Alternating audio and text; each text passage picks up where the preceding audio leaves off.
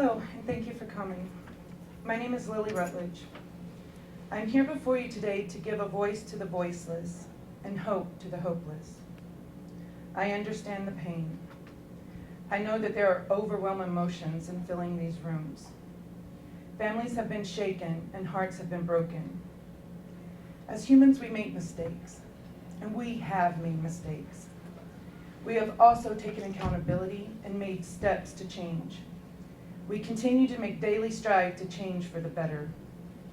Yet we are faced with such a struggle to reunite with our families due to CPS. The problem is there's a lack of family support with family services. Our families need help, not to feel helpless.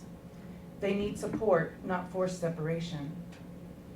It is unfortunate that there's a laundry list of complaints against the department for wrongdoings, such as referrals for services being delayed or denied, the inability to choose your own providers, reports filled with false statements filed in court, forced separation and divorce, verbal abuse, meetings set by workers and missed, and the list goes on. We are not here to protest. We are here to make change. Families are told in a browbeating way to take accountability. The fact is, it's time for CPS to take accountability. Families should have the opportunity and access to the resources needed to make change and heal the family before removal, if at all possible. In some situations, immediate removal is necessary for the safety of the children. When assessed properly, it can be vital. Family services are here to help strengthen and rebuild families, not destroy them. Steps need to be put in place to ensure CPS is operating in an honest, ethical, and legal manner, to guarantee every effort is made to reunite families in a timely manner, with the proper tools and skills to continue to strengthen as a family unit. I ask that we come together as a community to take this new trail. Let's make a new path of hope for families to follow in the future. Thank you.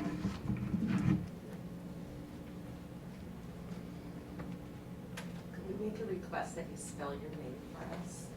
Lillierudledge.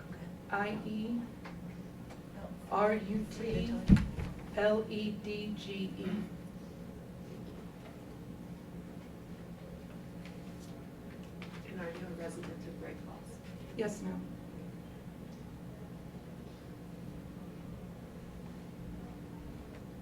I'm also in a current open CPS case.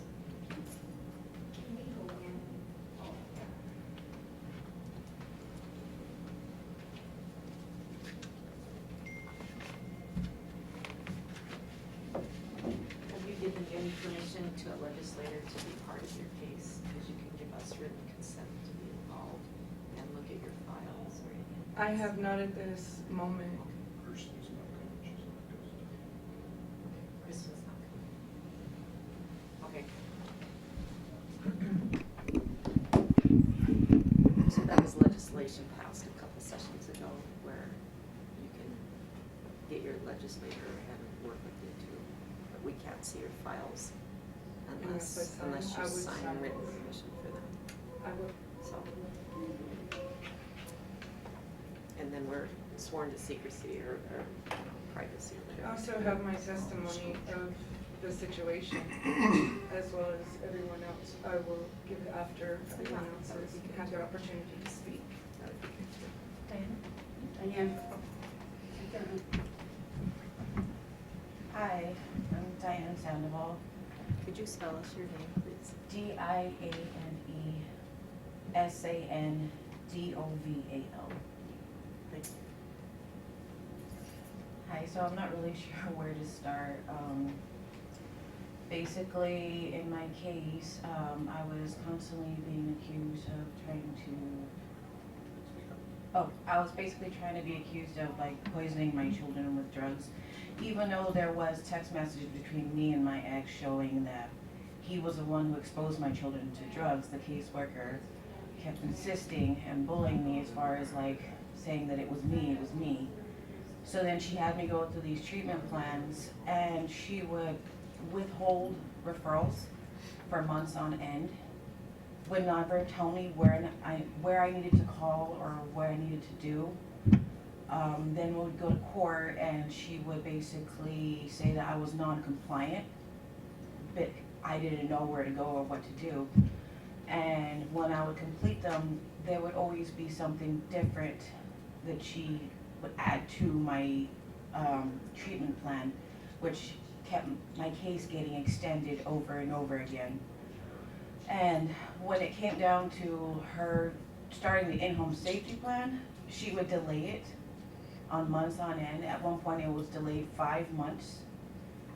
I had my baby, and because of the fact that it had been delayed, she had removed my infant from the hospital, stating that because I had not started my in-home safety plan, I could not take my infant home.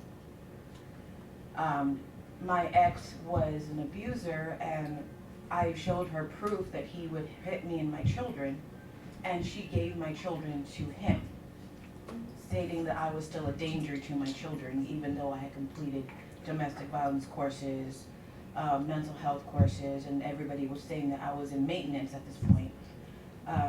When I was pregnant, she decided to alcohol screen me and drug test me more because she said that she didn't believe that I was clean. All my results came back negative, and she still just kept me from my children. She did not increase visitations when I completed certain parts of my treatment plan. There were times when I was working and they would change my visitation schedule, and they would not work with me on that, so it made it very hard. So I'll either have to forfeit my visitation or have to leave work, causing me to get in trouble at work. It was pretty much very hard on me and my children because I could not see them a lot. And it wasn't until the very last end when she was able to start the in-home safety plan. She had also left my file with all my information outside my apartment complex, being exposed to anybody who could grab it and see what my social security number, my case, what it was. And I had told my public defender about it, and he said it wasn't about that, it was about trying to get my kids back into my home. So basically that got swept under the rug, which really upset me because anybody could have grabbed it. I had sent him photos of it showing him that, you know, that she'd indeed left my folder outside my apartment complex. She would also not show up to visits, then claim that I was the one who was not going. She wouldn't talk to me, and she would basically just bully and intimidate me to try and get me to break, is what I felt. So that's pretty much what I went through with this particular caseworker. And I did try to get another caseworker, and I could not get another one. So, I mean, I went through her supervisor, and the one above that, and they said no, I could not, even though we were having so many problems because she would withhold stuff and not let me see my kids, and just basically put me through a lot of stuff that was not part of the treatment plan. That's pretty much about it. How long have you been going through this process? I went through it for 2.5 years. Where are you now? My case has been closed. Do you have your kids? I have my kids, yes. I finally do. How many children? I have 3 children. And you're out of the system now? Yes, I am. What do you feel instigated this to begin with? I'm not really sure what instigated her disliking me. How was she first involved with you, I guess is what I'm asking. They were, first of all, because my ex called CPS because I was leaving him and taking my children, relocating here from Texas. And my ex was a drug dealer, and I used one time, I relapsed and used one time, and he knew the time frame it took to come out of my system. So when I reached here, it was already out of my system because I had relapsed, and I decided to make a change. But it didn't matter because, you know, he'd already reported me and they had tested me and it still came out in my hair follicle because I had used. Can I ask, were you ever convicted of a crime? No, So they took your children and you didn't get convicted of a crime? just physical neglect is what they said. No one ever gets convicted of a crime, they just take your children. Yes. How did they come up with physical neglect? I mean, They said because my kids tested positive for the drugs and they were in my care when I came up here, that was since they were in my care, they were exposed to drugs because of me. So they considered that physical neglect. and they took them away. Yes, How long were they gone? 2.5 years. How old are your children? My son is 10 now, and my daughter is 5, and my infant is 15 months. Do you mind if I ask? Were you given due process? Did you have your peers? Were you? No. Did you be able to call witnesses in your defense and No, I was attest never to your given. character? I was never given due process. Were you assigned a CASA, A what? a guardian ad litem? I was never given one to sign. They never contacted. My mom came up here to try from Texas to try and help me, and they kept saying no. They would not let her take my kids, so they weren't in foster care, or they, so they wouldn't put him in with my ex. Were you given a writ of assistance signed by a judge or a court that had evidence that they were following up? Do they give you any documentation to do this test or to? No, they basically told me I had to do it, otherwise they would get the law involved, and if they got the law involved, it would look worse on me. Because your constitutional rights, they have to go to a judge and they have to have evidence that the judge agrees that there's. So we need that information to get out. That's your constitutional right. No, I was never given anything. They You were basi- not given due process in any way, None of shape, the or form. families are. Were you given any unfortunately. conditions of return? Yes, originally they said 3 months from when the case started, I would have my kids back. And then from 3 months it turned to 6 to another 6, and they just kept adding and adding until finally the judge had seen that I had done everything that was done and needed to be done. And even at the end, she was still trying to claim that I was a danger to my children. Was it the same caseworker Yes, throughout? yes, sir. How did you keep from strangling her? Oh, a lot of patience, and I just basically documented everything that happened. Everything, every text message, every email. That was my safest bet. So that way, if she said otherwise, I could show, hey, I have proof. That's not what you told me. It's very wise. Thank you. Good for you. Thank you. Can I ask a question? Would you be willing to name the caseworker? Yes. Laura Evenson?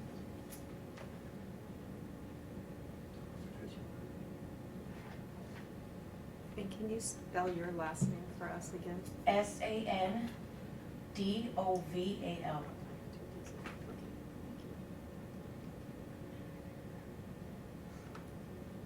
Do you know if Laura Evenson is still a caseworker here? Yes, she is.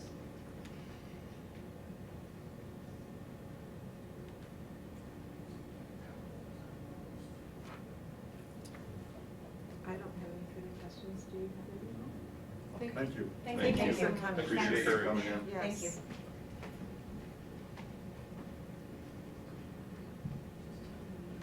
Hello. Hi, how are you? Good. So, my name is Benjamin Hall.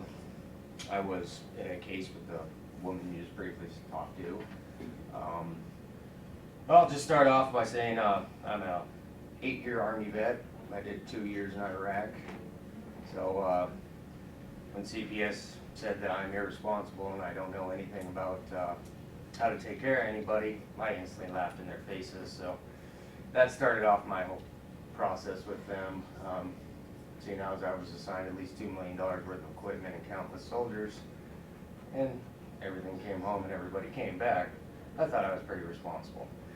But my whole thing started when Diane out there gave birth to our daughter. She spent 2 days in the delivery room and then a couple of days in the NICU for some jaundice that the hospital was concerned about. I went to work one day and I went up there to visit him the day that our daughter was supposed to get out of the hospital. There was a CPS worker there. I walked in and said, who are you? She said, my name is Logan, I believe it was. Jennifer Logan. Jennifer Logan. And I asked, what are you doing here? She said, we're here to take your daughter. I said, no, you're not. She said, well, who are you? I said, I'm her father. She goes, well, did you sign a paternity acknowledgement? I said, yes. And I said, well, you're not gonna take her, I'm taking her home. They said, well, she has an open DFS case, so she can't take her. I was like, then I will take her. And they told me, well, you're not gonna take her either. I said, for what reason? And all she did was get on the phone to her supervisor. A couple of minute phone call later, they said, we have our concerns about you. And I asked, what concerns are there? They said, well, you're with her, so your judgment isn't any good. And at this time, we were broken up, but, and so all she did was give me a little yellow piece of paper that said, you were physically neglectful. I said, how can I be neglectful when my daughter is 4 days old and she's in the hospital the whole time? She then said, well, it's not that you have been, it's that you could be. And I said, well, if anybody with keys could be a drunk driver, why don't you take their keys? She said, well, this is the way it's gonna be. I said, well, you're still not taking her because this is not a court order, this is nothing. She said, I will call the police. I said, call the police. So two patrol officers from GFPD showed up. I showed them a little yellow piece of paper, and they said, this is completely legal. I said, how? There's no court order, there's nothing. All she is a lady with a laminate and a stack of papers. They said, no, we're gonna have to escort you from the hospital. I said, all right. And then told us to go to the department the very next day. So we went to the department the very next day, and we sat down with a lady named April Jones. And I asked her what the accusations against me were. She said, all we do is have concerns. And I said, well, concerns are not evidence. She said, it doesn't matter. I said, well, where's my baby now? They said, well, she's already in foster care. She was picked up from foster care at the hospital, which led me to believe that this was already planned because they had a foster family lined out. I said, well, can anybody from my family take her? They said, who is your family? They didn't know my mother, they didn't know my father, they didn't know anything about me, except that I could be neglectful. And I said, well, this is my father, this is my mother. They said, does anybody live in town? I said, my father does, but he is a sex offender. She said, oh, he could take a class and then he can watch your child, which didn't go well for me. And then me, being the person I am, I do research, and I read their policy book. And their policy book is first you stick a child with a family member, correct? And which they did not do. And then they never asked me any questions. They never asked me if I had a job, where I lived for that whole time. So that meeting went, and then we had our visit with our daughter.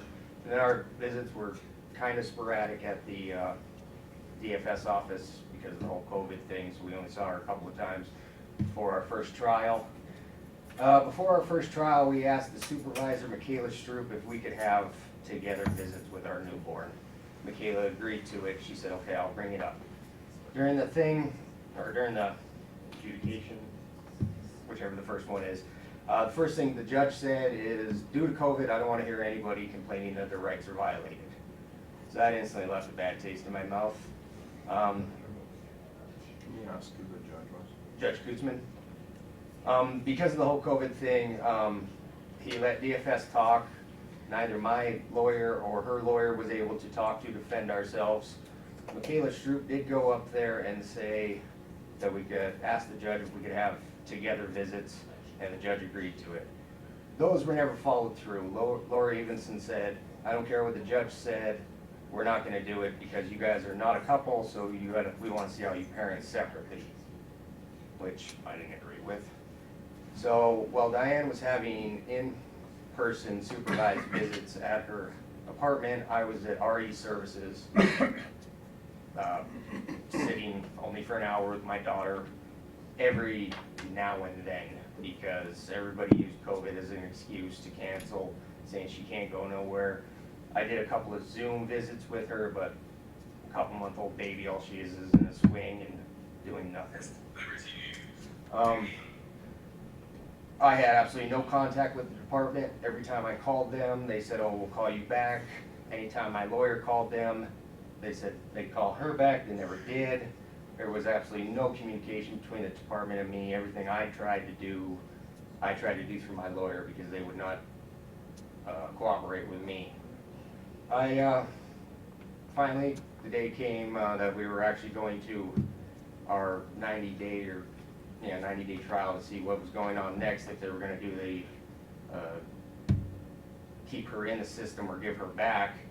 My lawyer finally got their discovery a day before trial, after she'd been requesting it for months on what they had on me. And of course, they had absolutely nothing but concerns. When the trial came, and first thing Laura Evenson did was stand up and said, he has not completed his treatment plan. The judge said, well, why would he complete the treatment plan that I never ordered? So I was never ordered a treatment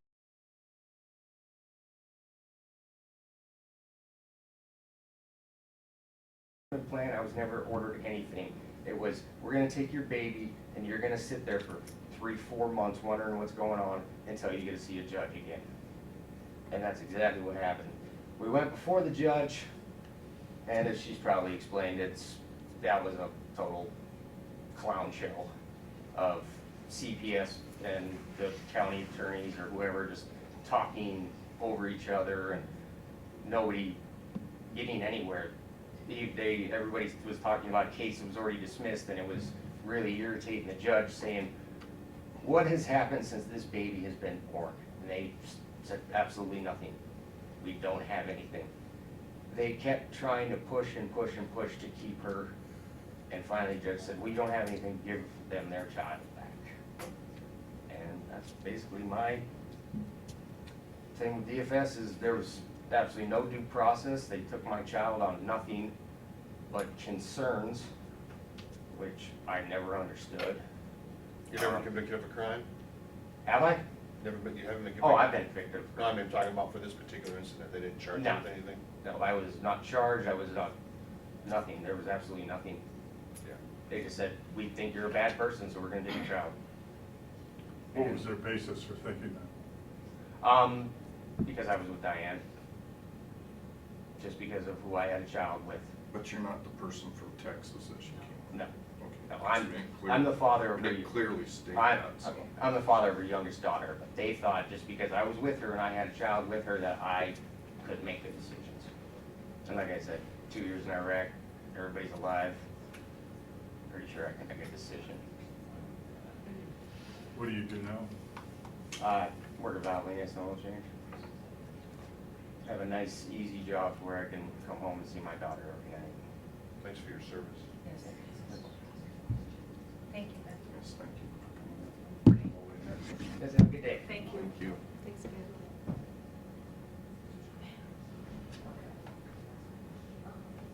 Who's next? We do it all the time. We do it That's all. why they have to get more involved. Hi, Hello, how are you? good, how are you today? Good. Okay, you ready? If you could give us your name. My name is Kristen Perry, Can you spell that for us? Kristen. Perry, P as in Paul, ERRY. I'm an LCPC in the community. Okay. So I've been working with DFS for quite a few years now, and I've had a number of issues come up. First, clients will report conflicting information from what the DFS worker gives me to what they tell me.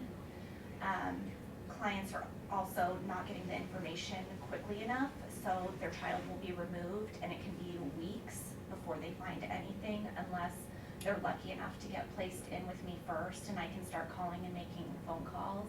I have a recent case right now where I have been in contact with them earlier, and it's still not, there's very little information, even with some releases signed. They will not speak to me or give me any information. The clients are required to be given conditions of release when their child is removed. I am not finding that any of my clients are ever being given a conditions of release, which lets them know what they need to do in order to get their child returned to them. And this will be even clients that have been working with DFS for over a year, so they don't know what they need to be doing. I have been on cases where they've just refused a family engagement meeting, which is where the providers, placement, and the parents get together to talk about what's in the best interest for the child, stating that even though they're required to have a family engagement meeting on a regular basis, that they're not at a place where it's needed yet. So then there's a lot of miscommunication, a lot of crosstalk. I have seen multiple court documents where DFS has cherry-picked the information that they choose to put in there, or they have taken it out of context. They have told my clients one thing in terms of that, oh, your labs are clean, and then suddenly, nope, you tested dirty, and we need this and this, and then will refuse. I have yet to have a client who has gotten their lab results back proving that they do have a case, that there was either drugs in the child's system or drugs in their system.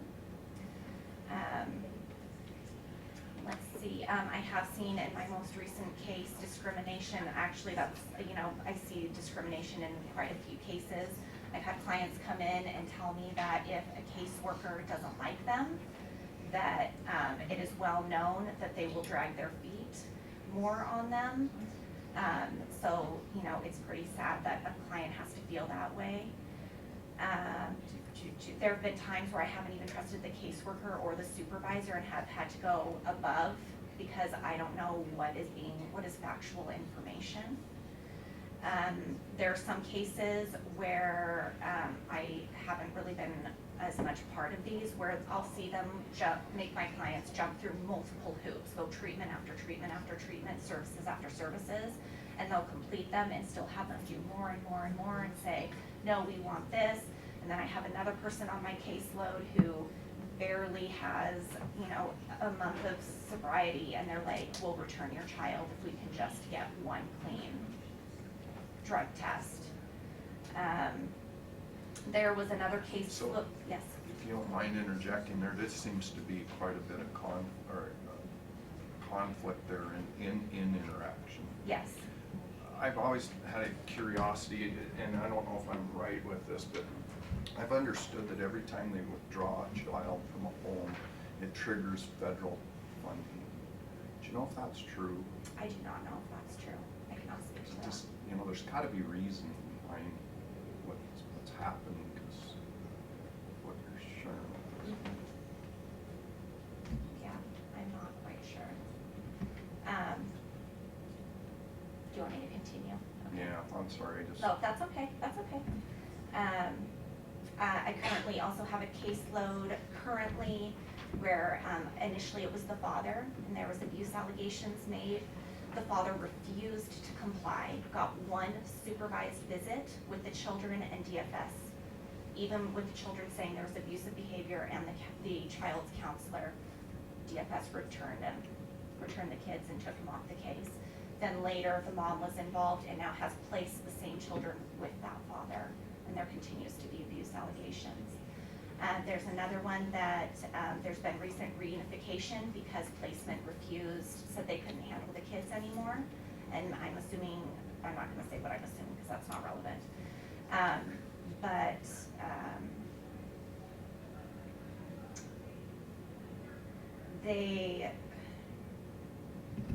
lost my train of thought there. They had been abused by their placement and reported this to the counselor, and DFS was notified. My understanding was there were marks left, and DFS closed that investigation, even though they also have a child in their care currently. Okay,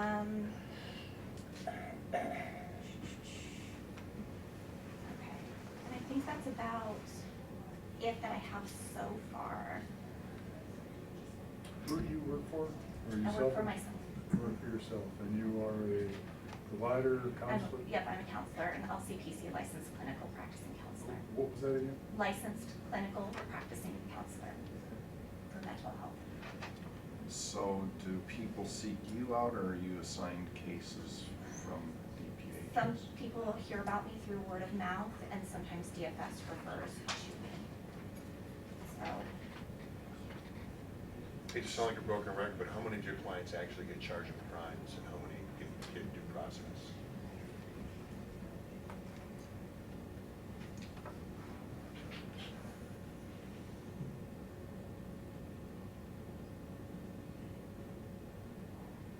I don't think I could come up with a number. Do you mean like where things were actually When they take their substantiated? children and not charge them with the crime, they just take, because if you take your children, you should be, because you committed a crime. Right. How many of them commit crimes and have their children taken? Maybe reword this, is how many have you seen properly given due process where they were served? Oh, none. None. Thank you. There you go. There That's what I'm you trying to go. get at, but. Okay, Yeah. none, And that's the thing you need to teach, yeah. is that our Constitution of the United States and the state constitution requires due process.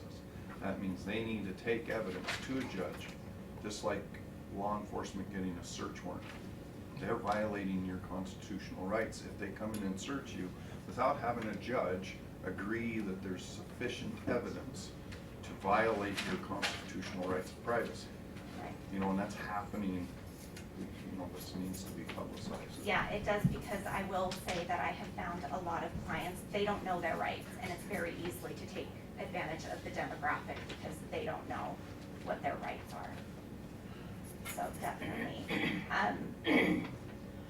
I have had some clients complain to me that there will be a judge that seems to only listen to what DFS has to say and not listen to what the client has to say. And then when their attorney fights back, somehow they have a different attorney the next time they're presented in front of the judge. So if you don't mind, who are the judges that hear these cases? What level court is this usually in? Kuntzman, one of them is no longer a judge, and that was Judge Pinsky who used to. Judge Best, That's district. District Court did. yeah. Parker. Why are the police officers, sounds like they side with the DPHHS people instead of the rights of citizens? Is that what you find over and over, that if DFS says, come here, they just do what DFS asks them to do? Yeah, there will be some times where I've made repeated calls on somebody and they're like, oh, there's nothing we can do. Or there will be some that, like, I've never even talked to a police officer, but I've heard clients recently say that they'll look at the police report and it's, you know, not accurate. I've had another one, because there are some that need the services, that need the removal or need the support, and then they're not getting it because there are some clients who are proactive and they're like, I'm struggling and where can I go? And, you know, DFS really doesn't have a place for that. It's not until something happens and they're reported and then they're treated like, you know, nothing, like they never even said anything. We also had a bill come through about anonymous reporting. And could you maybe give us a percentage of what people are being turned in by anonymous reporting versus? My understanding is for the most part, they never know who has turned them in. Which could just be disgruntled somebody It could be, they're. with nothing to substantiate. Correct, and I mean, it depends on what it is. My understanding is for some, there needs to be multiple phone calls in before they'll go and do anything versus,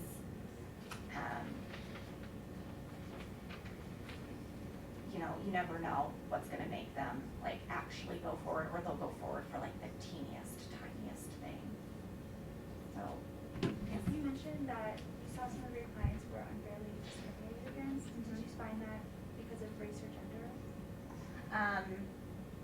gender specifically, Can yes. you elaborate on that? Not at this time, because they will be coming in later, actually, to testify about their discrimination. I guess the one thing I would encourage is that if you have folks, I would encourage them to call the sheriff's department instead of the police department until we can get our police department educated. Okay. I know that Sheriff Slaughter will stand up for your rights. Very impressed with him as our, recently elected sheriff. He has his ducks in order, and he will protect your rights. And so I would strongly encourage, if you're not being given due process, I would be calling the sheriff's department. Okay, that's good information to know. Thank you. Thank you. Thank you so much.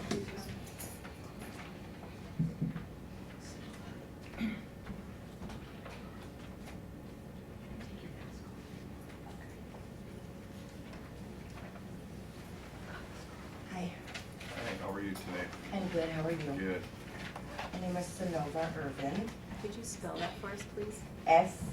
SYNOVA ERVIN. And are you a resident here in Great Falls? Yes, ma'am.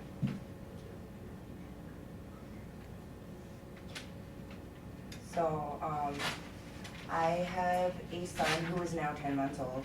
He was born on July 27th of 2020. A day after he was born, a no contact was put in place due to my son testing positive for amphetamines in his system.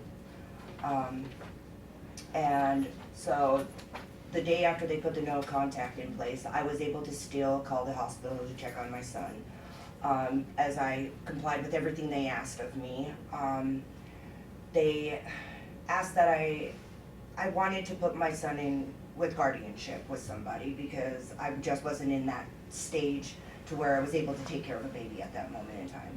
So as I was trying to find family in my family to do the guardianship, the father of the baby, his aunt had came into town and they were trying to send my baby back to Minnesota with her, and the CPS worker at the time was Jennifer Logan, and she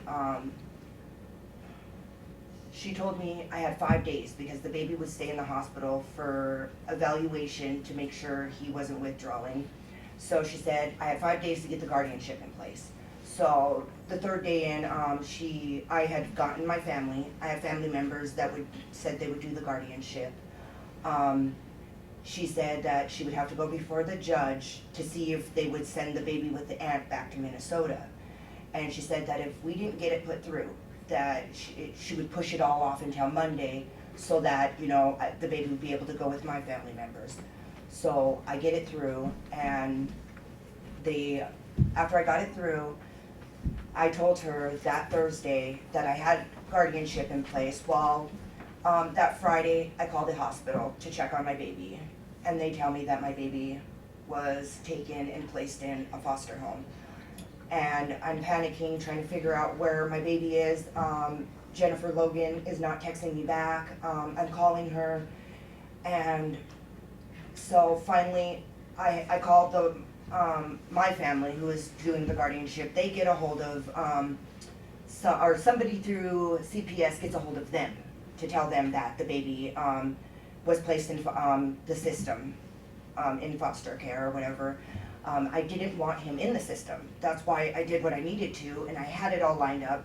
She lied to me. That Monday, she said the reason why she didn't return any of my phone calls was because she left the office because she had an emergency. But at the same time, she had time to answer me and say, I had an emergency, I had to leave, but yet she couldn't tell me my son was going to be placed in the system.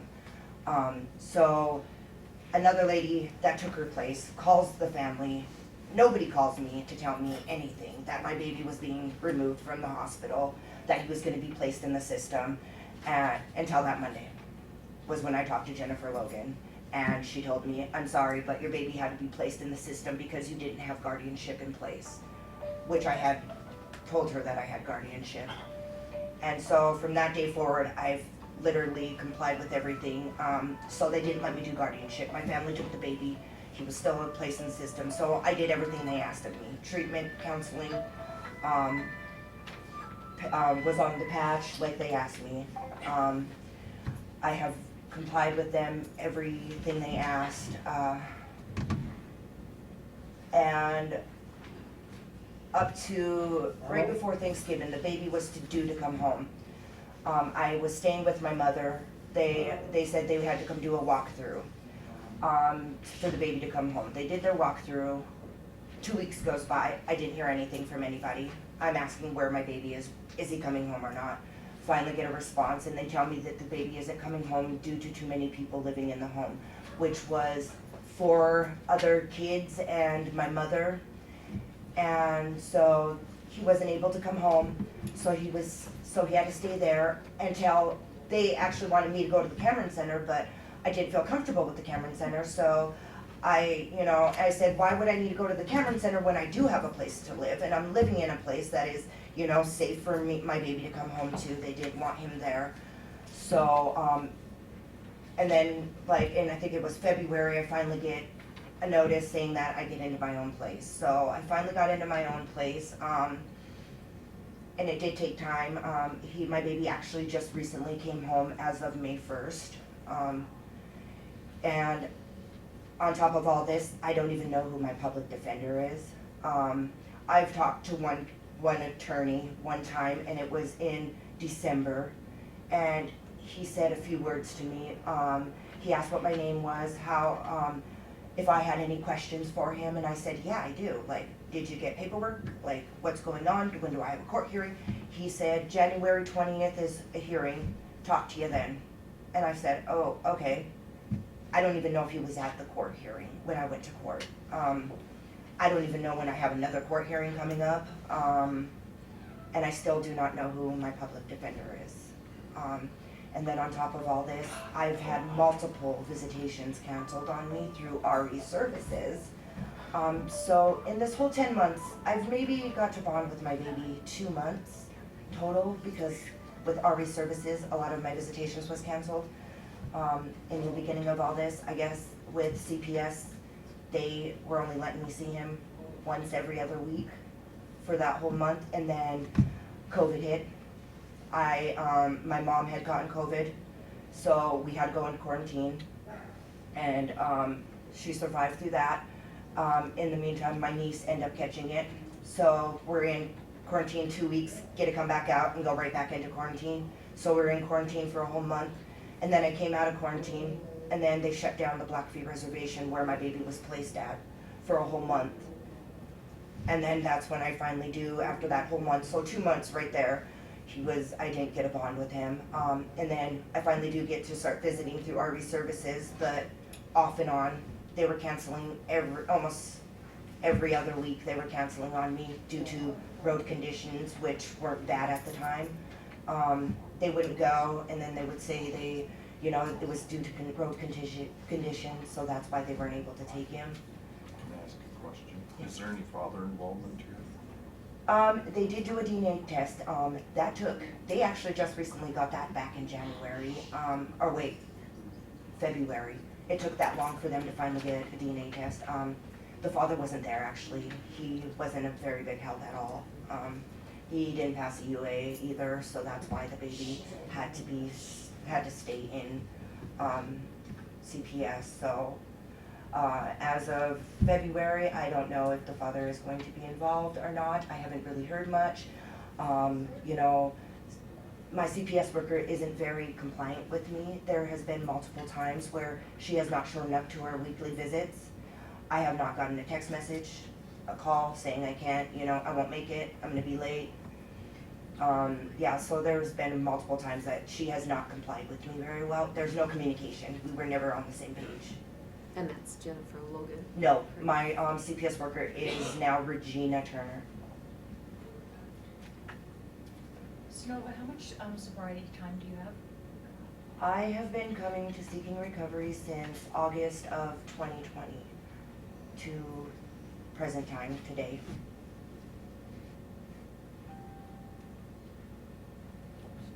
Alcohol your issue?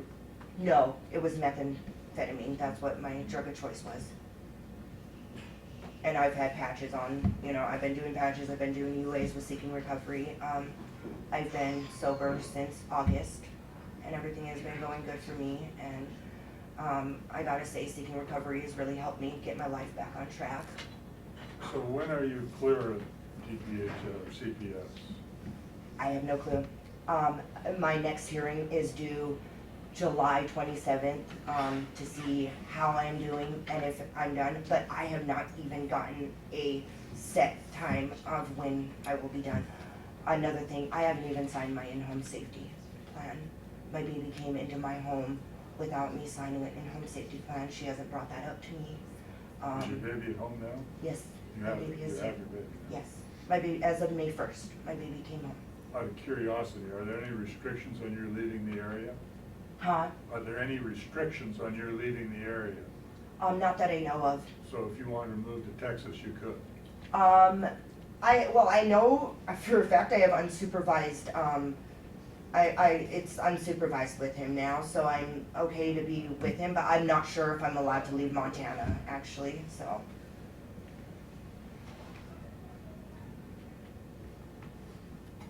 So you don't know when you're gonna be done with them? Nope, they haven't given me a set date. Sonova, did they originally go to place the baby with your mother and then turn around? They would, actually, that's another thing, they've never even set eyes on my mother. Their first thing was, my mother had cancer, she had breast cancer. They never even looked at my mom. Jennifer Logan, I think my mother had past issues with her. She went straight over her head to Helena because my mom was smudging in her home one day, and they came and removed all the kids out of the home because they said my mother was smoking marijuana in front of the kids. So they were all removed. So I just think that was a part of it too. Jennifer Logan straight out told me, I'm letting you know right now, the baby will not be placed with your mother due to her health issues. But my mother was cleared of cancer. She is cancer free. She's able to take care of a kid. But Jennifer Logan specifically told me the third day in the hospital that she would not even think about placing my baby with my mother. Who is your mother? Mary Amesback.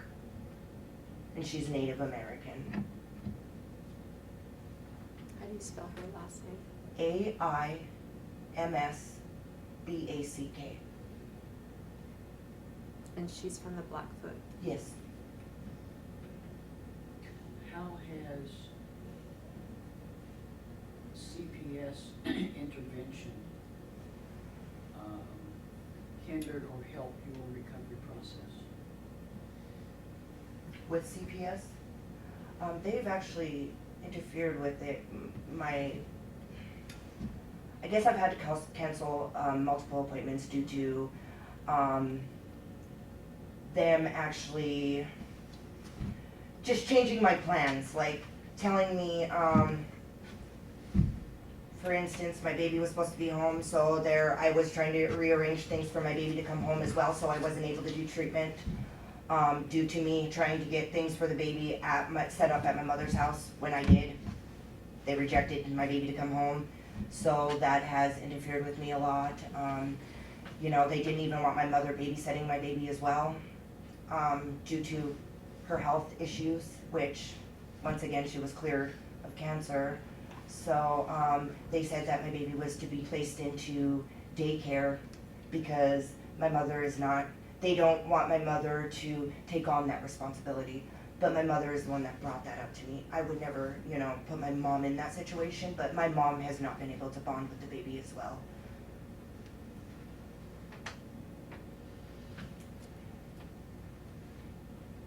So, for the baby's sake, we say everything should be for the best interest of the child.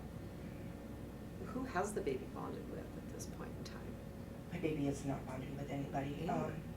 From the day he was born, a day after he was born, and it does affect me a lot. I think about it a lot. I'm like, my baby has seen face after face after face, and yeah, it's like, who doesn't know? Sorry, It's okay. I know that's hard. It is. It's hard for me to watch. Cute. I'm just looking in on the process. How old is your baby now? He's 10 months old.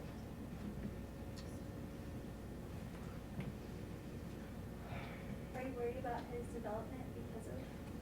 I have had issues, you know, he's not crawling. He's very limited on certain things. It does concern me, but I'm just happy I'm doing everything I'm doing now because I'm able to be there more for him and help him in those areas because, you know, he didn't have any of that actually, you know. He's just been with person after person, so he is behind on development a little. Do you think you'll ever seek legal recourse against CPS for that? What? Do you think you'll ever, take legal action against CPS for? There is a lot, you know, this is a big step for me doing this now, you know, and I'm doing it because I worry about my kids, and I have nieces and nephews, and they're actually terrified of CPS. They hear, you know, anything to do with CPS, they're like, they're coming to take me, Mom, they're coming to take us, and I'm like, no, it's not like that. So, you know, that is something I definitely do think about, and, you know, this was a big step for me to do this, so. Thank you guys. I'm proud of you, Sonoma. Thank you guys, thank you. Thank you. Thank you. It's, Thank you, guys. it's very, we're grateful that you're coming Thank you. and grateful that you're sharing with us because, I just we don't just- want this to happen to another family. and we don't either, and we don't Yes. either, so thank you. And I thank you guys for coming. Thank you. Have a good day. Can I get any, one of you anything to drink, or would you like to take a break, or go to the bathroom, anything? Water. Water? You got it. Okay, you get the next I one. think there's some back here. There's some right here. Oh, never, Joanne, never mind. Some water right there? Okay, next.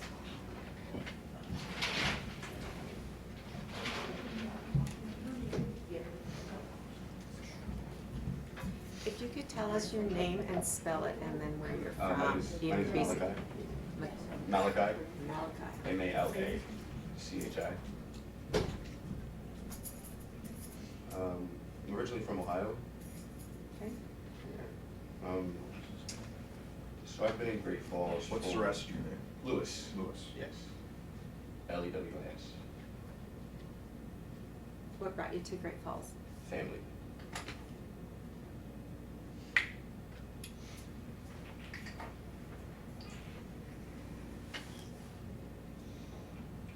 Go ahead. So I moved to Great Falls roughly 2 years ago. I had an issue with drug use. I ended up catching a felony charge for possession. That's when CPS first came into my life.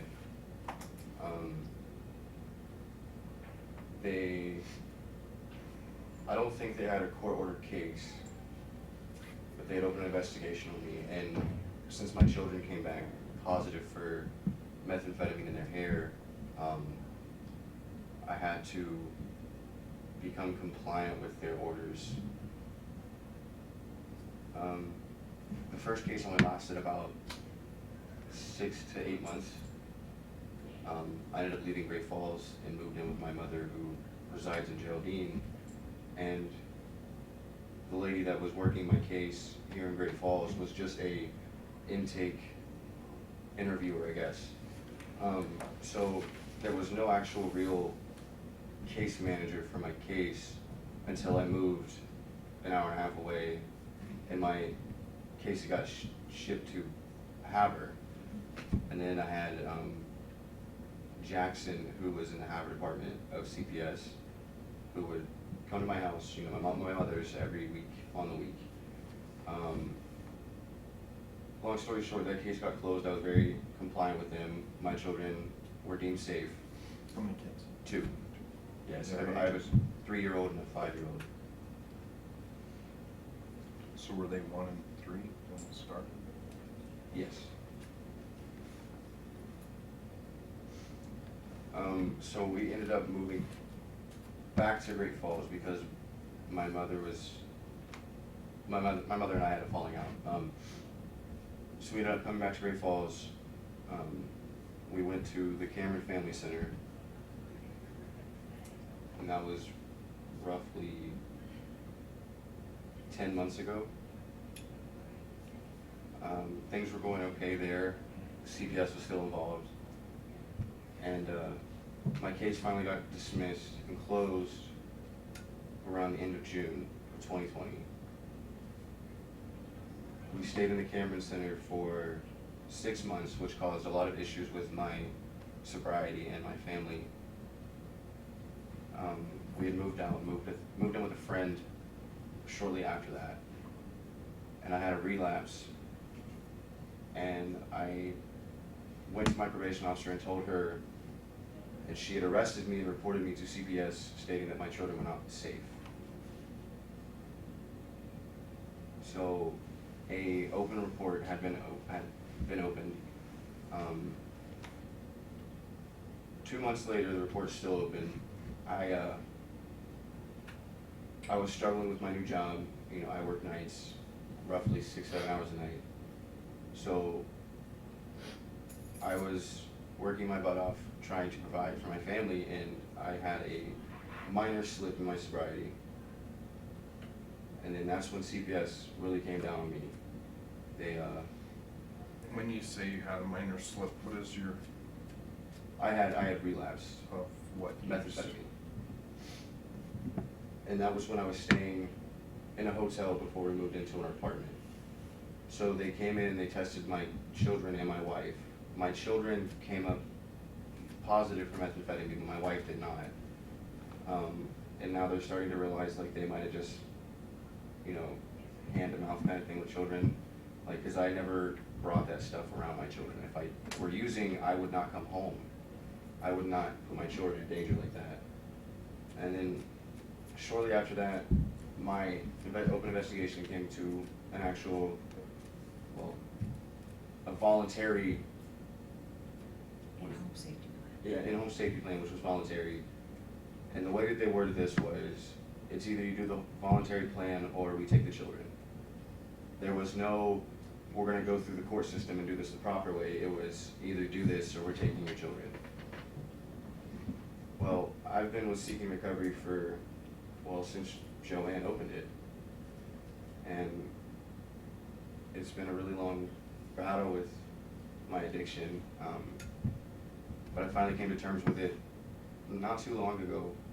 And it seems like as soon as I came to terms with it and I started, you know, taking my life serious and taking this addiction serious, CPS came at me with negative patch results or positive patch results for methamphetamine. And this was just a couple of days ago. And the way that my caseworker, Regina Turner, worded it was, and this was without my wife being present. She came knocking on my door and she told me that, she reminded me that if I were to fail again, she was gonna take the kids. But as soon as I woke my wife up, she had changed her story to, well, he's gonna have to leave. We can't have him here if he's still using. But the patch results did not show that I was failing for hydrocodone from my oral surgery that I had a week prior to this. Or the marijuana that I smoked. So it was in question that the patch results were inconclusive. And then during our family engagement meeting yesterday, they claimed they were trying to take the stress off of us by, you know, taking people out of our house. They have providers in our house every day of the week to wait at eyes on the kids. And they're there for an hour every day. And like I said, I work third shift, so I try to sleep after I eat dinner with my children and spend time with them. And it's getting to the point where I sleep maybe 3 hours a day, and I work 6 or 7 hours a night. And then I come to treatment Monday through Thursday. They're not taking my wife's mental health serious or my counseling or my addiction at all serious. They keep throwing at me that if I were to relapse again, they're gonna take the children, and then they change their claims as soon as they get in front of somebody who knows that they legally cannot do that. This has been probably, out of the 2 cases that I've had, this is most definitely the worst. It's not voluntary at all. It's very intrusive, very pushed on, and instead of taking stress away, they gave us 2 days that we still have to see our caseworker. She's supposed to come in the home and see my kids, and she just completely deems me unsafe, which is not true. Like, I'm in treatment every day of the week. I stepped up, you know, I messed up, but I stepped up. My kids deserve so much better. They don't deserve the stress that CPS is putting on them. They're more traumatized and more hurt than they have been with me using. Not saying that using was better, but the intrusiveness with my children are causing them to act out and question what's going on constantly. And it's hard to explain to a 5-year-old and a 3-year-old what's going on, you know, and then constantly ask, well, who's this person? Why is this person in my house? And just seeing the intrusive look on their face and seeing like the look of worry, because they can read us, you know, and they're stressed, they're hurt, and they're just not doing anything to help my family. They're just trying to tear us apart.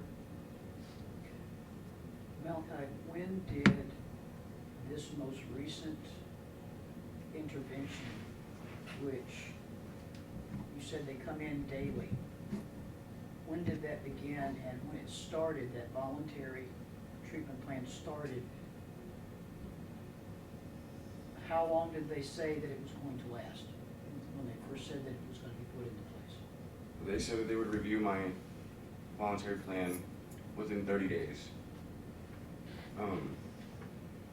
Which Regina Turner claimed that was last week would be my 30-day mark. But now, since we had the engagement meeting yesterday, she's claiming that it's not for another week, and that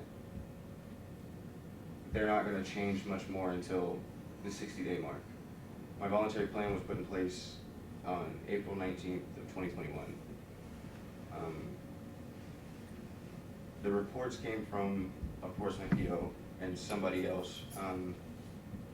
She came to my house on April 14th of 2021, 20 minutes after I just got out of oral surgery, and brought someone to drug test me and another person from the department to verify my drug test, which it came back clean. I was not dirty for methamphetamine. The only thing that I had in my system was marijuana and hydrocodone, which was prescribed to me. And then instantly, on the spot, she said that they needed to intervene, and we needed to make this treatment plan, or in-home safety plan. And so we went up there on April 19th, and my wife and I, we looked over the safety plan. There were several things wrong with it that we pinpointed out and Regina signed off on to change. Well, yesterday in this engagement meeting, there was nothing changed on our safety plan that my wife and I pointed out that was incorrect information.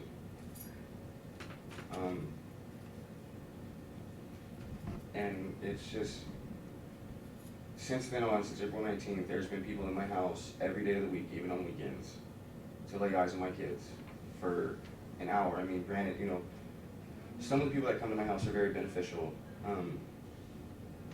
One of them is helping my family reconnect, which is really amazing because I have the worst communication skills with my wife. But we're actually able to openly talk and communicate and not feel so intruded in our privacy being broken. Were your HIPAA rights violated with the daycare at church? Yes, they were. It was suggested that, because my children, we go to church every Sunday, that my children get these stickers put on them that have their names, their age, the date, and the time that they're clocked in. We suggested that we send pictures of those once they got put on the voluntary plan, our treatment plan, and verified by everybody that would work on weekends. We could have Saturday off and just go to our church Sunday. Well, that didn't work out for Regina, so she told us to have the daycare worker call and verify she laid eyes on my children without being on a treatment plan, without being involved in my case whatsoever. And then she denied me that my mom not be eligible for the treatment plan because she hasn't met my mother or been put on the treatment plan.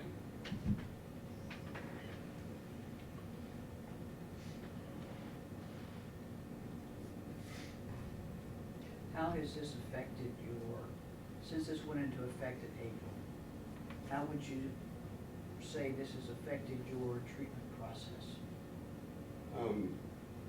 your recovery process? So the sheer fear of losing my kids really opened my eyes. I mean, I should have the first time, but it really did this time. And I was so excited because my treatment team was going to drop me down to OP, which is a really big step for me. And they were going to drop my groups down to 2 times a week, and I told them I couldn't because I'm scared for my sobriety. I don't want to relapse and lose my children. So instead of doing 2 groups a week, 1 one-on-one a week, I am still doing 4 times a week and 1 one-on-one a week because with all this stuff going on, my sobriety and my treatment's in severe, I don't know, it's in really bad shape if I don't do that. Like I would definitely relapse because I can't handle all the stress and the pressure of not sleeping, not being able to spend time with my kids, not being able to practice privacy or, you know, just be able to be in my home and feel comfortable without stress or worry that people are going to come barging in. And it's like every day when I pick my kids up from school at 3 o'clock, by the time we get home, we don't have time to relax, we don't have time to unwind before somebody's right there on our butt following us up the steps to go to my apartment. I understand that there's a Regina that is your caseworker. Yes. And what's her last name? Turner?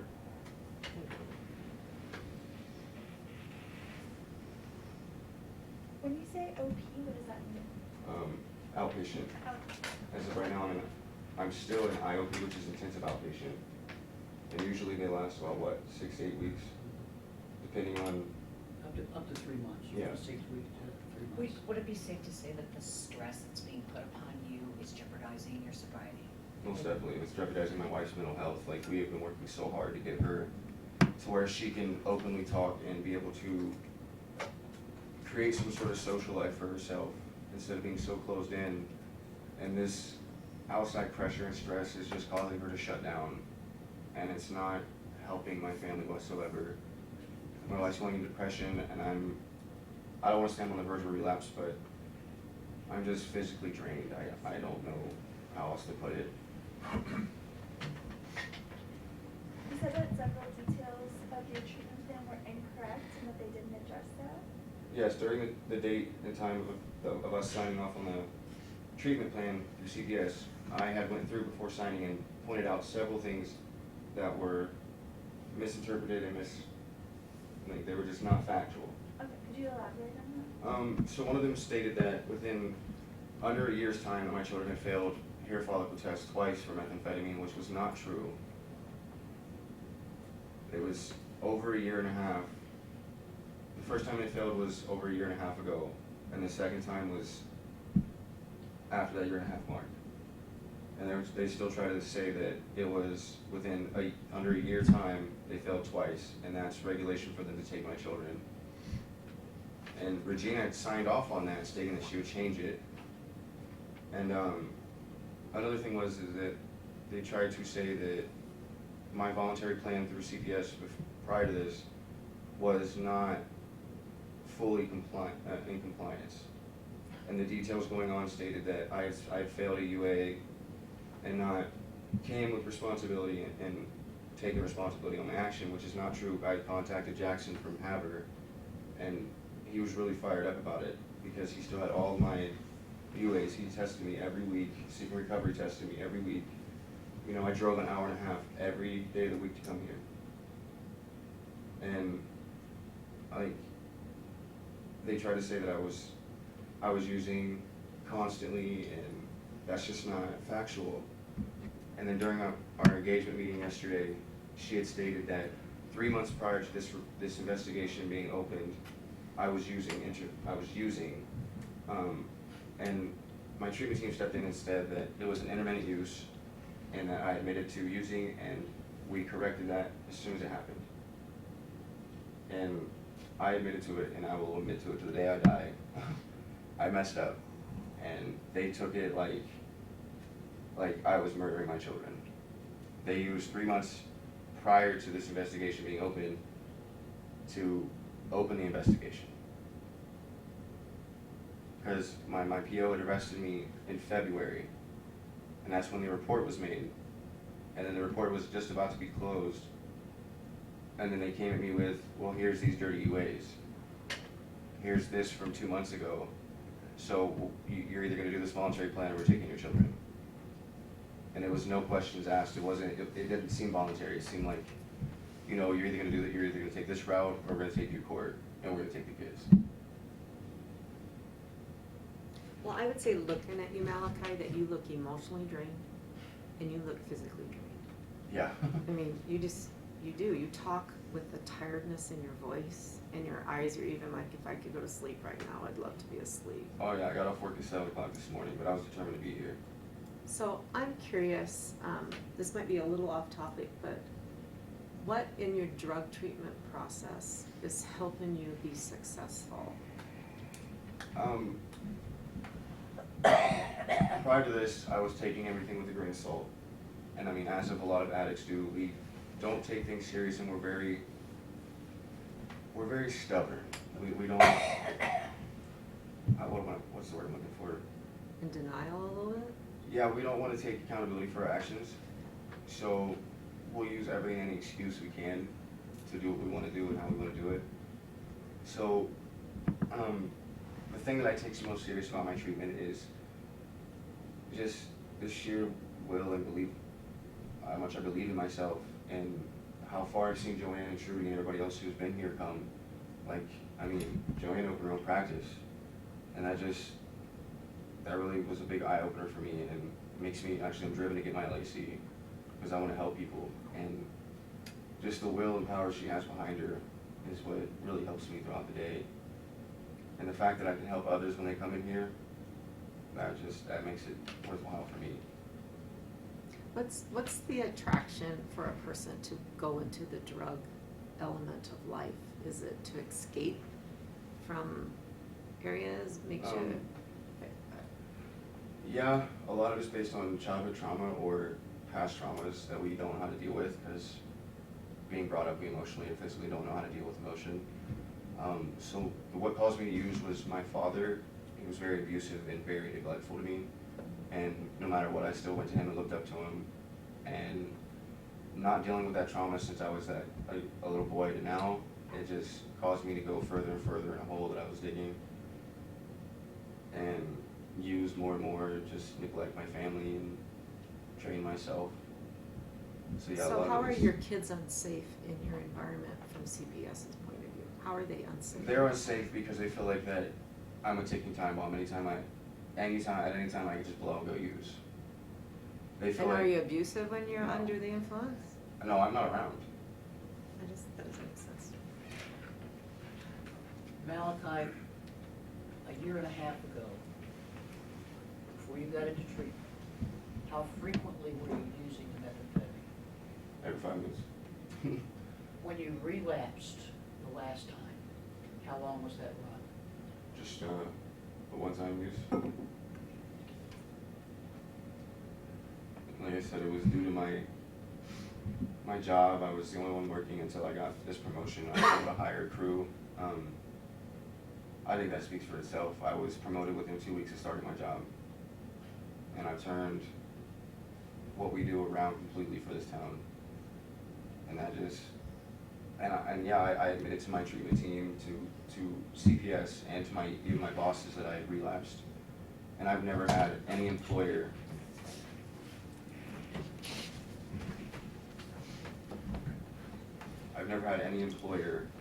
be able to tell me and look me dead in the eyes and say, hey, it happens, it happened to me, all I need you to do is work on yourself and get it fixed. You know, get yourself to the point where you can manage these hours and time and work and not have to be dependent on this. So I had a week and a half off from my job. My boss came down and did my job for me just so I could focus more on my treatment. And when CPS found out about it, they were all gung-ho about my boss being so supportive, but yet they made sure that this treatment plan was put in play and that my kids were being watched every minute of the day. So in a treatment plan, is there no zero tolerance for elapse? I mean, there's just zero tolerance for it, is what I'm hearing. Yeah, pretty much, that they're trying to look for, I don't wanna say that, yeah, they're trying to look for a reason to take children. That's what I feel like anyway, because it was ironic how my kids and I and my wife were down sick for 3 days with a stomach bug, like 2 weeks ago. And all of a sudden, during those 3 days, I was not able to come in any way. And then May 1st, they got the patch results back from my very first patch. And the only thing that it was failing for was methamphetamine. No, Like- THC. THC was the first patch.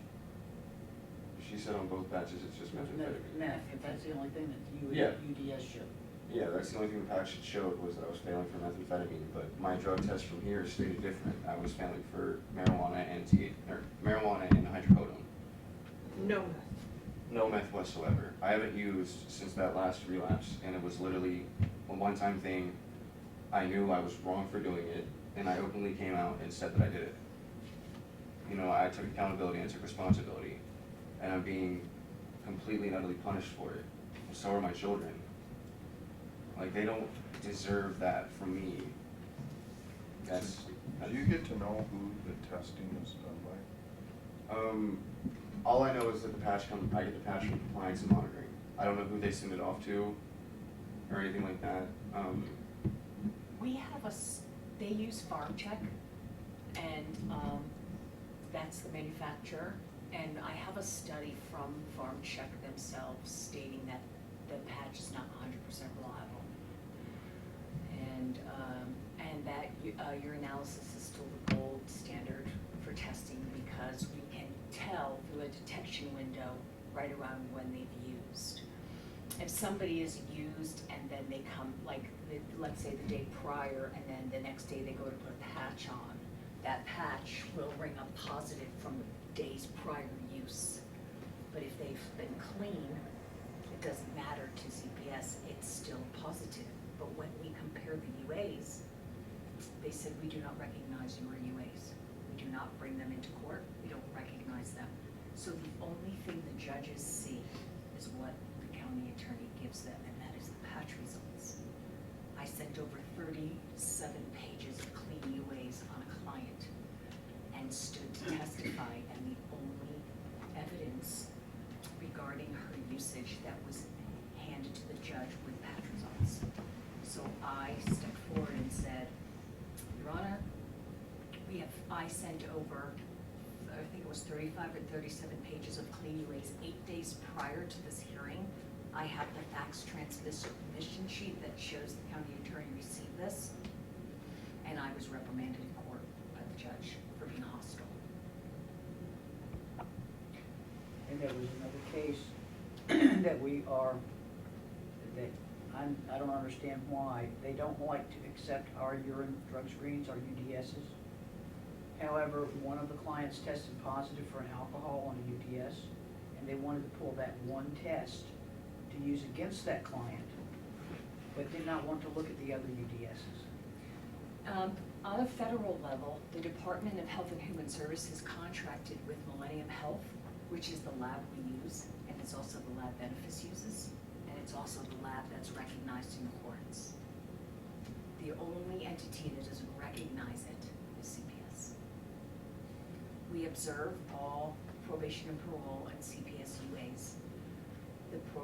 We observe them going to the bathroom in a hat, then they take it, put it in a cup, they screw the cup on, the lid on, they put it in a bag, we walk them down, they put it in a bin, and we call UPS, so the chain of custody is completely legal.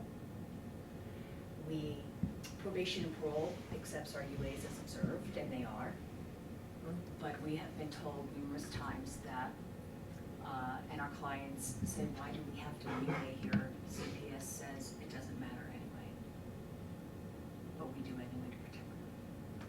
So we have. And the reason why the patches conflict with the UAs is because, like I said, you can put a patch on a day, let's say, that he has used, and then he has, if he relapsed, and then the next day they put the patch on, but that use 1 day prior is gonna pick it up. he could be clean that entire 10 days he has that patch on and be telling the truth. And we're UAing him and it's coming out clean. But because they put the patch on the day after he used, CPS cannot definitively tell them when they have used. And that is the issue we have in court, but the judges keep throwing it out, keep throwing it out. They go only with that patch, and we're saying, we can UA someone, and we also have oral swabs that goes right down to the hours. We can tell when you've used. So when we're telling CPS no, they're not using, they're telling us we're lying, that we're covering it up, and that they have positive patch results, and it doesn't matter what we have to say. And every time we go to argue this, we have supervisors that will put their hands up and say, we are not going to talk about this patch. And I said, we have to, because you're basing your decisions on the patch results. So they have to come into play. You're removing these people's children based on a faulty possible patch. THC stays in a human body because it stores in the fat cells. The more chronic they use, the longer it takes for them to get out. Sometimes their system will take a year to get that THC out. So if their patches are as reliable as they're saying, why did they not pick up his THC use? As well as the hydrocodone. As well as but our UAs, we test for 7 different types of kratom, 7 different types of spice, all psychiatric meds. We test for things they don't test for. So our UAs are showing he took his prescribed hydros and then stopped when the prescription ended. He's using his medical marijuana, but his patches are ringing up with no marijuana in them, and marijuana excretes out through the sweat. So if the patch is that reliable and they're basing taking children off that patch, we have a problem. But we can't get anybody to hear us. No. And they have false positive. I have the farm check study that I'd be happy to give you a copy of, that our toxicologist had sent to us, because they see that this is happening to these people. There's also been a case in, I believe it was 2019, in which a participant wrote to Farm Check itself and asked, have there been studies done to see if there could be any false positives other than just external contamination? And Farm Check said, according to their own words, that they have not run any of those kind of studies because the FDA did not require it. So up to date, there have been no real unbiased studies done to see if there's any cross-reactivity in other drugs that would be picked up as methamphetamine. Your analysis, however, you looked at, they have a whole list of drugs that can possibly give you a false positive. However, PharmChem has never run those kind of studies, according to them, because the FDA did not require it. And yet they're taking children out of homes based on one patch, and it could be, as Joanne said, they used the day before, and then the 15, 20 days after, the client can be clean, but they're gonna take the kids because of one-time use. Can you clarify what is the company's name? It's Farm Check, PharmChek, Farm Check. And I call it compliance monitoring. Do you know if they're a vetted provider from the state? If they are what, sir? Vetted, are they vetted and registered as a Not provider? that I know of. I was told by CPS workers that they had contracted with compliance monitoring for patches. So I call it compliance monitoring to find out if they use the exact same patch that Farm Check did their own study on, and that is the exact same patch that they use. Because I know there was a provider in Billings that we brought in a bill to try to clarify this, because DPHHS keeps going outside of the rules that are provided by statute. Yes, sir. For using vetted services. And of course, we didn't get it through, but hopefully we do have a study going. I don't know if they got through, but we definitely have to work on some of this area, because it seems that they pick and choose who they want to use to get the results that they want. testimony from some providers and some foster care parents that are here that have experienced some horrible things while they've been foster parents in the system. They are here to testify as well. So, Malachi, Got it, check. we have to Yes. get the next person. Thank you guys so much. Thanks for being here.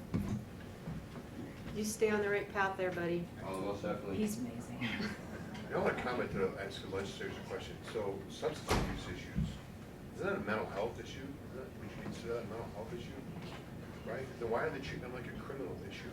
These people need treatment, they don't need to have their children taken and threatened. People need children, they need to have treatment. Like, if you have a drug problem, it's not a crime, right? It's a mental health issue that needs to be dealt with.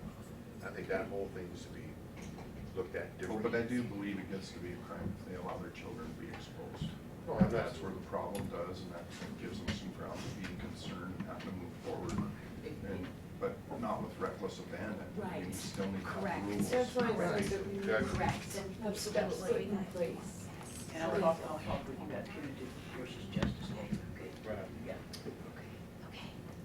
Austin, did you okay to be photographed, or you still kind of don't want to be photographed? It's up to doesn't you. matter. Huh? It don't matter. Oh, okay. Just wanted to check with you. Hello, my name's Austin Beckley. I'm a female, 26 years of age. My personal experience with DFS has had a major impact on me personally for many reasons. Allow me to begin by stating I'm on my son's birth certificate as the father, and the obvious being that I'm not one of which gender is usually seen to be a father figure. Due to lack of DNA and blood relation, I have been denied custody of my child. Even after providing both hair and urine samples, I've been excluded from all the hearings due to lack of blood relation.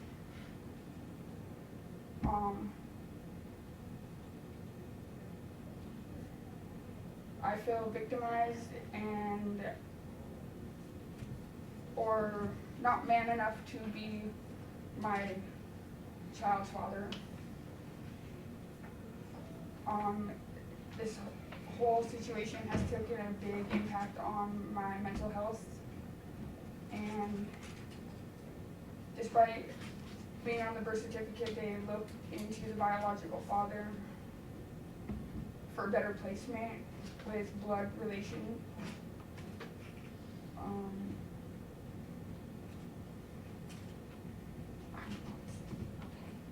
Do you want me to fill in some of the holes there? Okay. So they had said that before they could even look at Austin, even though she's on the birth certificate as the father, and this was already decided, and the biological father had originally stated that he didn't want anything to do with the child. CPS became involved because the mother fell asleep waiting in the emergency room for the doctors to come in from exhaustion, and because she didn't wake up right when she walked in, right when the physician walked in, despite saying her name, the people at the hospital just picked the baby up off the mother's chest, and then that's where it all started. So Austin provided a hair sample, was clean, everything. DFS told her that they had to look into all blood relatives, and before they could place the child with a non-blood relative, even though she's on the birth certificate, and they were telling her this when they had already placed the baby into foster care. So even though saying, I need to exhaust all of these options before placing them with you, they had already done it. They had told Austin at one time that you were clean, right? Your sample was clean, and then they all of a sudden said her sample wasn't clean. Yeah, after I talked to them, because then I sent an email stating all of the things that were coming, that they were saying that were in contradiction, and then they changed their story completely, and it seemed like they were grasping for straws. They also told Austin that after she had initially passed her drug test, that they would come to a home visit and said they would do there. They have never been to her property. Who is they? CPS. Who? Who's the worker? Brittany, at the time it was Brittany. Brittany? Brittany Martin? Yeah. Who is Brittany's supervisor? Becky Dillinger.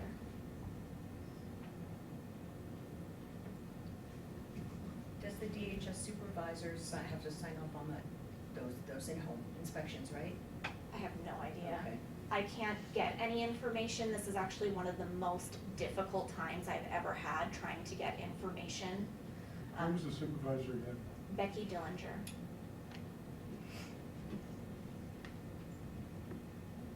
So you got a child taken away because the mom fell asleep in an emergency room? Yes. Why are they drug testing you? To find evidence of something? When they took the child off of her chest, their first assumption was that she was on heroin. Oh, okay. That was what they stated. And why they asked me for hair or urine samples, I have no idea. I just thought, I gave it to him thinking that it would get my son home quicker. So you two are the parents living with the child in your home? Yes. Well, until all this happened? Yes. And you went to the emergency? There was multiple health issues that they had continued. With the child? Yes. Oh, That they had tried to seek medical care. Do you want to tell that? We went to the walking clinic and they said that nothing was wrong with our kid. And then our pediatrician called and rescheduled, pushed back our original appointment with them since we went to the walk-in. And when we finally got to see our pediatrician, they transferred us to the hospital because he had liver failure and something to do wrong with his vocal cords and a heart murmur that was not getting any better. How old is this child? Just as of 3 days ago, 3 months. So this happened how long ago? The 9th of March. And you've never used drugs? I've never used drugs, but I do not use drugs. Currently.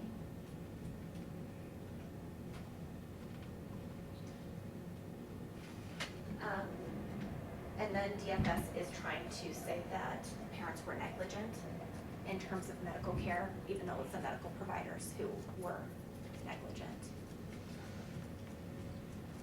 And what he was diagnosed with at the hospital, one of the first things that they're listed as a symptom or whatever is lack of weight gain. And that's what they said, is that we were neglecting to feed him. Austin, have they come up with a diagnosis for the baby yet? The It's, liver failure and vocal cord stuff? I'm not exactly sure what it's called, it's really long, but it's something, this tissue around his vocal cords is softening. And for that reason, he throws up often. He's got acid reflux really bad, and as far as the liver failure goes, they never told us, the police told us what was wrong with him. The hospital never told us what was wrong with him. So is the baby on any medications or under any care right now? Not that I'm aware of, they haven't told us anything since he's been placed in a Oh, he's home. in placement now. Yeah. So you have had no update on his situation? No. No visits? We visit him at RD Family Services, Monday through Thursday. But they haven't told us nothing about what's wrong with him either. And I think sometimes, I don't know if I might be wrong, but DFS sometimes says that parents they won't tell them any medical information. Even if even if the child needs to go have surgery or something. Yep. I've had some parents that they didn't even know their kid was having surgery. We have a parent who was told they are not allowed to be at, when the baby was getting tubes in his ears. They were not allowed to be there. Only the foster parents were allowed to be And you there. haven't been given any steps to get back to? Well, I personally haven't really lost custody. They kind of excluded me out of the whole thing because I'm not biologically his father. So not even in, like, there's mention of her one time in the court documents. And then they said in the court documents that baby was only living with mother. And even though that wasn't true. Has a DNA test been done on who the father is to determine that, or they're just assuming they know? Yeah, they're assuming they know. Because they're not sure who the father is, but they are listing who they believe the father to be on the document, even though there is no DNA evidence that it is biologically accurate. Where is that father's rights in this? Has he, you said you are, because you were on the birth certificate, if I understand it correctly, the legal father of the child? Yes. Because you're on the birth certificate. But there still are rights to a biological father unless he severs his rights, is that correct? Yes. But they haven't given her any rights. But you have no rights being the legal father of the child at this point? Okay. And I'm sorry, but didn't you state that the biological was not interested in the rights of the child? He stated we had an agreement that he was gonna sign his rights over if it came down to it. I just want to get the information correct, thank you. But he hasn't signed his rights, severed his rights at this point in time. And is the foster placement family placement, or is it just someone random in the foster system? Nobody, the mom's family has nobody's willing to take him. As for me, I have family that's willing to foster him, but I'm not an option, so. But it's not even the biological father where the child is placed either? Okay. Why are you not an option? I was wondering the same thing.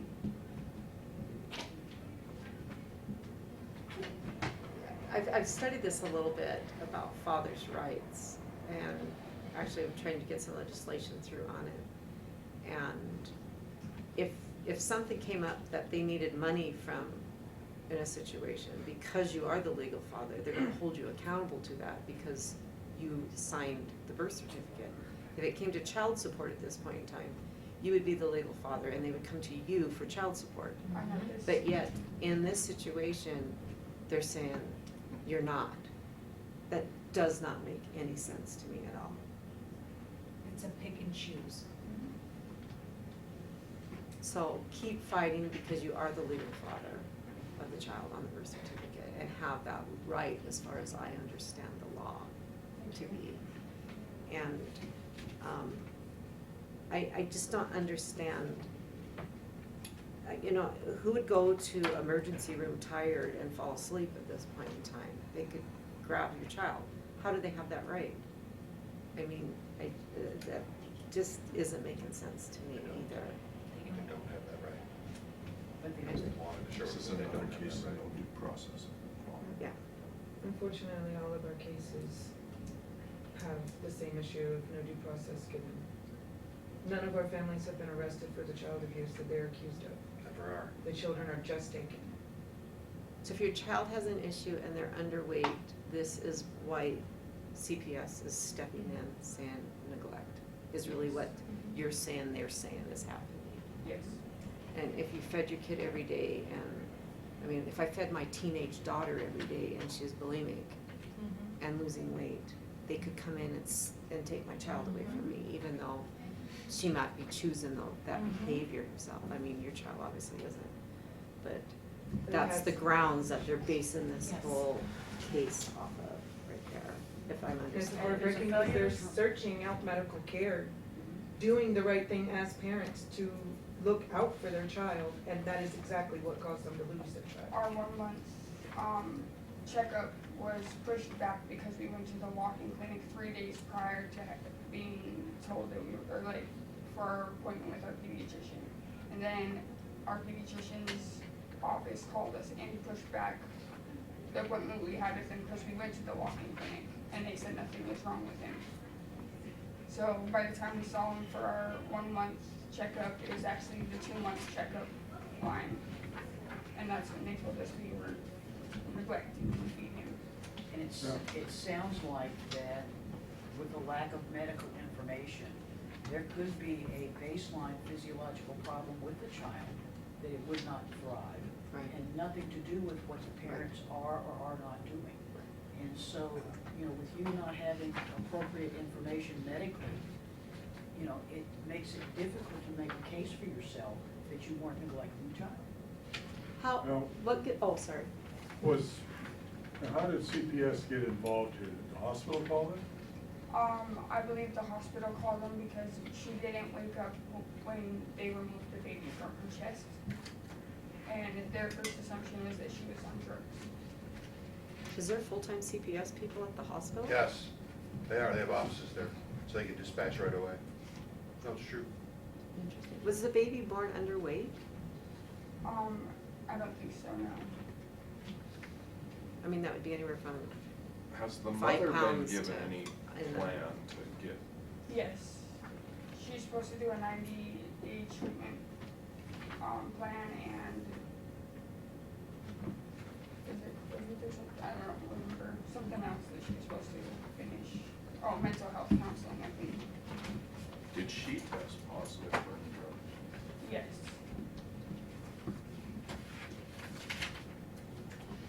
And then another thing they did was say initially that the baby was clean for drugs, and then after I sent my email questioning them, then all of a sudden the baby tested positive. But they will not send results of cord No. blood. But- They will not substantiate that. Not We just ask that, but and it we was, ask and we she ask and it tested wasn't. positive for meth, and the baby supposedly tested positive for heroin. Which that doesn't make any sense either.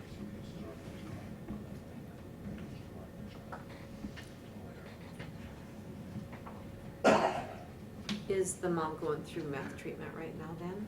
Yes, She tested positive for the mom, yes. And was that the day of, at the hospital they tested her? Yes. That probably did not help the case at all. Yeah, definitely not. But I don't think it would have any substantiation on whether Austin Right. gets the baby or not. Yeah.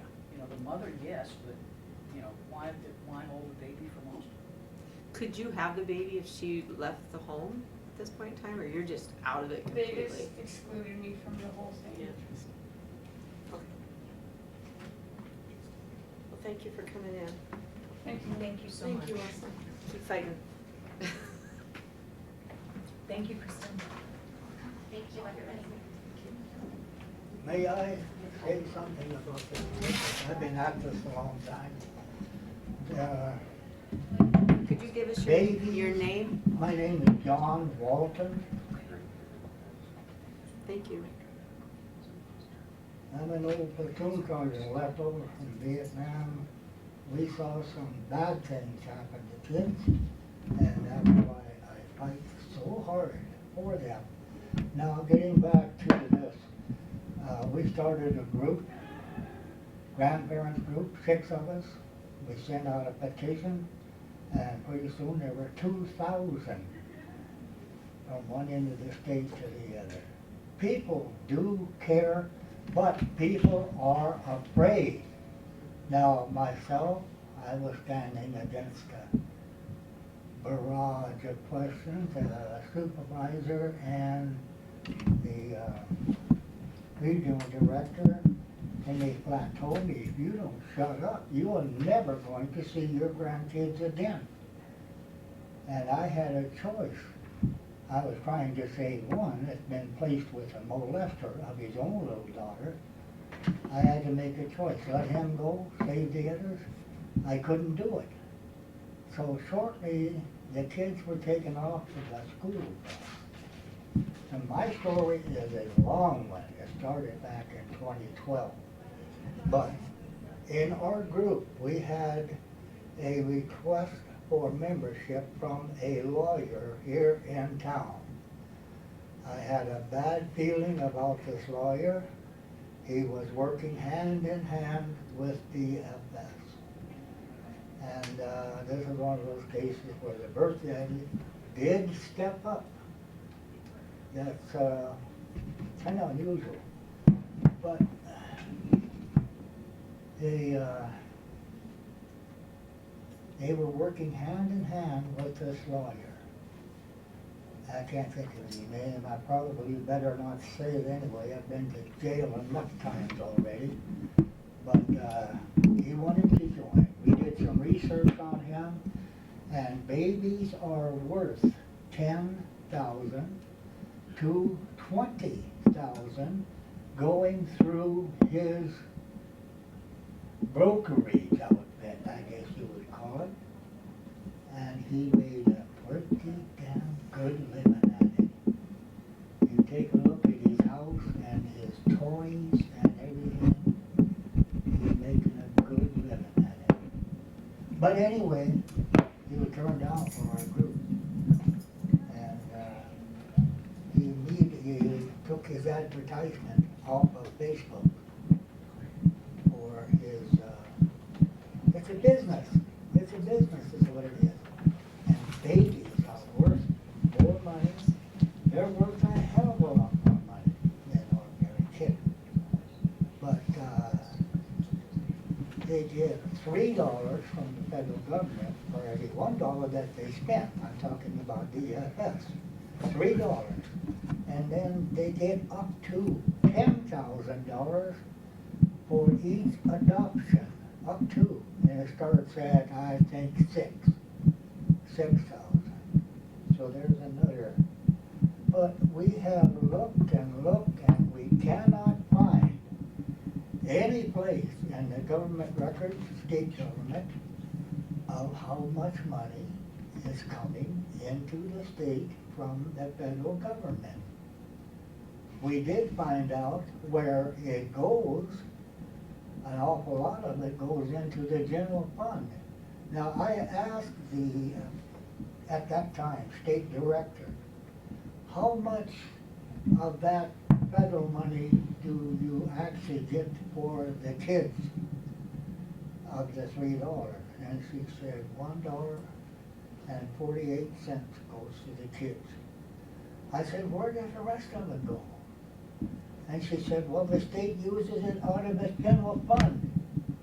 And I went back and looked up the bill itself that authorized this. I can't even find a word for it. It's selling of kids is what it is. And the state director said, I cannot tell you where all this money goes, but I can give you a name and phone number of a young lady that does know. And by the way, her name is Lori. She's at 841-8241, I think it is. After that last heart attack from good old Agent Orange, I had trouble with my memory. I'm getting better. But when I woke up, that last surgery, I remember my name and my Army serial number, nothing else. But it's coming back, you know, because of the fact that it has to. If I don't fight these people for our kids, I cannot sleep at night. There was a little girl pushed out into my convoy. I was in the lead truck, being the platoon sergeant, and I felt something funny about it, so I watched in the mirror. And 3 trucks back, they pushed that little girl out into my convoy. I already had my hand on the radio mic, and I had to tell my driver, don't stop. You can't stop. They'll take out the front truck and the back truck and then all the rest of them in between. That little girl would not have survived that anyway. Okay, John, But- we need testimony. What? We have other people that need to testify. Yes, good, but watch out for these lawyers. I don't know who's a lawyer, who ain't. But that particular one was a crooked son of a bitch. Thank you. Nice, John. Thanks, John. Thanks, John. I think I'll go smoke a cigarette. I want for me too. Okay.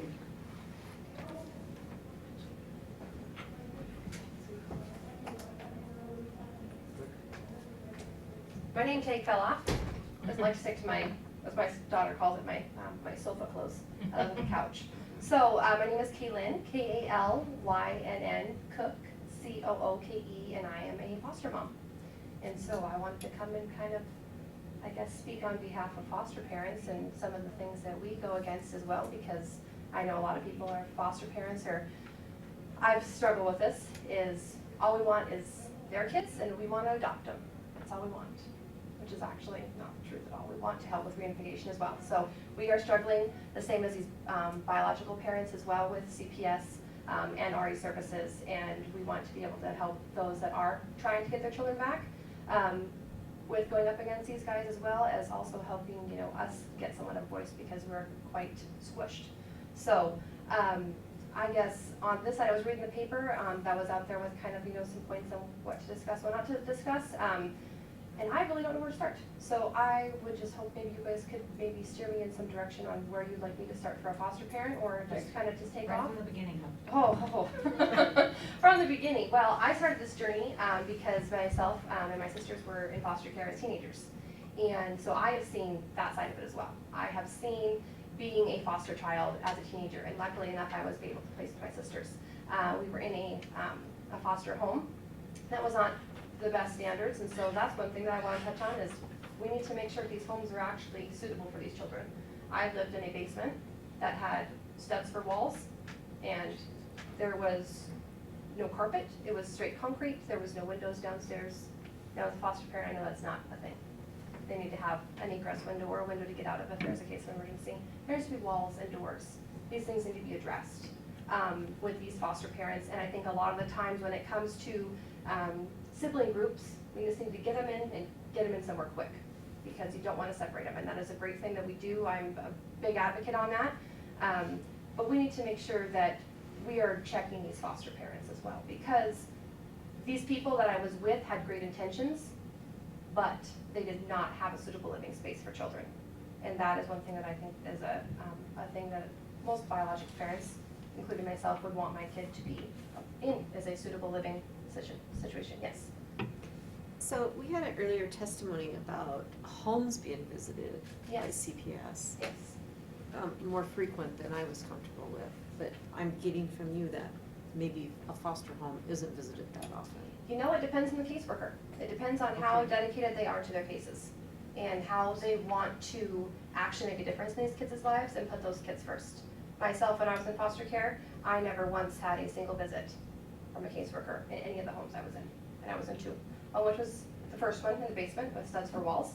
The second one was in my great aunt's home, which was great. It was immaculate. It was fabulous for my sisters. But I never once had a caseworker step in and see me. I had a great CASA worker, and she would check in and see me, but it was ever always outside the home. My CASA worker did more good than my caseworker did. They should be paid. Let me just say that. They should be paid. They do a great job, and I see that now with all my children. But they're required to stop in and see these children once a month, whether it is at school, whether it is at the home. And I believe that, you know, the first few visits should be at home, because that is how these caseworkers can assess how these children are actually being treated and how they're bonding with this family, because we all know we have to have all of our, you know, I's dotted and T's crossed when it comes to court. And so we need to say that they are in a suitable living home, because there's just not a lot of them, unfortunately. So how much pull does a CASA worker have in a court? They have quite a good pull. The judge likes to listen to them because they are an advocate for the child. They are the child's voice, because we all know that children in foster care do not have a voice. They have no rights, they have no voice, they are the scum underneath someone's shoe, and it is disgusting. These kids, the older kids, they can voice that all these awful things have happened to them, and they want to be moved, and they want to be having these permanency placements, and this and the next thing. They don't listen. No one listens, but the CASA worker does. They take into every account what these children say, whether they are verbal or whether they're not verbal, because I take children 2 and under. And so my CASA workers come in, and they are on top of reading body language. They know how to see straight through someone who can connect with their child they have in their home. And they are a great advocate for that. You know, I'm a big documentation person when it comes to my kids. Every single fall they've had at my house is on paper. Every single visit they've had, they're, you know, anything. And so these CASA workers come in, and I don't know who trains them or if they're even trained to do this, but they pick up on it because they care for these kids. And they want these kids either A, placed back with their biological parents because they have been rehabilitated and they are safe, appropriate, and sober, or they're going to advocate for permanency, whether that is guardianship, adoption, you know, things like that. So these COS workers do a great job, and they try to come in every, you know, once a month as well. I talk to my COS worker weekly, and that is just to give updates. And you know, they're constantly calling me too, because they care about these kids. And they have a workload. They have a full-time job, most of them, on top of this. They don't just do this for the heck of it, they do it because they care. And they are great people to have, and we need more people like that. I'm a big advocate as soon as I'm done being a foster parent, which with the situation I'm in now, I would say I'd close my license, but I just can't. But one day, when I'm done fostering children, I will be a CASA, because these kids need people who will stand up in court and fight tooth and nail against anybody for these kids, because they know what's in the best interest of these kids. Because like I said, they talk to them, they come and see them in their environment. You know, sometimes these CASA workers will see them with their parents on a visit. So they're gonna see these bonds that are built and the bonds that are not. Are you able to elaborate on that specific situation that you're in that you would be willing to close your foster license for? Well, there's a couple different parts to that. The little guy I had, he came to our home right before he was 2 months old. He was placed with us in emergency, and we had him for 6 months and 10 days, and he went back to mom because she checked into the Florence Crittenton home, and she was doing well. She then was breaking rules and was kicked out, unfortunately. I then got him back. Dad at this point was MIA. He was nowhere to be found. They should have filed for abandonment charges on him and filed termination for the birth father. Yet they did not. Because my caseworker at the time was very, I can't even say distant, because that would be putting him closer than he was. Who was your caseworker? I had Bob Custer from the Conrad office. I would have to call and email and text just to get an answer out of anything. There was never any straightforward answer. But to forward to that, just in the last 3 months, he was removed from my home, placed back with birth mother and birth father. And luckily, and this doesn't happen very often, both parents are sober, both parents are appropriate, and both parents are safe. But my newest caseworker that took over for Bob, that was, oh goodness, what was her name? I can't remember because she wasn't that great, but I'll look it up and I'll give it to you at the end. She decided that she was going to place blame on my previous caseworker, that paperwork was not filed correctly and he needed to be moved at that moment. I got a call saying, we're moving him today. And I said, what do you mean moving him? And they said, well, the paperwork wasn't filed correctly. Your old caseworker didn't file it. Come to find out, she actually never filed the paperwork because our judge at that time had COVID, I believe it was, so his you know, judge duties were on hold. But the paperwork still needs to be filed. And these caseworkers need to do their due diligence and get their ducks in a row. If this little boy's parents were not safe, appropriate, and sober, I don't know where he'd be right now. Luckily, they reach out to me, and I'm a big person for them to come to. I talk to them weekly with updates. They send me pictures. I still get to see him. My children get to see him. But if I hadn't helped with getting these parents on the right track, more than it's not my job. I'm supposed to just take care of the kid, but I am invested in this child, and I want this child to know that I tried every opportunity I could to help with their parents. Who knows where this kid would be right now? Because they set these parents up for failure because that caseworker did not file the appropriate court documentation at the right time. You only have a little bit of a leeway, and when that window's closed, you're done. And it's unfortunate, but I'm very, very lucky, and he's very, very lucky that his parents are actually still actively seeking help to be better people and be better parents. Another one is what I'm working on right now. I've had this child, it'll be 2 years at the end of August. I've had her since she was 8 months old. She, as in, let's see, a week ago from Thursday, so 2 days ago, a week ago, she's been in the care system for 29 months. 29 months she's been in care since the day she was born. Her siblings as well, mind you. And they were placed in a kinship home, they were removed from a kinship home, and they were placed in my home and Ariana's home. And then the little boy unfortunately blew out that home and is now in a really great place. And not once did anybody ever think, oh, we have a law in place that's at 15 months out of 22 months we are file termination. That light bulb never dings. And at this point, we're wasting so much time. We are wasting these children's lives because they have no privacy. Mind you, if these parents had been going to their counseling, whether it was for mental health or drug addictions, parenting classes, doing the things they are supposed to be doing per their treatment plan, and we got that 15 months and the judge says, we're supposed to file for this. What have you done? And they've been doing this and more, and they're actually actively being good people and trying to parent their children, then I can understand, yes, per law we do have to file termination, but when we get to court, the judge is still going to decide whether or not you're doing good, and if you're doing good, he could dismiss the case and say, you know what, they're doing great, their treatment plan's good, give them their kids back. But when you have parents like I'm dealing with that are using methamphetamine 2 to 3 times a day while they're expecting, nonetheless, we have parents who are in and out of treatment, checking in 9 a.m. on a Tuesday, checking out by 3:15 on a Tuesday. We're there for 6 hours. They're not invested. The only reason why they did that is because we have court. And they do this time and time and time again. And it's not just the caseworkers, it's the judges too. Why are these judges not seeing this whole merry-go-round of abuse and this vicious cycle? And we need to break this cycle, because where are we ever going to take the numbers of foster care children and start depleting it? We're not, because we're not taking the appropriate steps to cut out this I don't even have a word for it, this crap. It's the best thing I could say for it, because these kids deserve better. And these kids could be the start of a new generation that breaks this cycle, but they don't have a goddamn chance.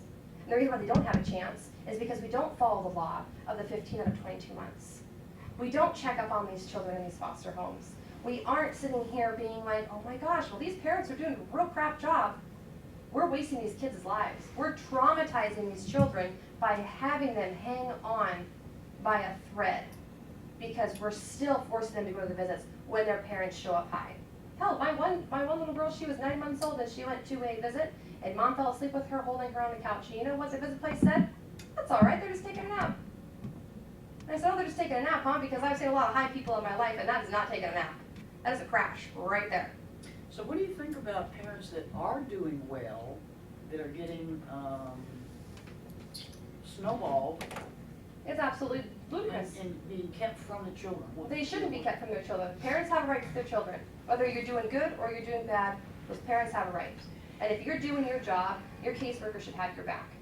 If you're doing your job, your CASA worker should have your back. Those CASA workers should be talking to the biological parents as well, because they're a part of this. If everyone can't work together, then we're just continuously doing this awful, vicious cycle, and we're bringing more children into the system, and there's no solution.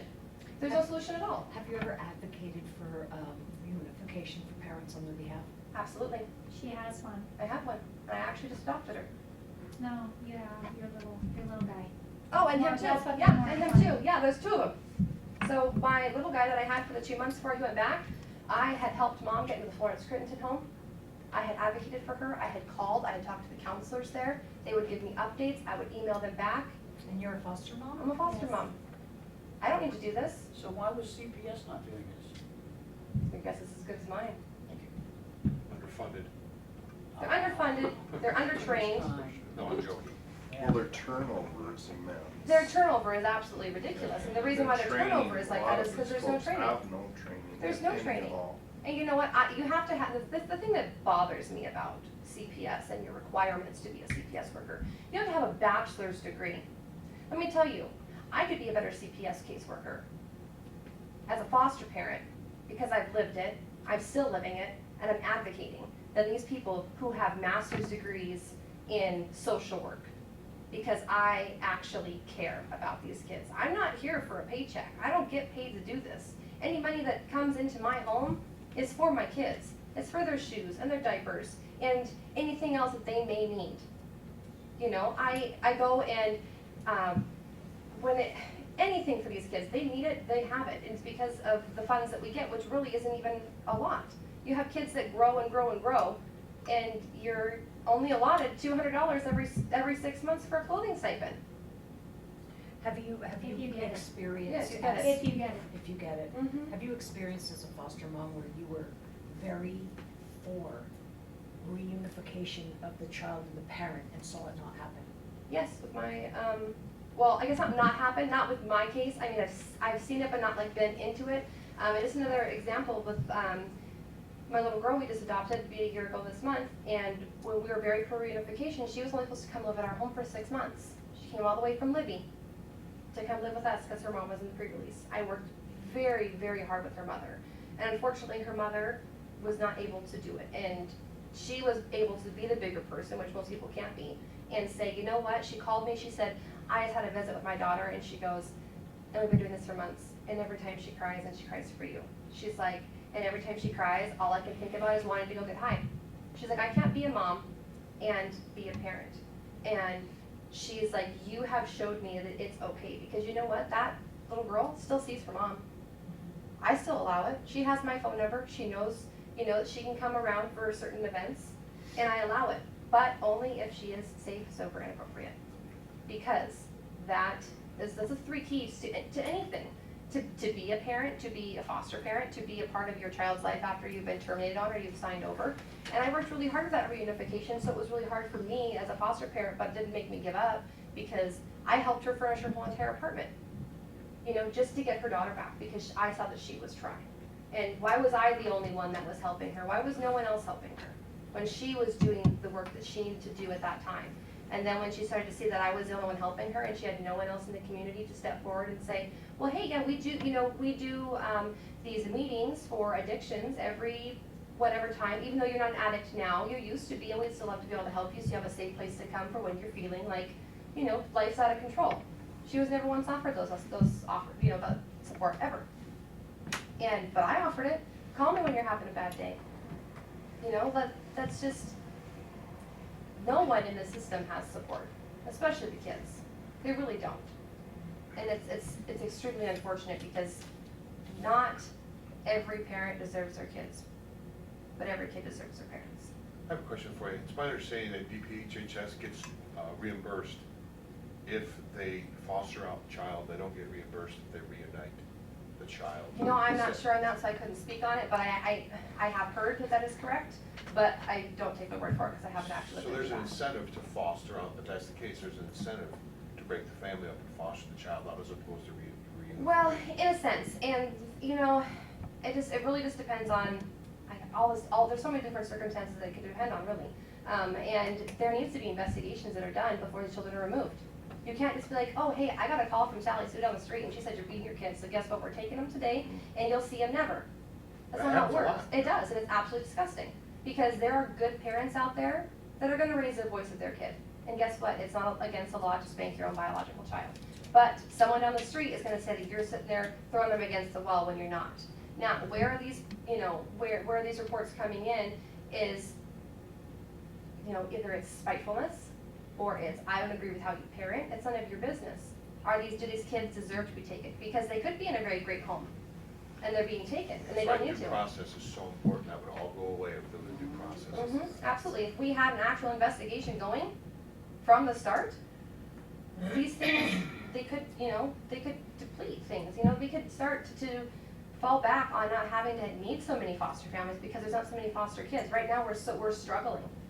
You know, and then you have, it's hard because they just shove all these kids in all these homes, but then they call and they're like, well, hey, we have a sibling group of 3. Can you take them? No, I can't take them.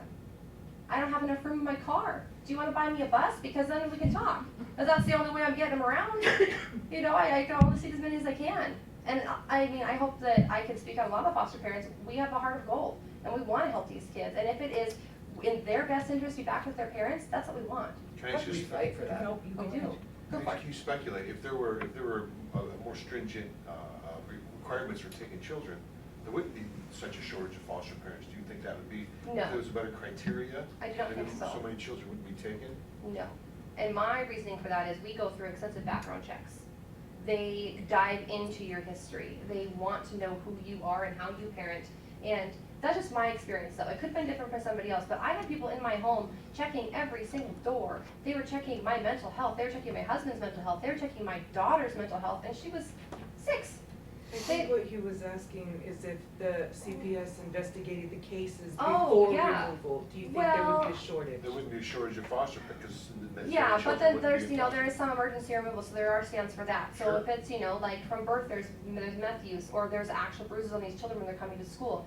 You know, but when it comes to, oh, hey, I heard some yelling and screaming down the street, you know, they spanked their kid, that kind of stuff, that's where it really needs to be investigated on. But when the child's life is in danger and there's drugs involved and there's alcohol involved and inappropriate things happening, such as sexual assault, sexual abuse, No then argument there. absolutely. No argument there. Yeah, but when it comes to just, you know, oh, we've had a lot of calls from so-and-so and they just keep saying the same thing over and over and over again, you think we should maybe just like, let's just investigate before we even think about taking these kids, because chances are, their mom's a yeller. And there's nothing wrong with a mom that's a yeller. My sister's a yeller, and I'm like, well, that's what you know, your kids listen. Do you I'm not happen gonna to do know that. the limit of foster children you're allowed to have, the foster families are allowed to I have? believe it's 7, 7? I believe. It's It It also is. has to do with your home, Joanne. It does. Yeah, you have to have certain rooms, so when you, Yes. your rooms have to have a foster child in them, it has to have a window. And if it is not an egress window, it has Has to. to have 2 exits. Yeah, exactly. And so if it doesn't have an egress window in one of my rooms, it's a smaller window, we have to have something underneath the window. So if I were down there, I could But put the someone max out the limit window. of the children in a foster home is 7. It's 7. Okay, Yes, that's what I. but like Jill says, it, you know, Okay. depend on the home, and then in each room, it depends, you know, like the certain sexes that are allowed to be in there, and the ages, whether they're, you know, siblings or not siblings. You can't just pile 10 foster kids in there and expect it to be a heyday. It's illegal, first off, and second off, it's not good for any of those kids, because, I mean, I couldn't do 10 kids. I'd lose my mind, and those kids wouldn't deserve that, because they deserve to have the stability they've never had once they are removed, and they deserve to be able to be brought back into like the reality of life's gonna be okay, let's teach you how to handle your things. And if you have so many kids, how are you gonna be able to teach that to all your children, to teach them, I guess, how to cope with what they're going through? You can't, you're strung thin. Thank you so much, Caitlin. Yeah, I absolutely. appreciate it. Yes. Jill? Oh, I'm sorry, you go ahead. I have a quick question, because you said that you grew up in the foster system. Well, I was in the foster care system for a little bit of my teenagers. Right, but that house wasn't adequate and didn't. Not the first one, no. Would you say that standards are improving since? Well, I would hope that they are improving, but the thing is I also think that when the licensing workers come in, if they were to feel like, oh, we don't really have a lot of foster homes and we just need it, could they just say, yeah, we just need it, we're gonna say that everything's good, we're gonna license it. They don't take pictures, they don't have to have they don't have their supervisor coming in and checking these homes. It's them, they're the ones, you have to take their word for it. So in that home particularly, it could have just, the standards could still be the same. And in that home that I was placed in, it would not have been adequate for any foster child, let alone a child. Do you know if And there's 3 of us. Do you know if they're still foster parents? Oh, no, they're dead now, so we don't have to worry about them. So you're saying you think they're lowering the standards perhaps for the foster homes because of the shortage? There could Is be, that- and I'm not saying that they are, but I mean, I can speculate on that because it's like, there's just certain homes, I'm like, how the heck are you allowed to have kids? Because, you know, it's dirty, and you know, and I get that kids live in these homes. I understand that these homes are lived in, nothing can be museum perfect. It's not a house, you know, you're going in to buy that's perfect. But at the same time, why are these houses like, they're kind of like they're off-put, they're not big enough. Why are we cramming all these people into one tiny space? It's not fair to these children at all. And so I would say that maybe some licensing workers are a lot more lenient on it. Mine was not lenient. I mean, I went through the ringer on all my stuff, but I also knew what I had to have in my home, so I passed my stuff with flying colors. But when they need homes, who's to say they're not going to? And there needs to be a backup plan Well, for that. do you think there's some desperation, they have children, they have nowhere to put them? Yeah, there Right.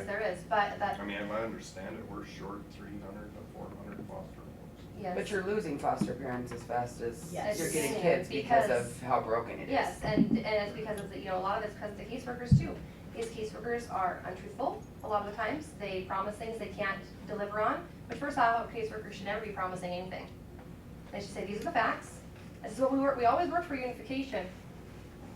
And then we can explore other avenues after termination is, you know, deemed fit by a judge. And when you have a caseworker that's gonna say, oh yeah, we're going for termination, you're gonna adopt him in 6 months, it's fine.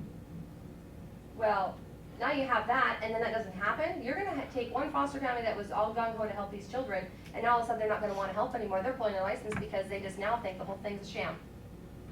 And I mean, one of my caseworkers, the first one I had when I got my little guy back, I have an email. You'll be able to adopt him. We'll move him back if you'll adopt him. That should never been promised. I never really held on to it because I know that, you know, things are said because it's like, it's an incentive. You know, oh, here's your $1,000 sign-on bonus when you come work for us. It's a crapshoot, but here's a $1,000 sign-on bonus. It's, you know, we're gonna work you 70 hours a week instead of 40. But here's that sign-on bonus. So they hold on to that. Same with, you're gonna adopt this kid. You're gonna have him. And then it just goes away. I have a couple questions. Do biological parents have any say in what foster home their kids go into? No. None. Well, I can say yes and no. No, because they're being removed from you, so you know, most of the time I would hope to say that you're not cognitive enough to, you know, be like, oh yeah, they're great parents when you're not one yourself. But then there's also a yes, because when I had my little guy and he was placed with his mother in Florence Crittenton home, and they said, okay, well, we're removing, you know, you're getting kicked out, we're removing him from your care. And she was living in Helena. And they were going to place him with a family in Helena. After I have already visited the Florence Crittenton home and still kept this relationship with both him and mom, and she had stated, if you're gonna take him, put him back with Caitlin.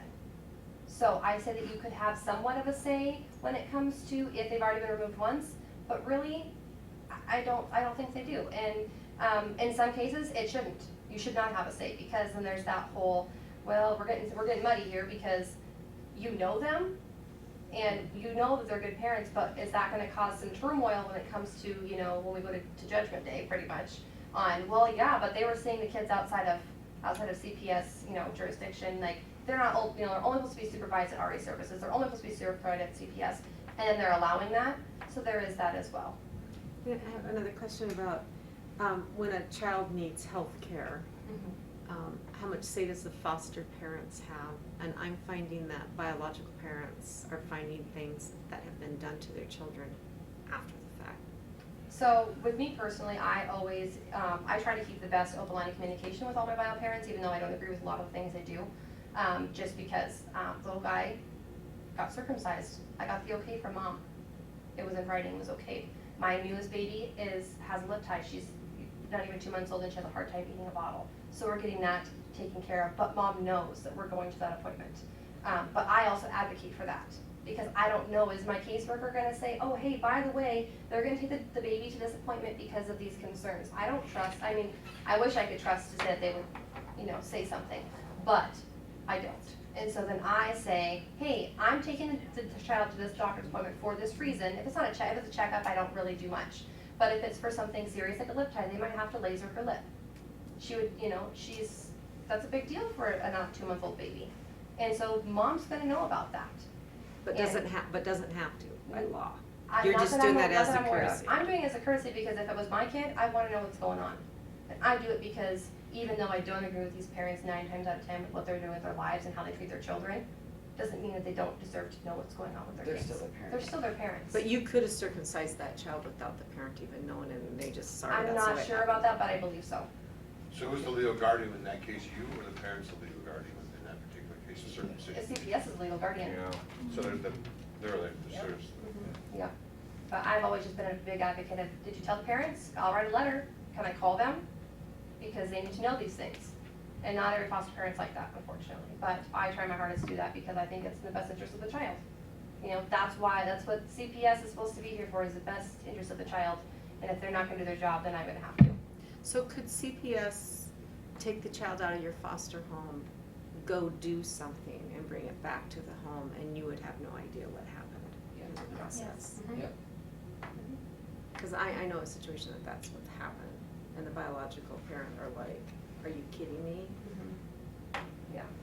No, and I try my hardest to always be present when there are CPS workers. If they're like, oh, we need to take them to do something, no, I'll take them. I actually have the rights to take them to their appointment, so I will take them. So I do, like, I try to. If it's just like something that would be like a checkup, I would have no problem with CPS, my caseworker, whoever needed to take my child to that. But if it's something that's a procedure, or we're getting something done, you know, such as, a leg brace, we need that because they twisted their knee. I want to be the one there because I'm gonna be the one that's informing the parents, not the caseworker.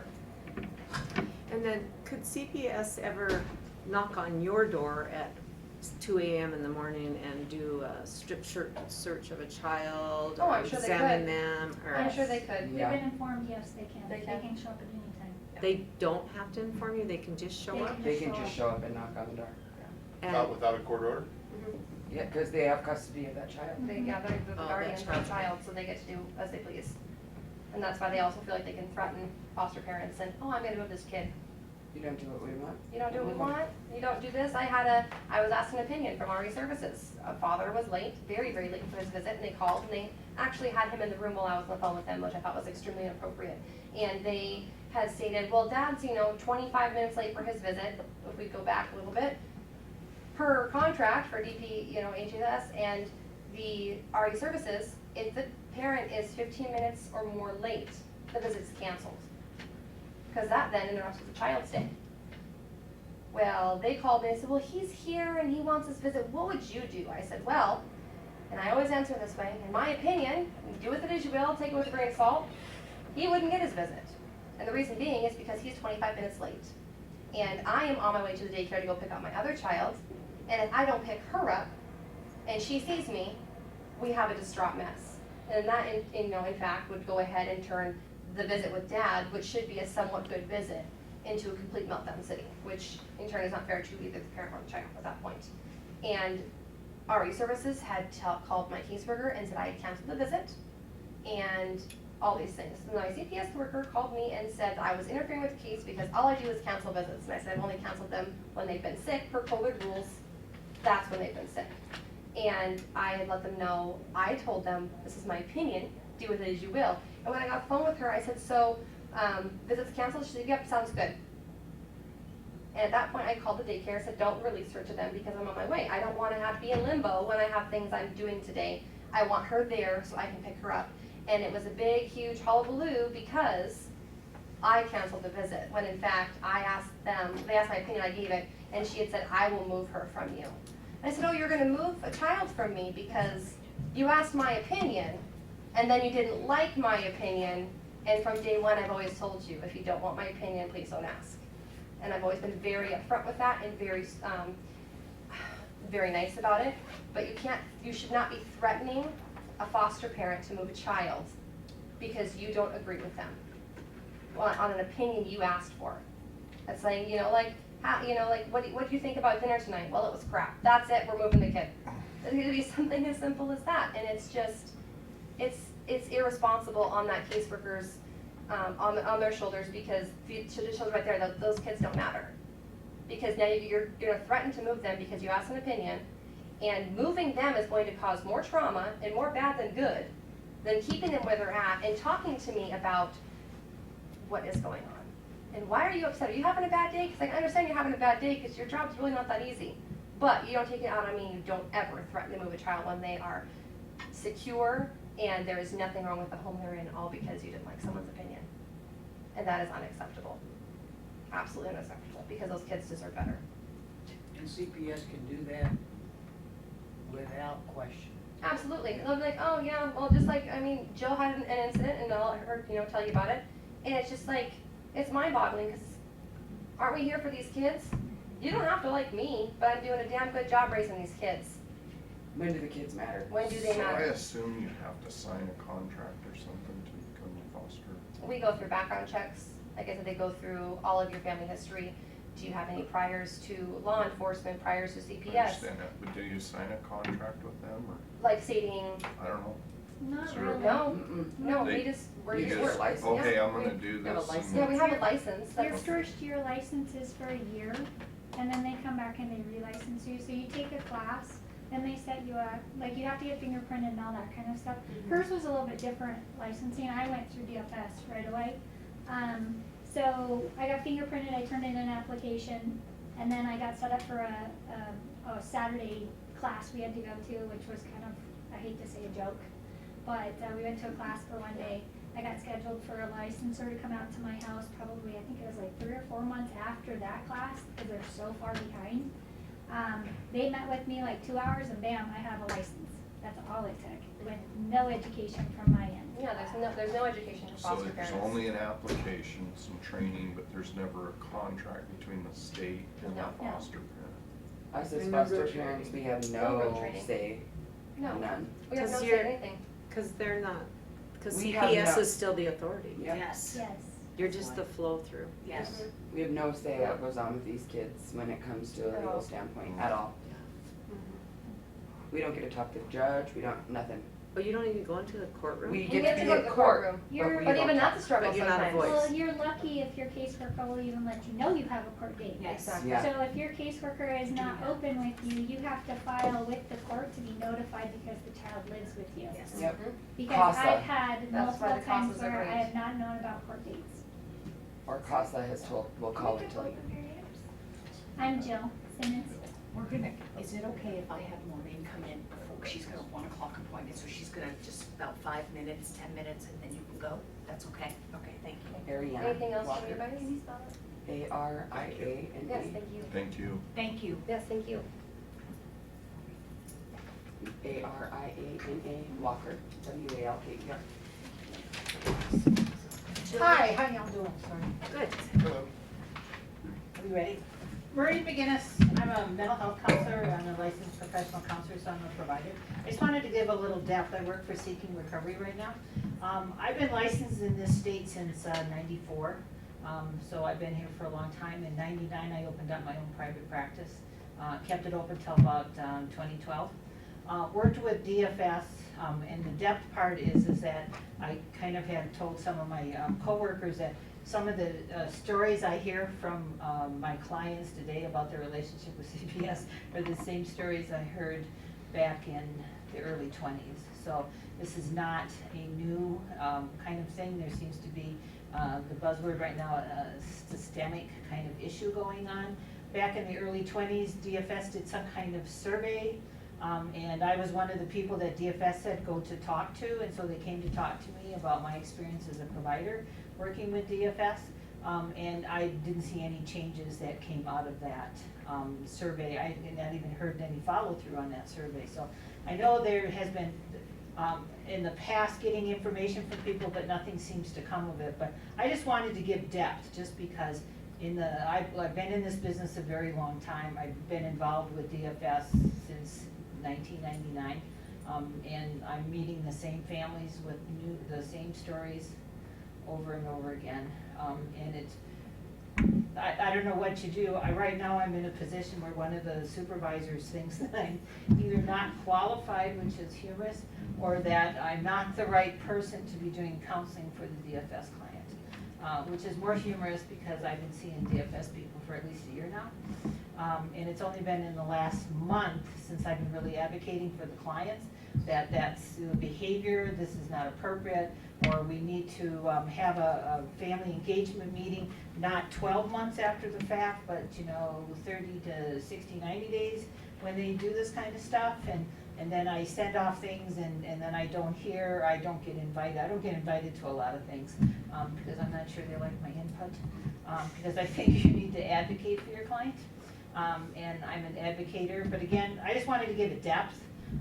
That this is, from my perspective, I've been doing this a long time in the state of Montana, and nothing changes. Can you spell your name for us? Certainly. Maureen, M-A-U-R-E-E-N. Last name is M-C, capital I-N-N-I-S. And when you say the early 20s, I'm sorry, 2000s, the early 20s, yeah. She dated herself. 1920. Looking at my mom. So that's all I wanted to say, because I'm a provider and I've just done this end advocating, but nothing seems to change. And I don't know what it takes to make change, but the more you tend to advocate for your client, the more you tend to get pushed back. And again, I was, last story here, I was told, one of my clients was told that they would never be able to get me as a client. And then push, and we finally, DFS turned the client over to me, met with the supervisor, met with the CPS worker, met with the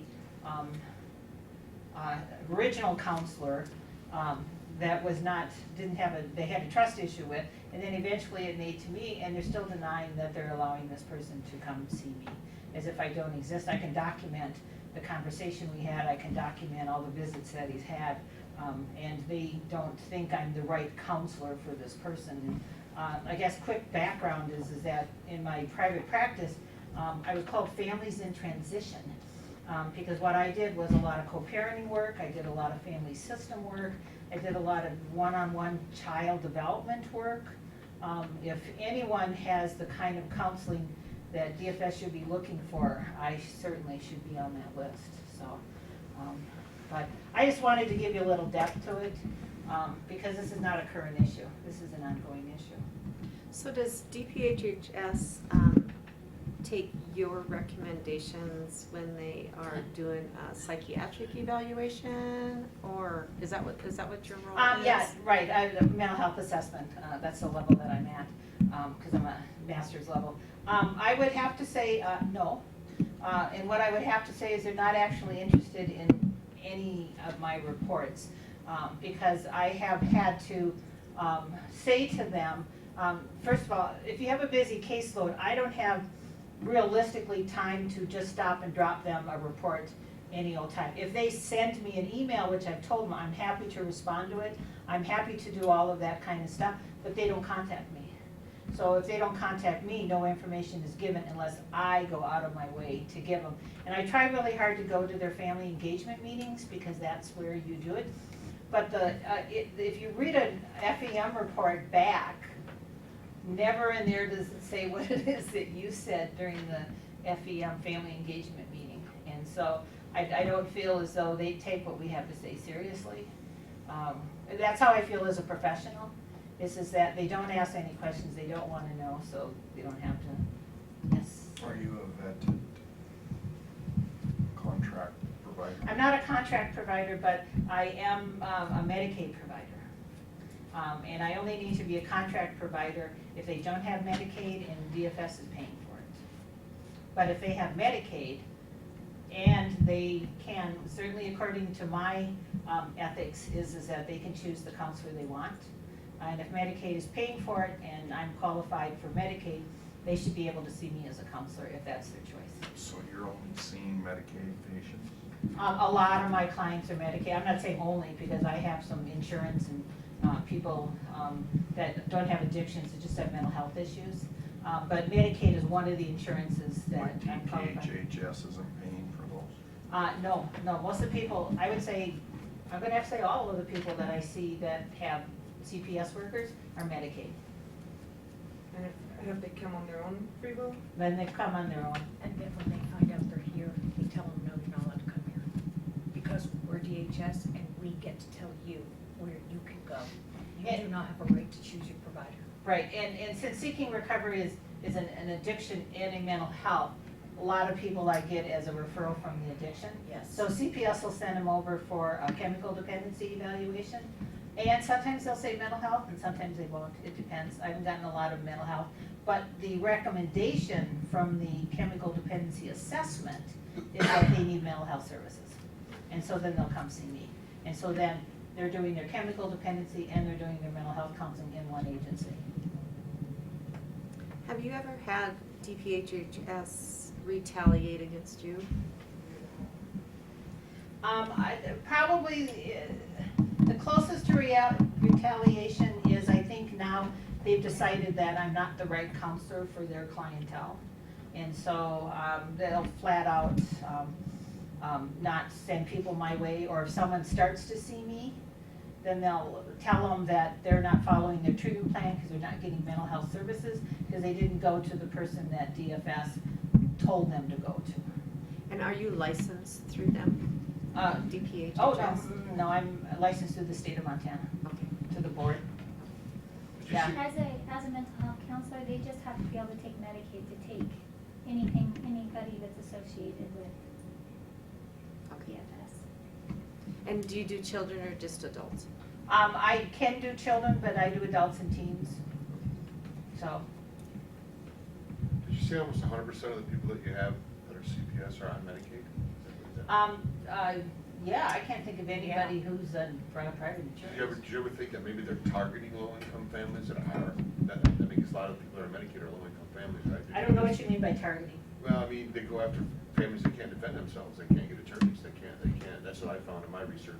Okay. That lower income families get targeted a lot by DPHS because they can't. Okay, well, what I know is that the majority of my families are low income.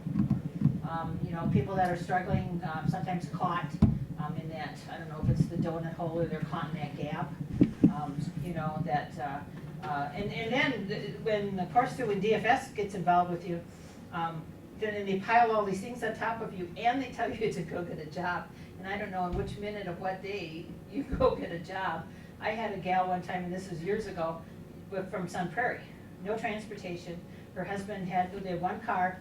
The husband worked early enough in the morning that if she wanted to make it to town to make those appointments, her kids had to be left alone to their own defense to get on the bus. Well, you can't do that because that's not protected capacity, so you can't do that. So she couldn't get into town. Or sometimes she'd get into town and she'd have one appointment at 9 o'clock in the morning and 4 or 3 in the afternoon. She'd sleep she came to my office because she was my client. I'd let her sleep on my couch because she was so tired. I'd let her rest up so she could do it.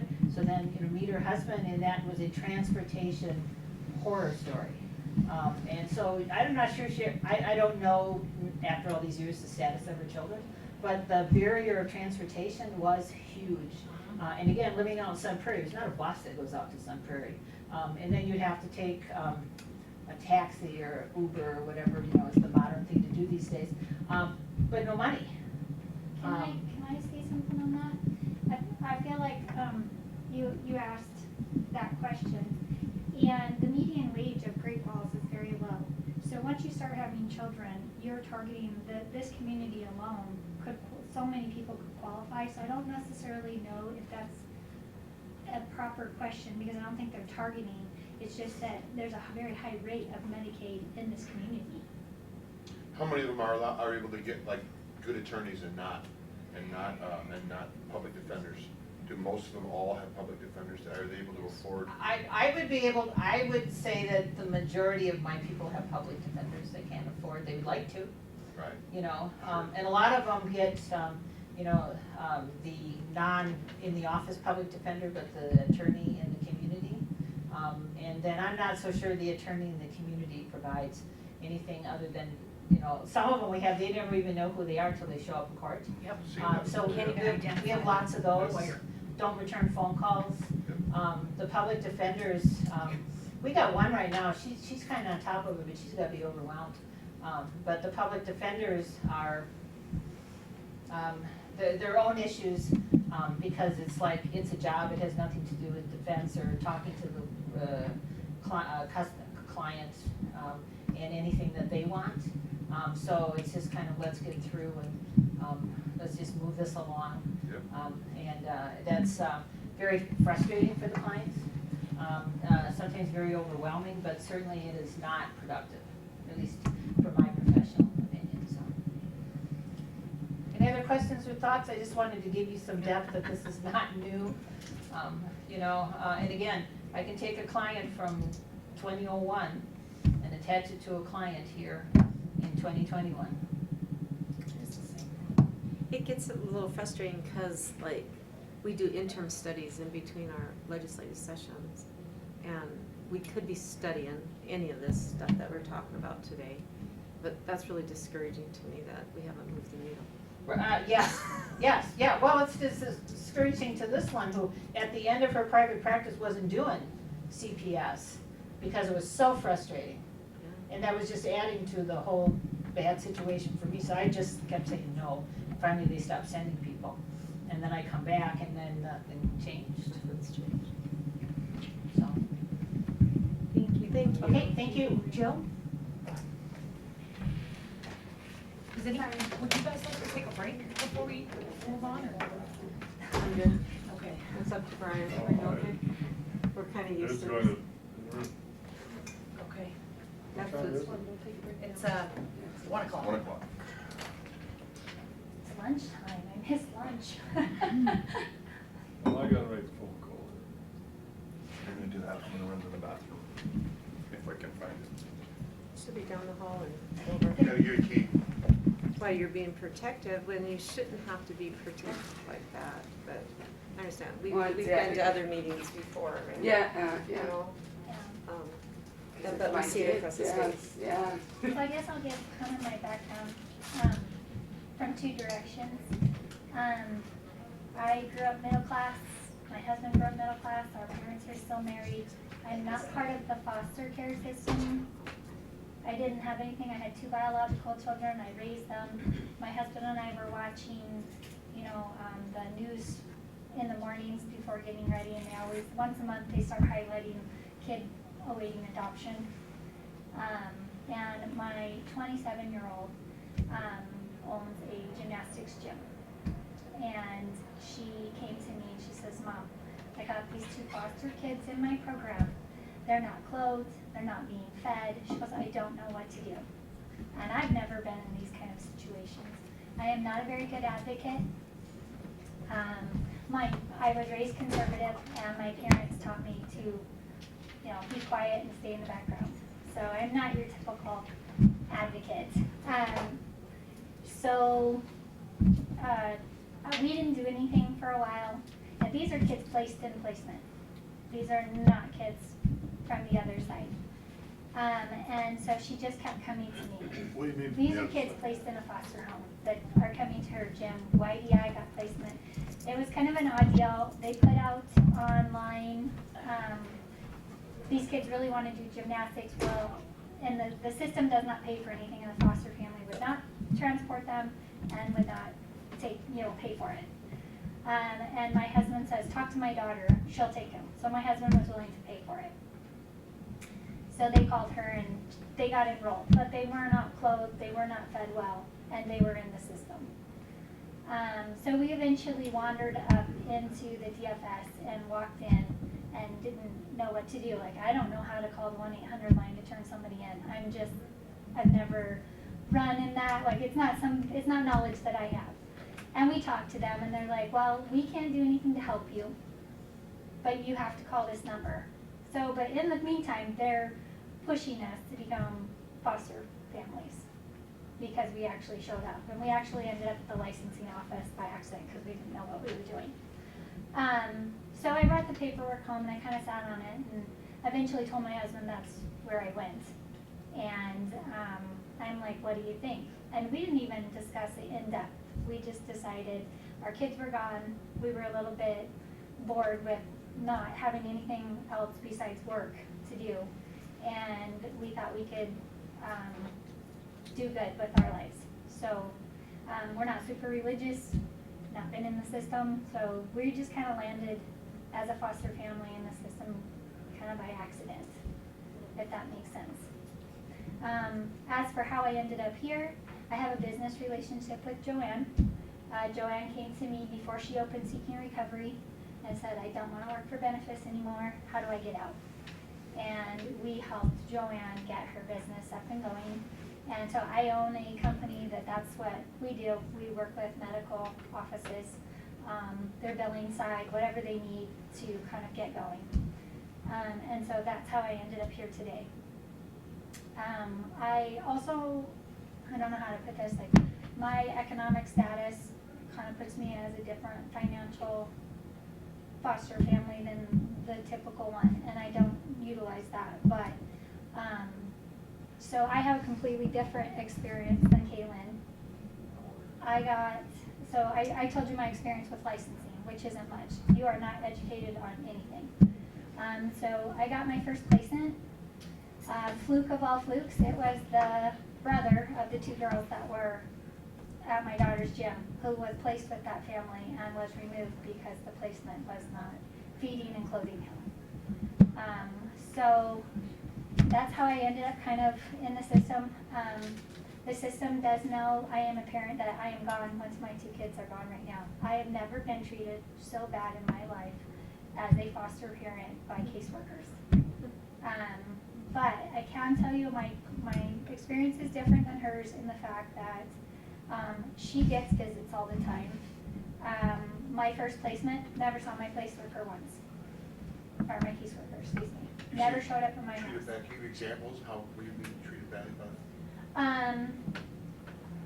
So my first placement, everything was lined up and everything ran great, because he'd been in the system quite a while. He was already terminated, and they were researching an out-of-state family for placement. So he came to us, and he had counseling, he had YDI. He came with, she actually did come to my house and drop them off. I've had where they don't even do that. So she came and brought all this stuff, dropped his medical bags, and said, "Here you go," and just left. And I'm like, what's in that bag? And he had like breathing stuff. I mean, I got no education on medication, nothing. Just here's this child. He had been in a family, and I may say this wrong, Munchausen's. So he had, yes. So he had had multiple surgeries. The foster family that had him before me was trying to get disability because you get more money.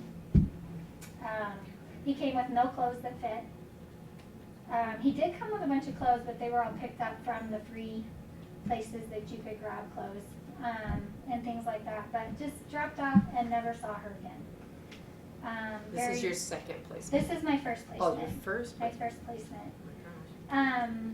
So proceed through things. We canceled YDI because they didn't even seem to care about him. They just wanted the money. So they were going to actually have somebody sit with him Who through did you cancel?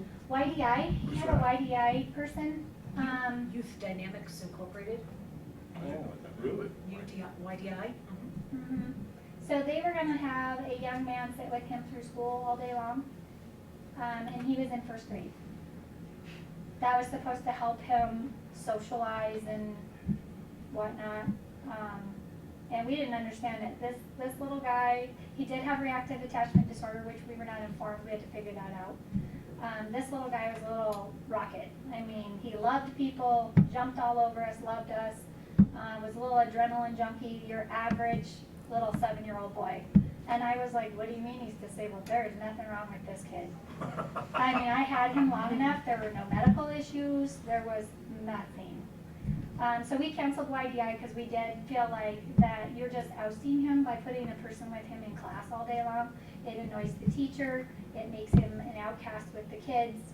And we did cancel YDI. When YDI came and showed up at the school, the young man, I guess first off, YDI harassed us because we didn't have a need for them during the summer. My husband and I are very active people, so he was getting to go jet skiing and he learned how to surf because he was a little Evel Knievel. So we do lots of activities with our kids, and my biological children are also very involved with them. So we did cancel in the summer, and they harassed the heck out of us. So I wasn't sure what this was all about, and I do know they get paid for it, yes. And when he showed up at the school, this young man that supposedly had a relationship with him, he was playing in the playground.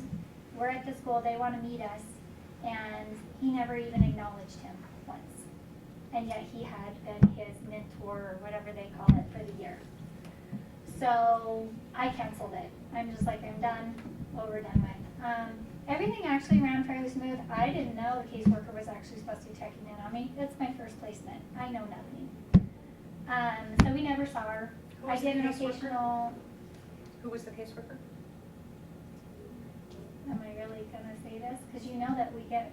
I know. Okay, go ahead. Deb. I don't. It's Deb, okay. I can't remember her last name.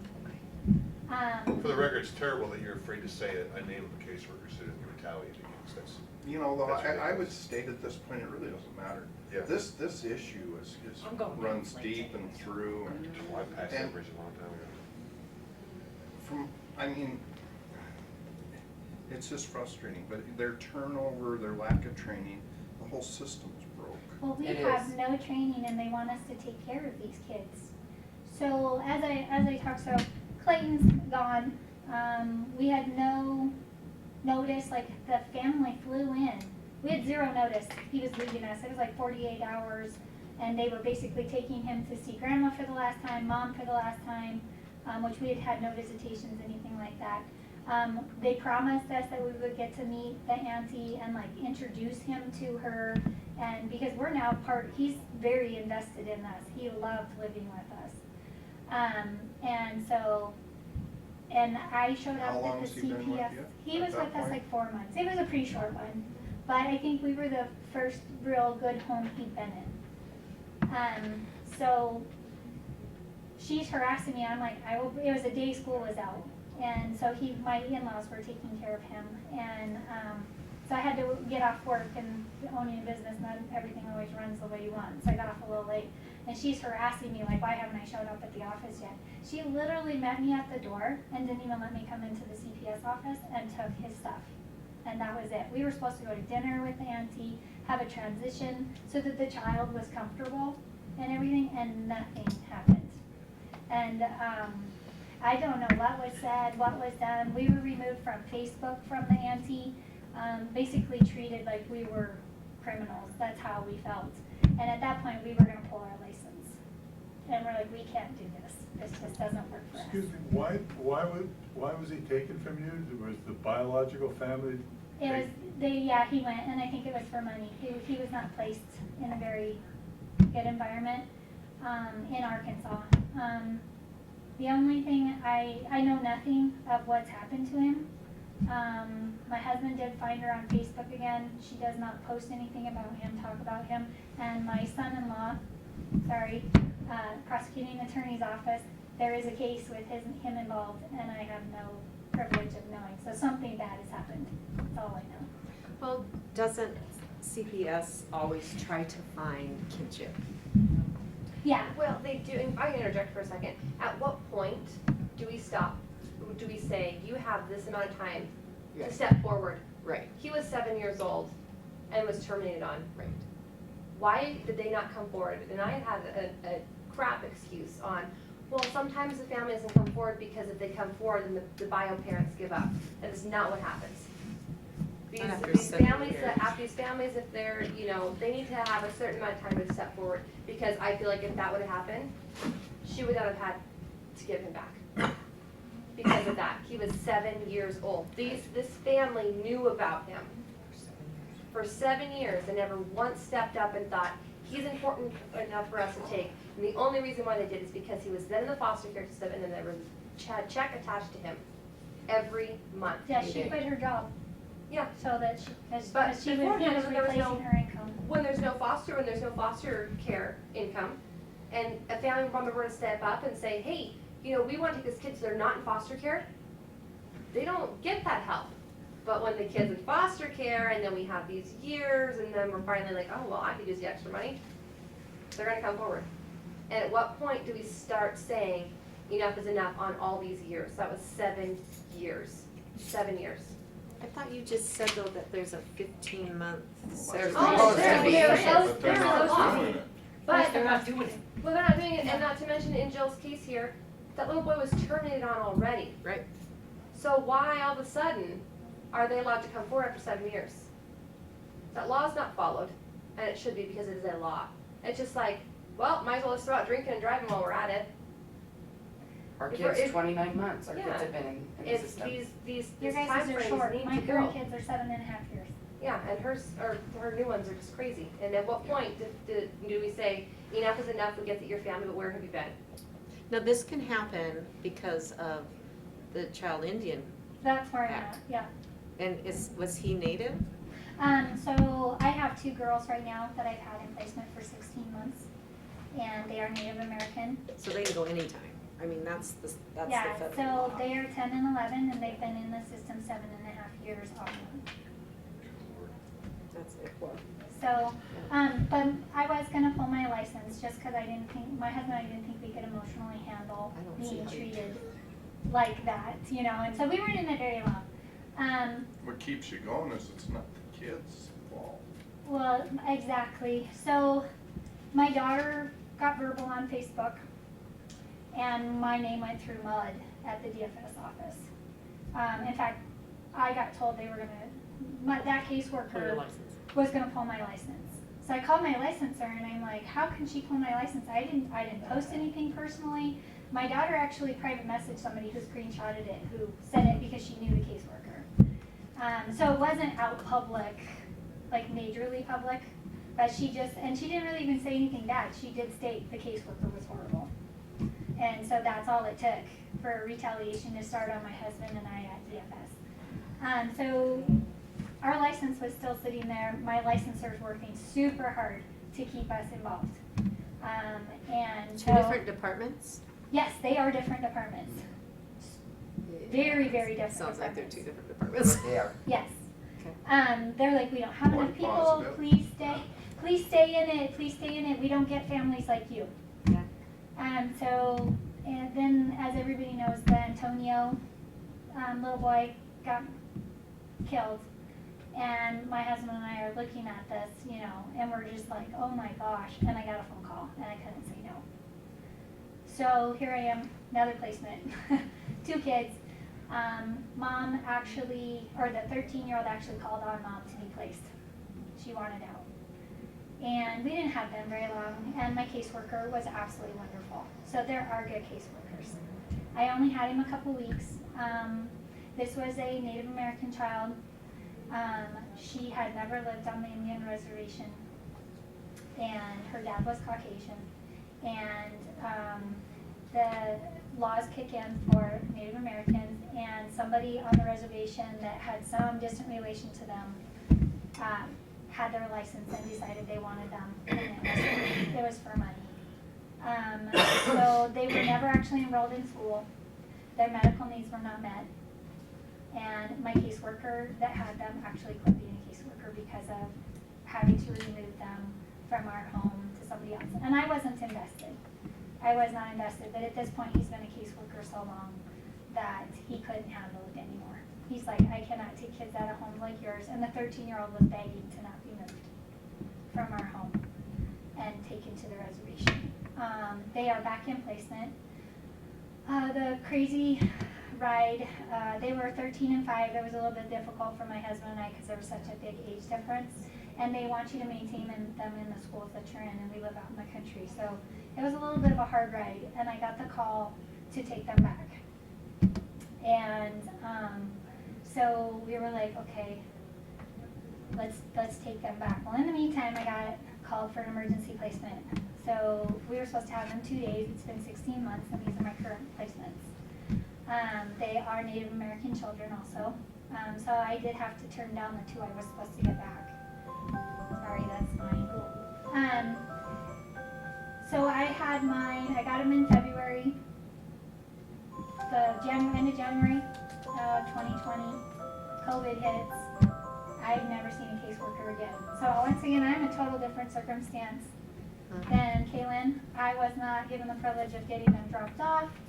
I've received no clothing, no nothing. I had to come to the office and pick them up. And I drove away with them and never saw DFS again. So I got an email, I believe, saying that they had some, I don't even know, I'm not somebody that's researched how the whole system works, but it was something to do with the kids, and we were invited into a telehealth conference. So I'm like, okay, well, I can call in and listen. And they're talking, and they start asking me questions, and they start asking me about the caseworker, and my point blank was, I don't know who they are, I've never seen them. I had not seen a caseworker, and it's July. So I got a call, all of a sudden after that thing, I was reached out by my caseworker, and I did have my first visit, and I did like my caseworker very much. I was told right off the bat, I am temporary. I got laid off from the railroad, and went down back to CPS, and I will not be here through the length of these kids. But he did everything. So at this point, all of my kids' placements have had everything done for them. So he got me into emergency hands because COVID did not shut down our businesses, it ramped them up. My husband's was like having to supply cleaning supplies. I work in medical, and they took off craziness. So it was a little hard, no support at all for COVID with DFS. I had to take my kids to work for months, every single day, and sit them in front of a computer because there's no school. And I know that's a totally different circumstance, but it's an interesting one. What are their ages? They are 10 and 11 now. I got them at 9 and 10. And they're not siblings? They are siblings. They are siblings. So my kiddos there are 6 kids total. They've been most of the time in custody. When they have not been in custody, it's because mom escaped and was not trackable for lengths of time. Like she moved to a different state, things like that. So they didn't even live with her a lot of times during the 3 years that they haven't been part of the system. And they can't even tell me the man's name they lived with. And mom would show up occasionally to check in on them.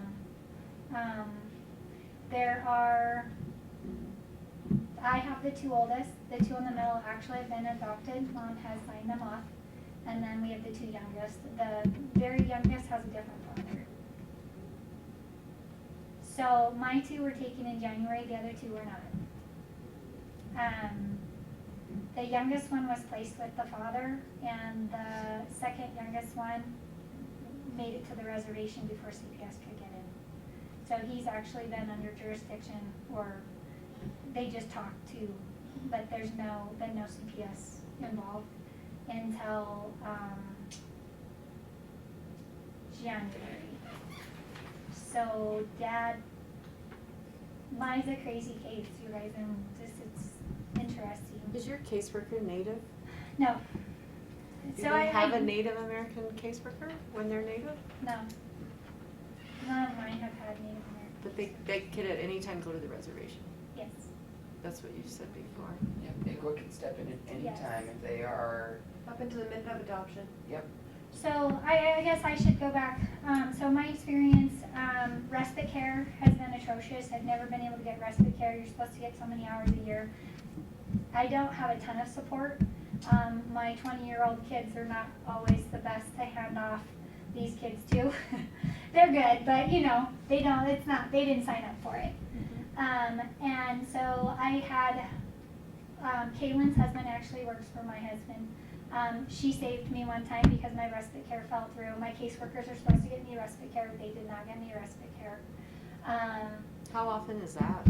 I've only asked twice in a year and a half, and You it can was maybe for ask one anytime? weekend.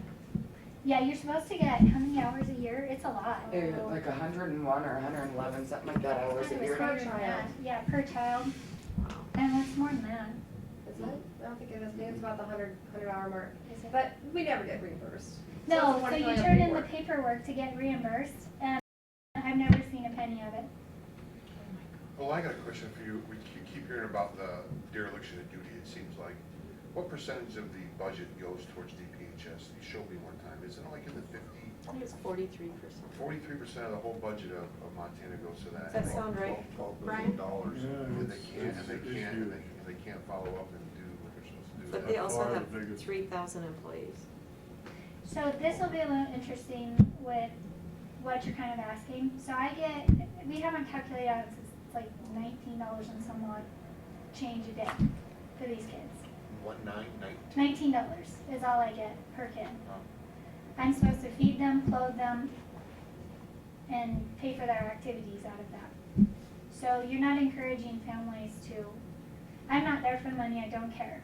But there are people that are willing to be foster parents that really can't afford to be a foster parent, because I still have to buy the school supplies. I mean, you bought school supplies for your kids lately, they've gotten really expensive. Or my kids actually, I put them in gymnastics, which they absolutely live, eat, breathe now. They made the competition team. Do you know how much that costs a year? It's $6,000 for the 2 of them to compete in gymnastics. Most families can't do that for these kids. I've talked to many parents that have been billed for child support by CPS. They bill them every month. Do you ever receive any of that money that the parents get billed from CPS for? I don't get anything except that one check for. And I believe that's to pay the state, to pay the state back. The parents that get billed for that child support, from what my understanding is, they are to pay the state back. But it doesn't happen. So the state pays us to take care of these children, and those parents have child support on them, and the state takes that money and reimburses themselves. So here's where I'm going kind of with that. My current caseworker, I got her in December. I've had nothing but trouble. She must not like us. I don't know. So I was informed, so my kids go to hands. They went to hands in the summertime. I need it. I'm a full-time working person, and so is my husband. And I was told, well, we don't want you to enroll them in hands because hands charges us regardless if the kids go or not. So I wanted full reporting of every time they were in hands. Like they wanted this in Christmas break in February. I'm like, I don't remember which day I took them. And so she didn't want to pay for it. And it is really hard to find care for foster kids when you work because they have to be placed with a family, or excuse me, with somebody that is state licensed, and they're all full. And so hands is like one of the only places, and plus I don't want to put a 10 and 11-year-old in daycare. They don't need to be with babies. You know, they need to be in programs that are people their age. Does Boys and Girls Club qualify? I have not, you know, that's not one they've given us. I don't think it does. So mine are in hands, but I currently don't have a situation for the summer. Hands is full and my caseworker didn't want to pay for it. And my caseworker does not do any work for me. So my last one set everything up. My current caseworker is like, why didn't you set it up? I cannot do it. I am not a guardian of this child. Like I am, but I'm not. The state actually has to do it. So does the gymnastic program have to be licensed through the state and approved? No, because I paid for it. Oh, because you pay for it, but if they pay for it, it has to be, like, I get it, okay. Caitlin was talking about some sort of retaliation in regards to if the worker does not. Did you want me to go there? Because you know that story. Yes, please. Please go Okay. there. So my kiddos have braces, and it was not for cosmetic reasons. The youngest one, her teeth were literally not coming in, and so they needed orthodontic care. Great Falls, they are not, the orthodontists here do not want to service that population.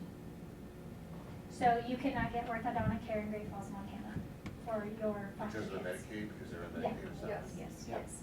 And you have to have, so, you have to have, a medical reason to have braces for Medicaid to pay for it. So these, and both of my kiddos have medical reasons. I mean, Joelle, I've had her 16 months, and at this point, we finally have 4 front teeth. Finally. And we have braces on too, and we just got them on the next ones over. Sorry, I split that out by accident. Please don't do that. So yeah, so we cannot get care. We did some of the transport for that, but she kept knocking her braces off because they hurt. And so we finally called and said, hey, we can't transport for orthodontic care to Helena. We have to take the whole day off to take them, you know, every 3 to 4 weeks. And so my first caseworker had 0 issues when I got a new one. She refused. And she keeps telling me that it's my job to do it. I signed up, I licensed, it is my job to do everything.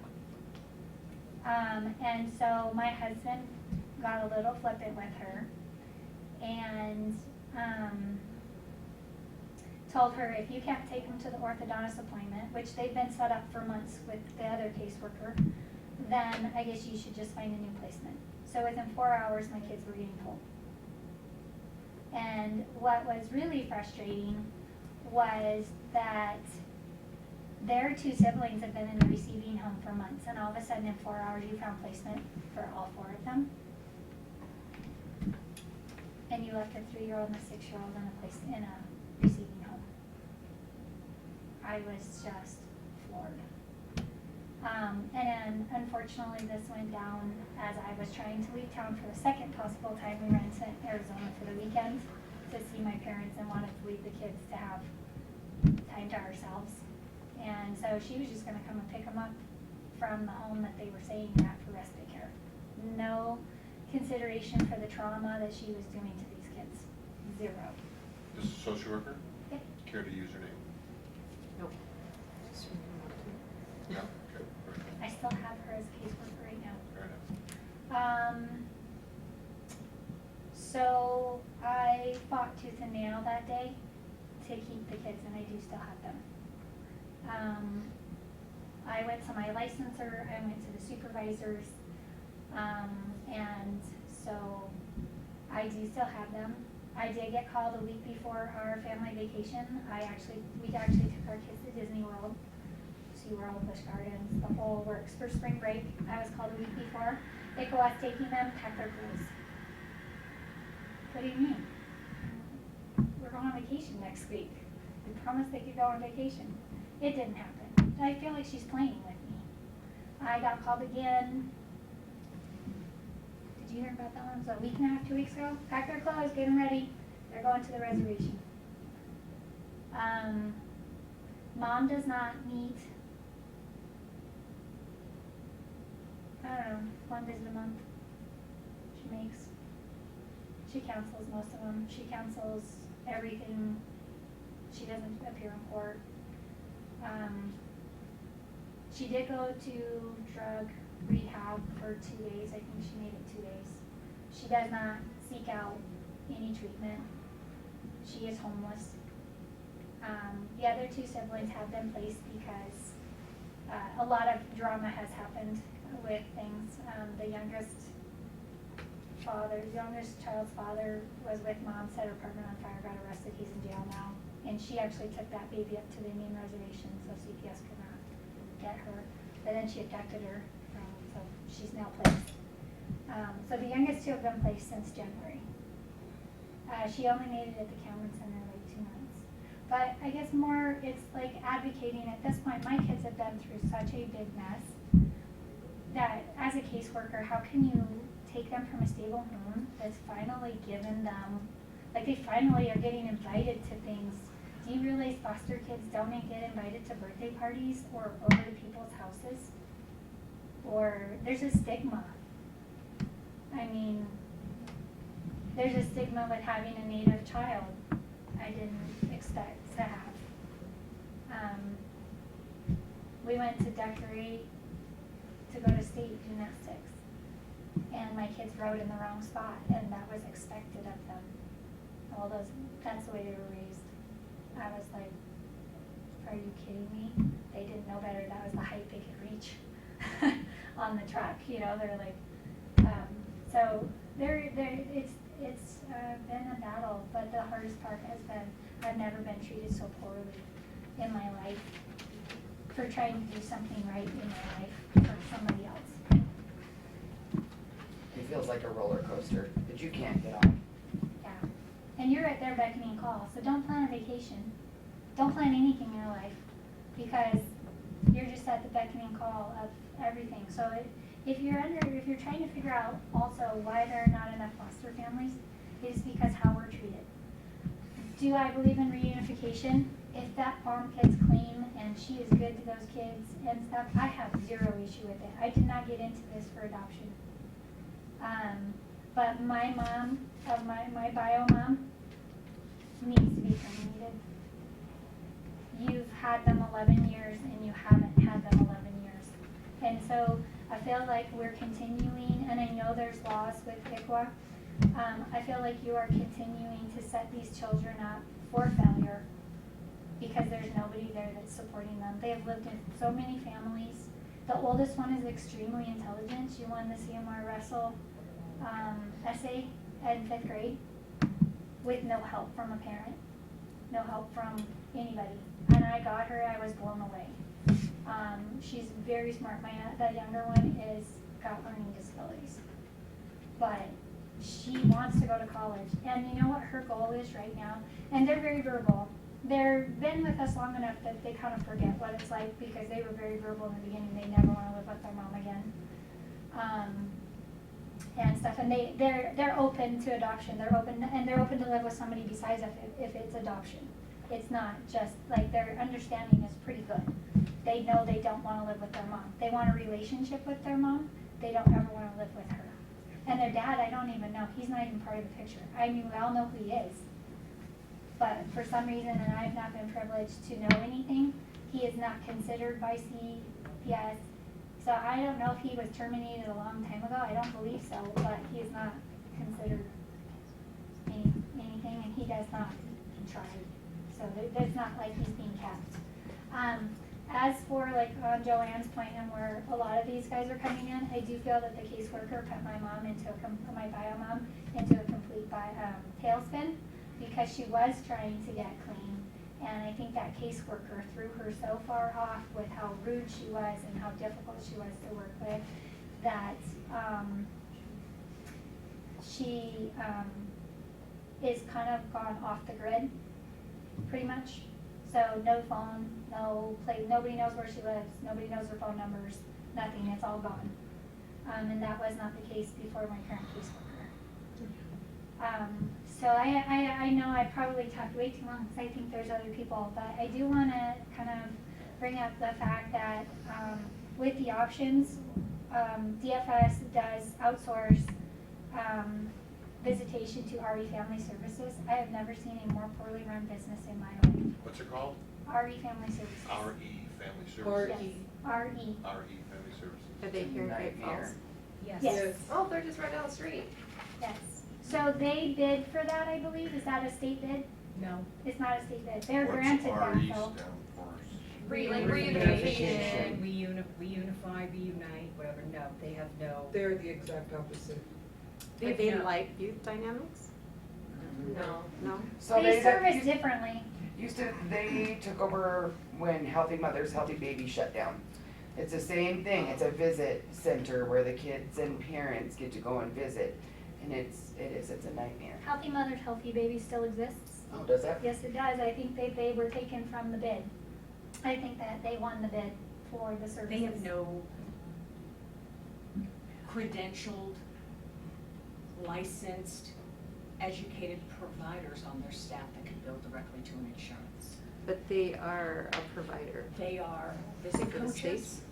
visit coaches. And they Family also, they have two engagement sides. people. They help the parents Well, and they. now they combine family-based services Yep. and visit coaching, and they put it under what's called a family advocate. However, they are directly, the monies get handed directly from CPS to RE Family Services. There's a contract. So if they lose that, if they lose that contract with CPS, they have no funding. That's your sole source? That's their That's the sole sole source. source. And from the last document I looked at, they had gotten almost $1 million this last year from. I believe they got over 100,000 for visitations. They will not cancel a visitation. So No. my bio mom has gotten into physical altercations and the police have been called on my bio mom at RE Family Services. They will not cancel visitations and they put my kids through that For money. because it's for money. Yep, they'll pick our kids up and promise a visit, and then it won't happen, but the visit still gets documented as a visit. And it It gets billed. ends up causing, billed.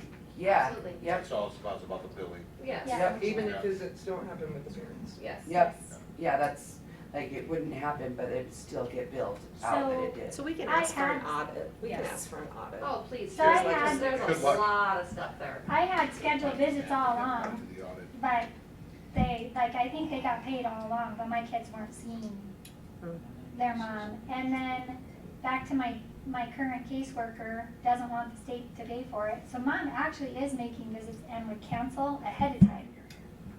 And she canceled her visitations with my kiddos, because mom had canceled too many.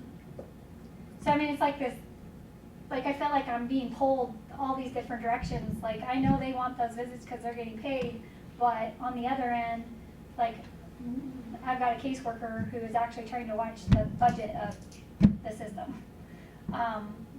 So it's been a really interesting ride. Why I am extremely unhappy with RE Family Services and why I say it's a very poor run business is once again, we are always at the discrepancy of everybody else, like on the time schedules. And they don't respect that in any way. So this happened to me this week. My kids were supposed to have a visitation and the kids know our phone numbers now, thank goodness. In the beginning, I would get a call from the school at 6 o'clock. Is anybody picking your kids up? What do you mean? They're supposed to be at RE Family Services. They're supposed to pick them up. bio mom would show up, RE wouldn't come get them. So we've been through this, I don't know how many times, but I don't have enough hands to hold to tell you how many times RE has not done their job with picking them up. Or so what happened Monday was mom canceled visitation. They didn't bother to notify any of the placements, including the siblings either, because I called her and said, did they pick your kids up? Because only reason why I knew was I got a call from the child, said, we didn't get picked up, Jill, can you come get us from school? Don't you think that's important for me to know? I'm leaving kids at someplace for no parent to come get them.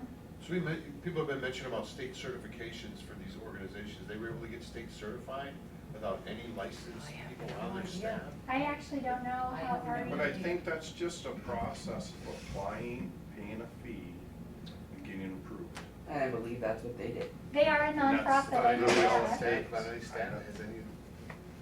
Well, They they're list as a supposed- nonprofit They're organization. supposedly as a nonprofit, but there's a, I can't say there's proof, but there's proof, I just can't give it to you, unfortunately, of money laundering. And the Well- runner of the whole business is, The CEO can make in a nonprofit a very large salary, so it, you it's know. not going to the workers get paid nothing, and then in turn, they have a big, huge turnover of these workers. Huge These workers don't get trained, they're trained less than we're trained, and they're sitting here writing documentation for court, Yes. stating, oh, the parents are doing great, they can't see through anything, and any person can go into a room for 1 hour a week and be a great parent. Or they And- say the opposite of Or- parents. Or Yeah, they or say they're the the opposite. opposite. They're not Exactly. doing The judge it. listens to what they write, Yes, the judge yes. listens to the Well, they salary. write it for the case file that gets, you know, the caseworker reads it, the CASA worker reads it. And so these people are not trained, and they end up having all these people, there are a couple people that work there that are great, there are.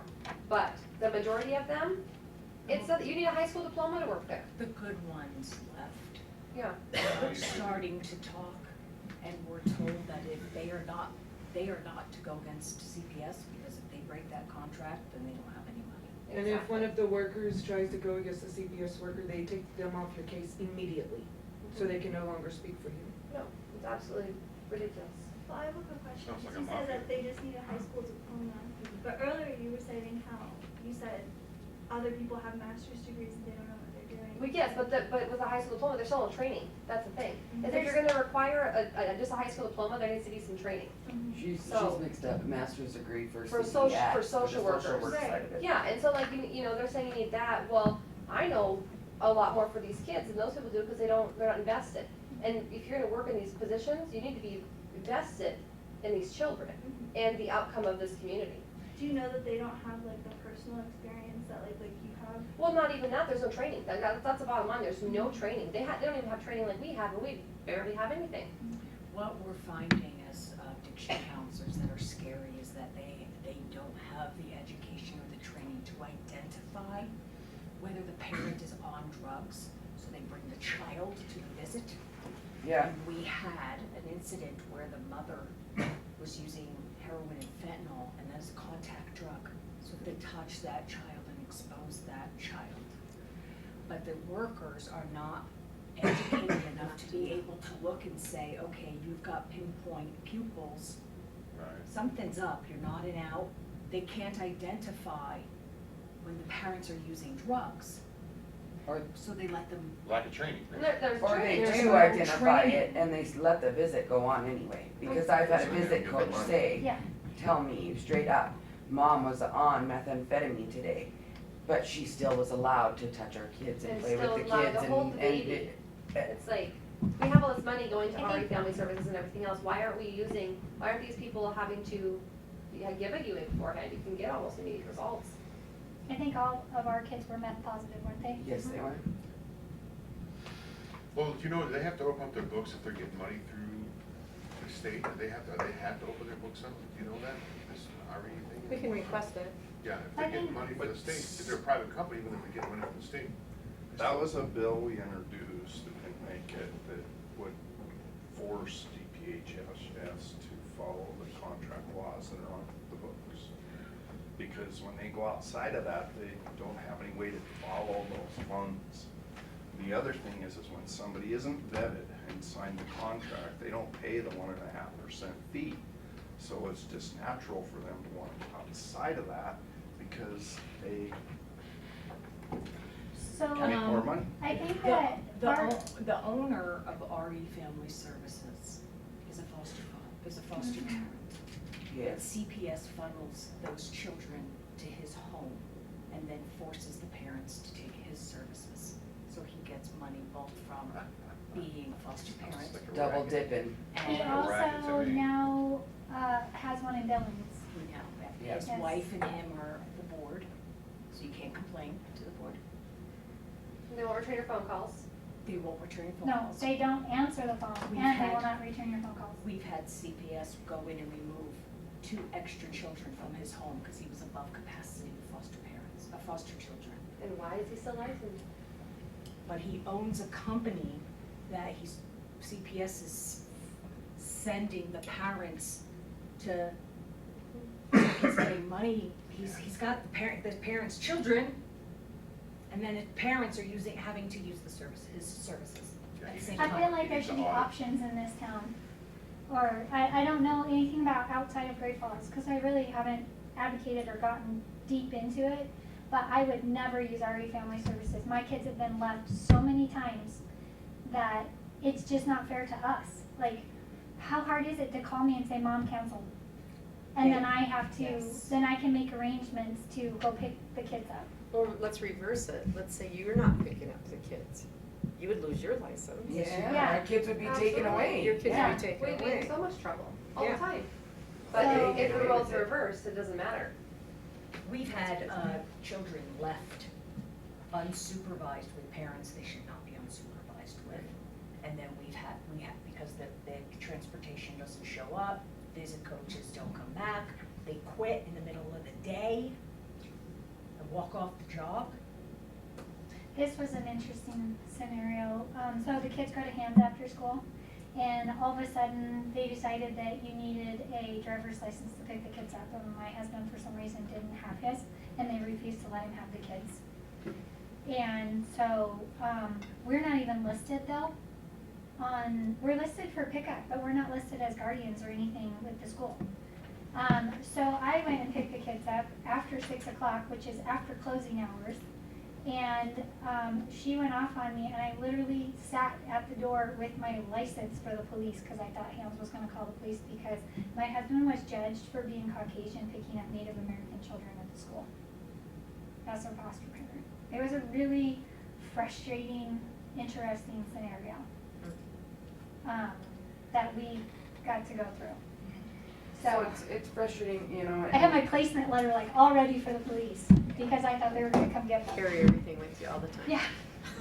I feel like sometimes, you know, the kids as parents, they view us foster parents as like, oh, we don't want nothing to do with you. But we get treated just as shitty as they're being treated by Child and Family Services. We don't get any special treatment. They treat us just as bad. Okay, What was your name again? My name's Jill.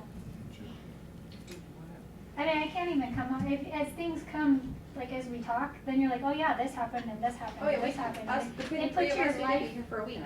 it puts your life in drama the whole time you have it, and why can we just not live life without somebody pulling my, you know, I'm trying to do right by these children. Jerking your chain all the time. And I'm treated like I'm not like a good enough person. I don't know how to explain how, You're not appreciated, that's for sure.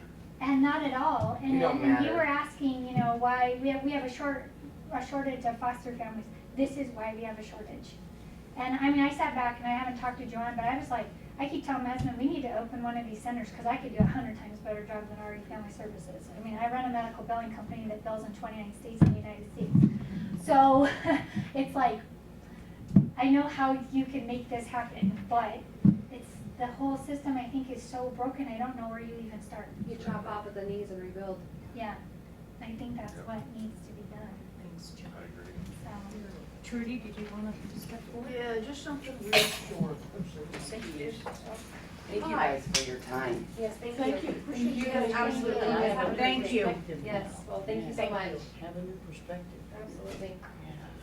We appreciate all you do, and on one note, on the counselor side, when we have foster families like this, our clients succeed because they know that no one's gonna steal their baby, and that these foster parents help them get back, because some of these people's kids are taken from birth, and as a mom, how could I concentrate on anything if I know my baby's taken?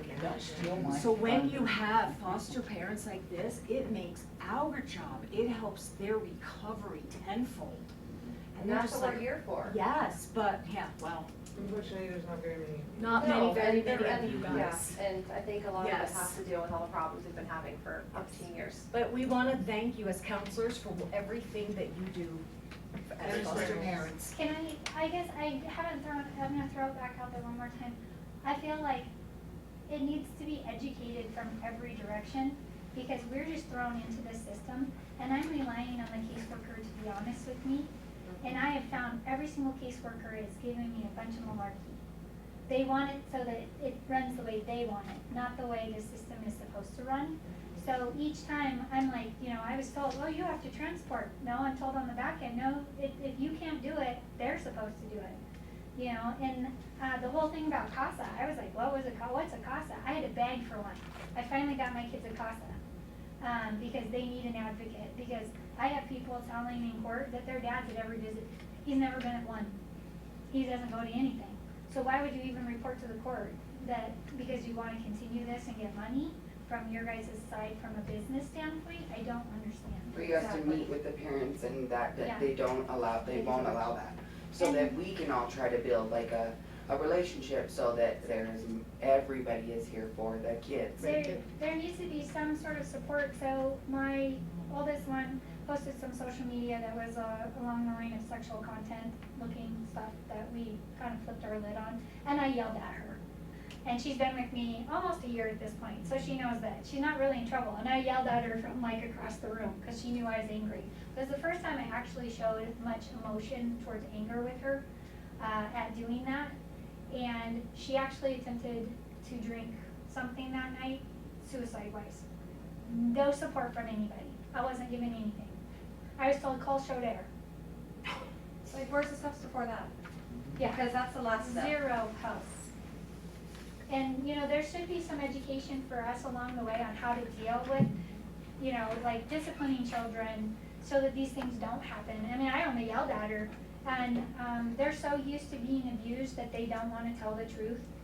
A lot of time, all of mine have been that way.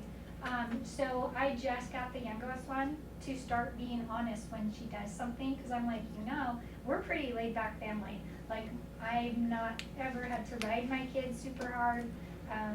So tell me the truth, because you're going to be in less trouble if you tell me the truth than if you lie to me. Yep, me too. And so it was like a huge breakthrough. She actually told my husband the truth the other night, and all he did was tell her she didn't get to go to gymnastics the next day for, doing what she wasn't supposed to be. But discipline, things like that, there's no education for us at all out there.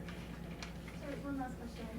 How often would you say how often do you get turnover with caseworkers, like on a case basis? Like how many? I've had 3 with these kids in 16 months. 2 I never saw hardly. If you want a statistic on this, you can go to a hearing for a bill that I introduced, and we had the lady from DPHHS come and testify. I believe it's 74% turnover, but you'll have to check the record to get that exact. So you can see where the problem comes in. These people are turning over faster than they can train them, And why? That's my question. Well, Why? but that's probably not just relevant to this business. Right. We have a struggle, anybody that's in business right now, finding help that trains and wants to work. I think one of the biggest parts too is, you have these people that are wanting to come in and do good, and you still have the back fat that's sitting there not doing good. And that is very discouraging for people who are coming in gung-ho, wanting to make a difference, but the older, superior people who are now supervisors are telling them, sit down and shut up. Yeah.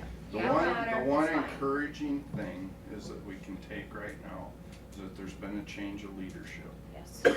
And there's a new man at the helm, and, you know, he has a monumental task ahead.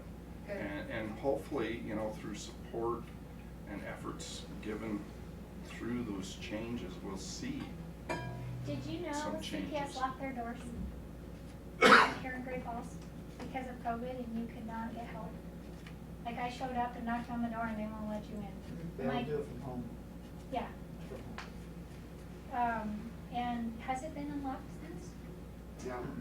Not really, I no. believe their doors are still locked. If you can imagine, I think the statistics, right, it's like 3,200 employees. You know, so you have one new department head that has to change direction for 3,200 employees that have had the situation that we've all been dealing with. So, I mean, there's hope, but it's a big job.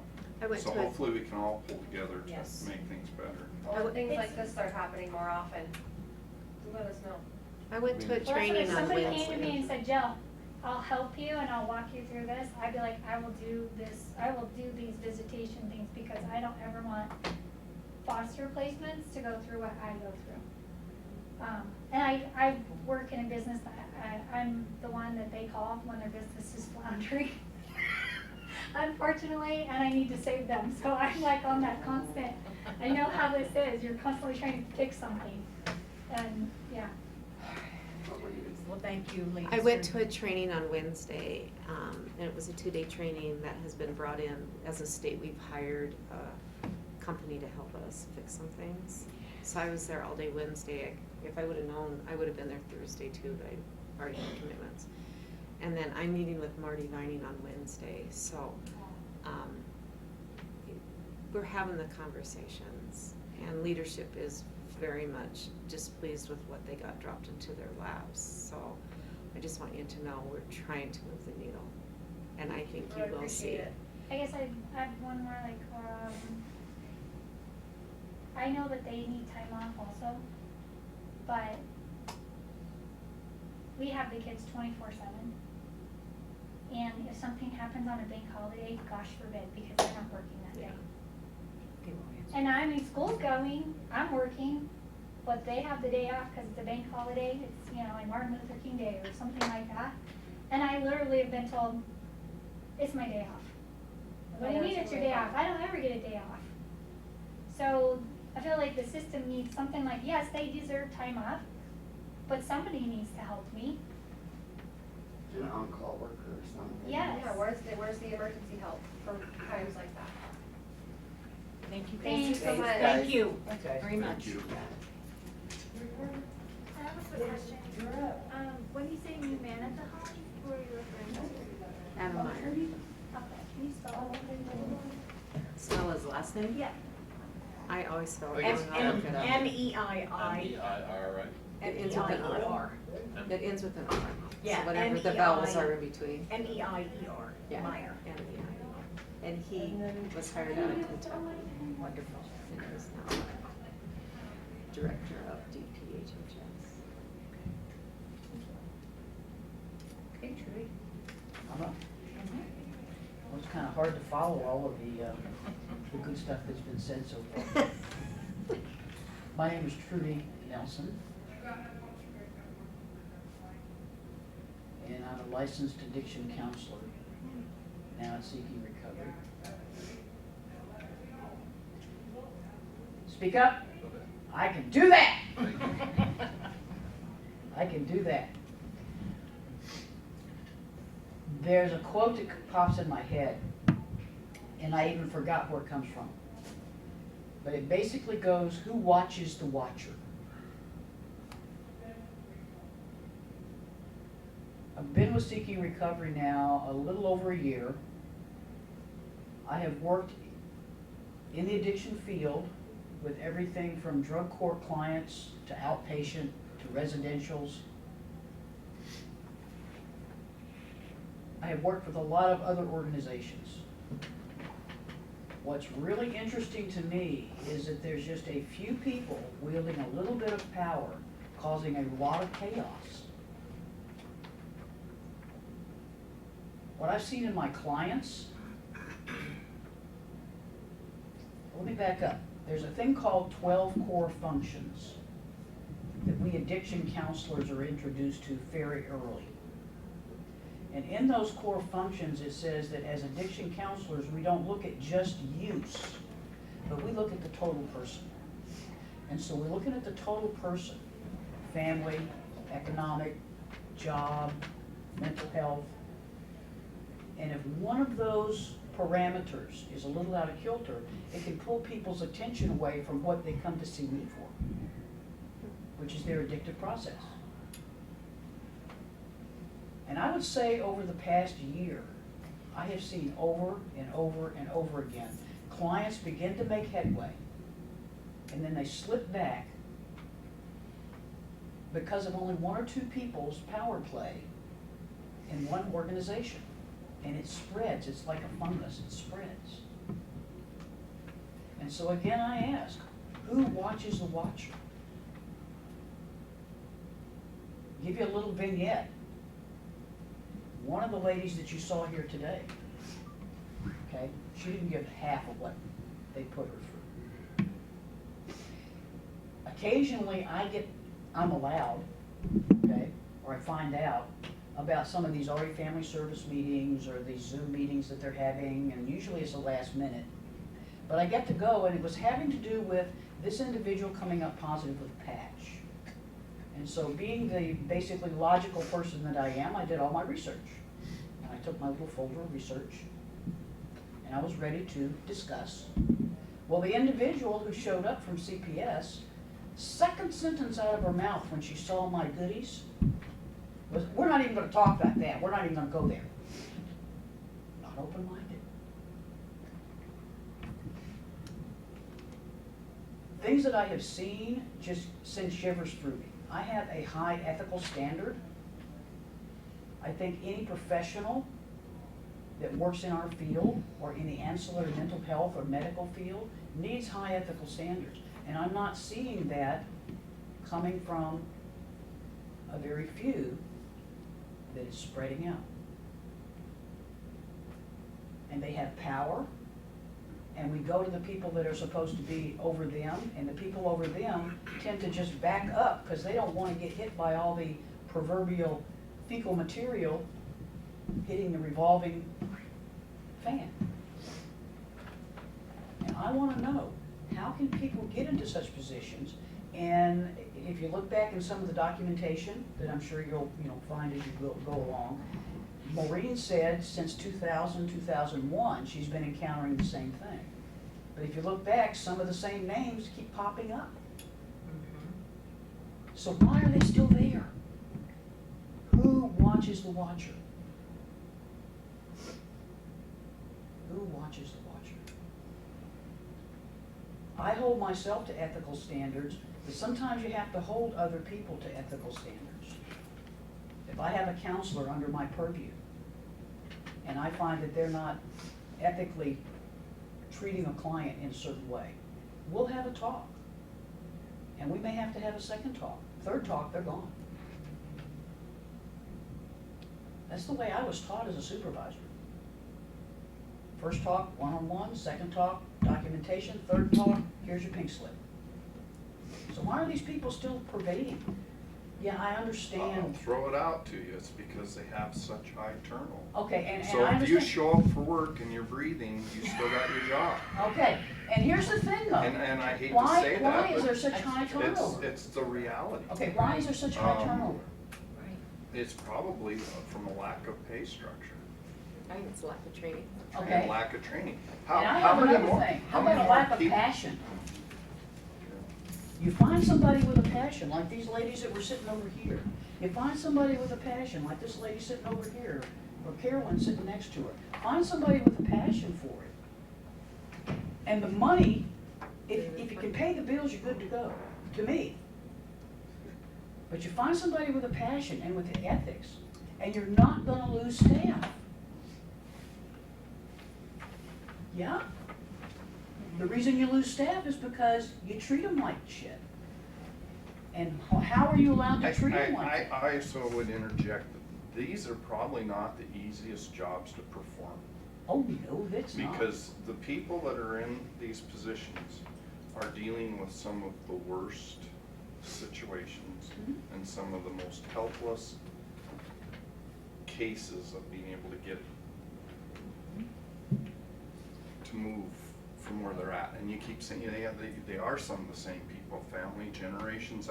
I can recall a situation with a cousin of mine, baby at 14, daughter, baby at 14, daughter, she's great-grandmother by the time she's 42 years old. You know, these things are cyclical. But just, I mean, it's hard enough to find employees right now. Our workforce is short, okay? We obviously have issues in these departments, there's no two ways about it, and that's the one bright spot we have is we have new leadership coming on with more ideas, and hopefully they're gonna be changing some things. But just think about it now. You have one individual that's new at the head, that has experience with revamping a whole system, and that's the reason why Greg Gianforte picked him. And we have to have some hope here. Okay, But I have some he's hope. not gonna fix some of these issues that we have that are just, I think, relevant to the job itself. Because, again, there's a lot of emotions at play in these jobs, and if you're not the right, I mean, it's like some people can be a caretaker and change somebody's bottom and, you know, and do that, and there's other people who can't. You know, we had a daughter who started down the road to be something, she found out she had to do needles. She can't do that, okay? So you have people who come into these positions, I'm sure, with the best intentions and find out this is a world they don't know how to deal with. And I'm afraid that it's such a big world. We're always probably gonna struggle to have enough good people. I think you've got some good people in there. I don't have a problem. Well, we've heard testimony of that with today. the entire CPS system, right? But I think that when one or two people are causing others to back off, there are some people who can't do what we do. We got a big mouth, right? I have no problem telling you exactly, you know, what side of the cheese you need to nibble off of. And when you start interfering with my clients, when I start seeing clients get defocused from what they need to be doing, which is some of their recovery process, because they can't take care of this important part of their life, right? Gotta step up and do something. If I have a shoe that's really well put together, and one of the tacks that holds the sole of that shoe is loose and starts rubbing on my big toe, right? Do you think I'm gonna trade off the whole shoe? What would be the logical thing to do? I'm gonna fix the tack that's rubbing on my big toe. So that I think there are people in that facility, in that organization, that have the passion, they have the ethics, they have the know-how, but they're being held back by the one tack rubbing on the big toe. So who watches the watcher? Well, in the word of Joe Biden's press secretary, I'm gonna circle back for a second here. I think if we had more, if we took less children and had more of a higher standard before we actually took children, we wouldn't need so many workers. A lot of these children could stay in their homes if there was some intervention by CPS to help them provide services rather than taking their children. You wouldn't need so many. Okay, but we have to be very careful about who orchestrates that in-home supervision, because I was told when did we have that call? Yesterday? I was told just yesterday, I says, you guys are extremely intrusive. And I was told by one of these CPS workers, a supervisor. Well, that intrusion is what I'm supposed to do. And you talked to the young man this afternoon who has somebody going into his home 7 days a week, calling his church and asking the nursery provider to call the CPS worker, who is another problem, all right? 2 problems in that same family, dragging him down. So yeah, if you have the appropriate legislation intact, and we all know the laws, but if you got somebody that's deeply burrowed within that shoe, if something's not done, nothing's gonna change.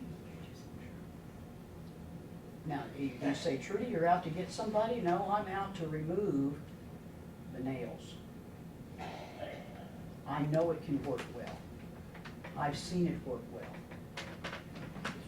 But there has got to be communication, there has got to be appropriate checks and balances. I have a board that checks and balances me. I have an employer and another Well, employee. I can guarantee you that our governor's heart, mind, and spirit is focused on this. Okay. You know, I can guarantee you that, because we've had conversations. Nothing against you, and I'm not calling your veracity or the governor's veracity in question. But show me the money. But go to the root of some of the problems that we're dealing in this state. And it goes back to lack of good employment. We need to bring businesses to this state. He's got a plan in place. And if you want to take and read that, you better have 4 or 5 hours. Because it isn't just a few pages. It's like, what, 400 sheets? We were trying to read it on the way to Utah, and we didn't even get through it. I mean, it But was when that you long. see the whole picture, you can see this is not somebody stumbling into this. This is a Correct. man with a plan.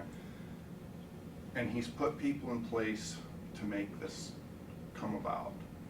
But it's not gonna be an easy task. You also have a great individual in our Attorney General's office.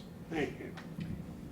We've got letters. And we really need to give them a little rope here, because it's gonna take a little bit of time, but we've got to solve some of the drug issues that are happening in the state, because that's where a lot of the problems are coming with for these kids. You know, lack of decent employment, they turn to drugs, they lose their kids, we have this mess. And Montana's Give us a percentage, chance. Give us a Montana's chance. percentage compared to the rest of the country is horrific. You know, so we have people who are recognizing the issues, but you also have a system in place that's been here for a long time. And it's gonna take a little time to turn that ship. And what I'm But telling you have is. hope. Yes. Yeah, we got hope, that's how come we keep fighting, all right?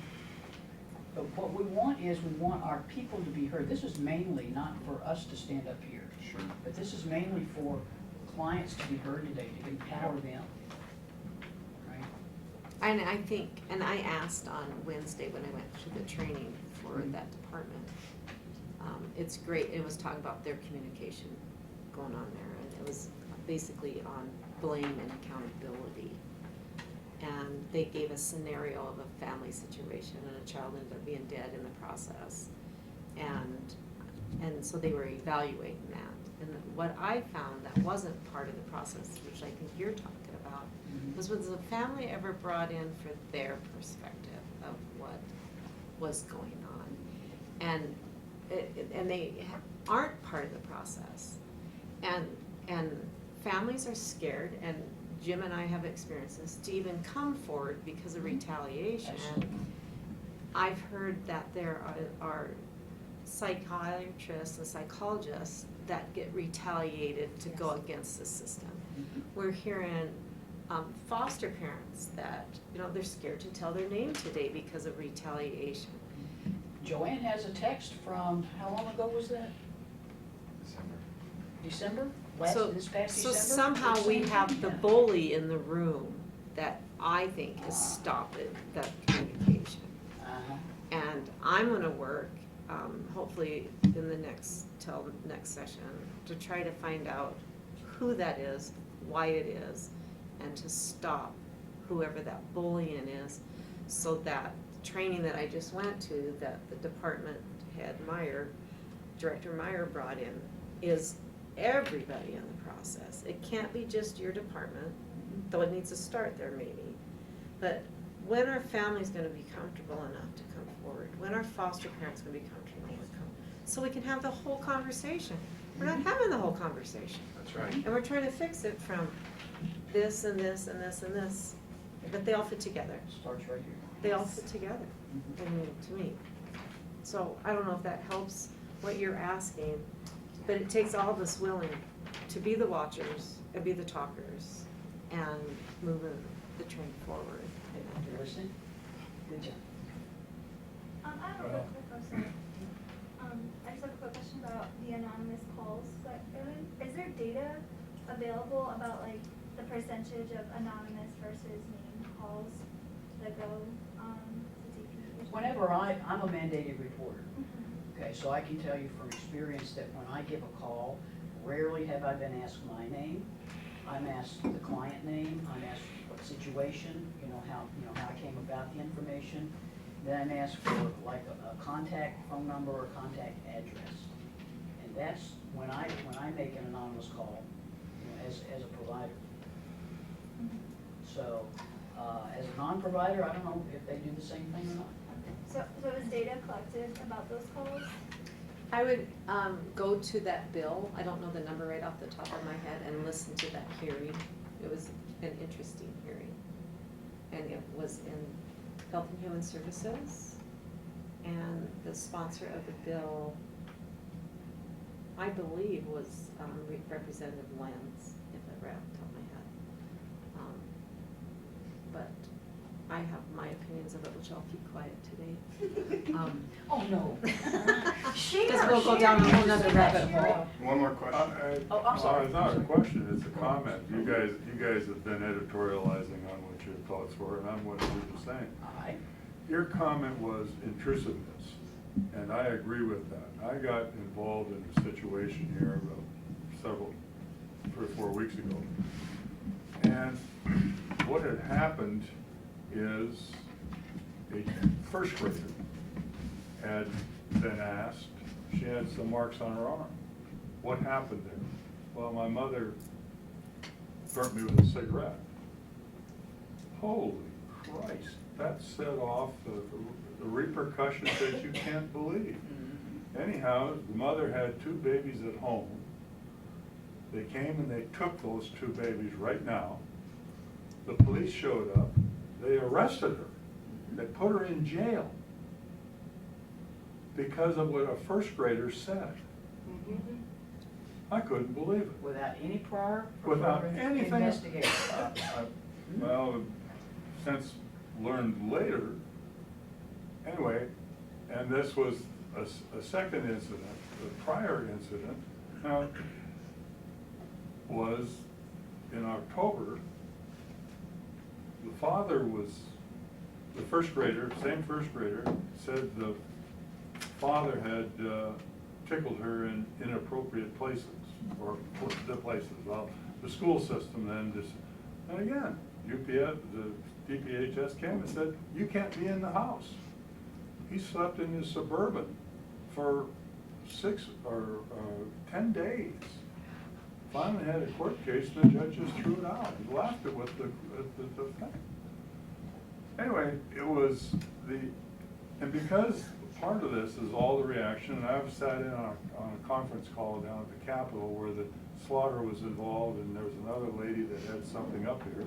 And because of the abuse and the death of that 2-year-old that happened here in Great Falls, and the abuse that has gone on and has been noted, these people are right on the edge out there, and they are going to respond to and do anything. So the rhetoric needs to be toned down a bit, because I think parents are being abused. Victimized. Victimized, yeah. And Can I ask, sir, can I ask, the 2-year-old, are you talking about October Perez? yes. Are you aware that the caseworker in that case who was fired is now the regional director for Great Falls? No. Yeah, they fail up in that Yeah, organization. very much they fail up. That's what you do. Over and over again, I've seen it. Anyway, I got intimately involved in this case, and so this was on a Friday afternoon that she got arrested, of course, so she was going to be in jail over the weekend. And her husband was coming back from Minnesota, was going to pick her up, her and the family up that Friday evening, and they were going to go back to his job, because he was back there looking for a house.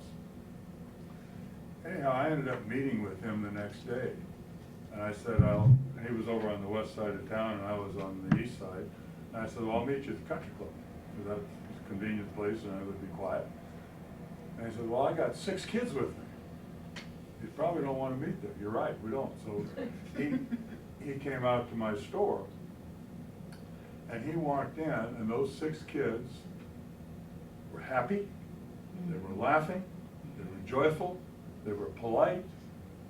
They immediately started playing on toy tractors and stuff riders that we had in the store while I visited with him. And it was just, there was no sign of abuse whatsoever. And I have no idea what the hell happened.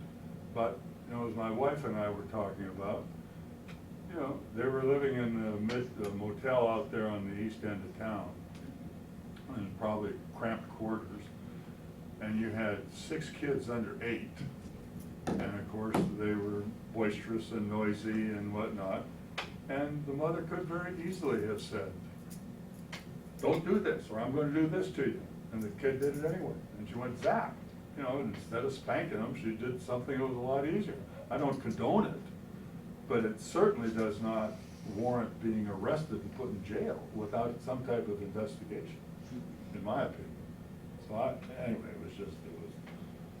it blew me away what they did and what they were, how that all turned out, so. Can I ask what the race of these two? Pardon? What the race of these two cases were for the person who was being, The race? What race were they? Yeah. They were Caucasians. They were, they were normal people. We could probably give you 2,000 cases like that. Something needs to be reined in. There needs to be some brakes put on this some way, somehow, because. It's like a mafia. It is. Hi. I'm here today. My name is Joanne Malone. I am the owner of Seeking Recovery. I just want to tell you a little bit about myself. I am a 31-year recovering heroin addict. I was in the United States Navy, served, so I'm a vet. Thank you. Disabled. I have been doing this job for a long time. I have a bachelor's in mental health and addiction studies. I have a master's in human services and addiction, mental health and nonprofit. I was a CASA, guardian ad litem, on the East Coast for 8 years. I was an assistant teacher at the University of Maine at Augusta, and I taught addiction classes, mental health classes as well.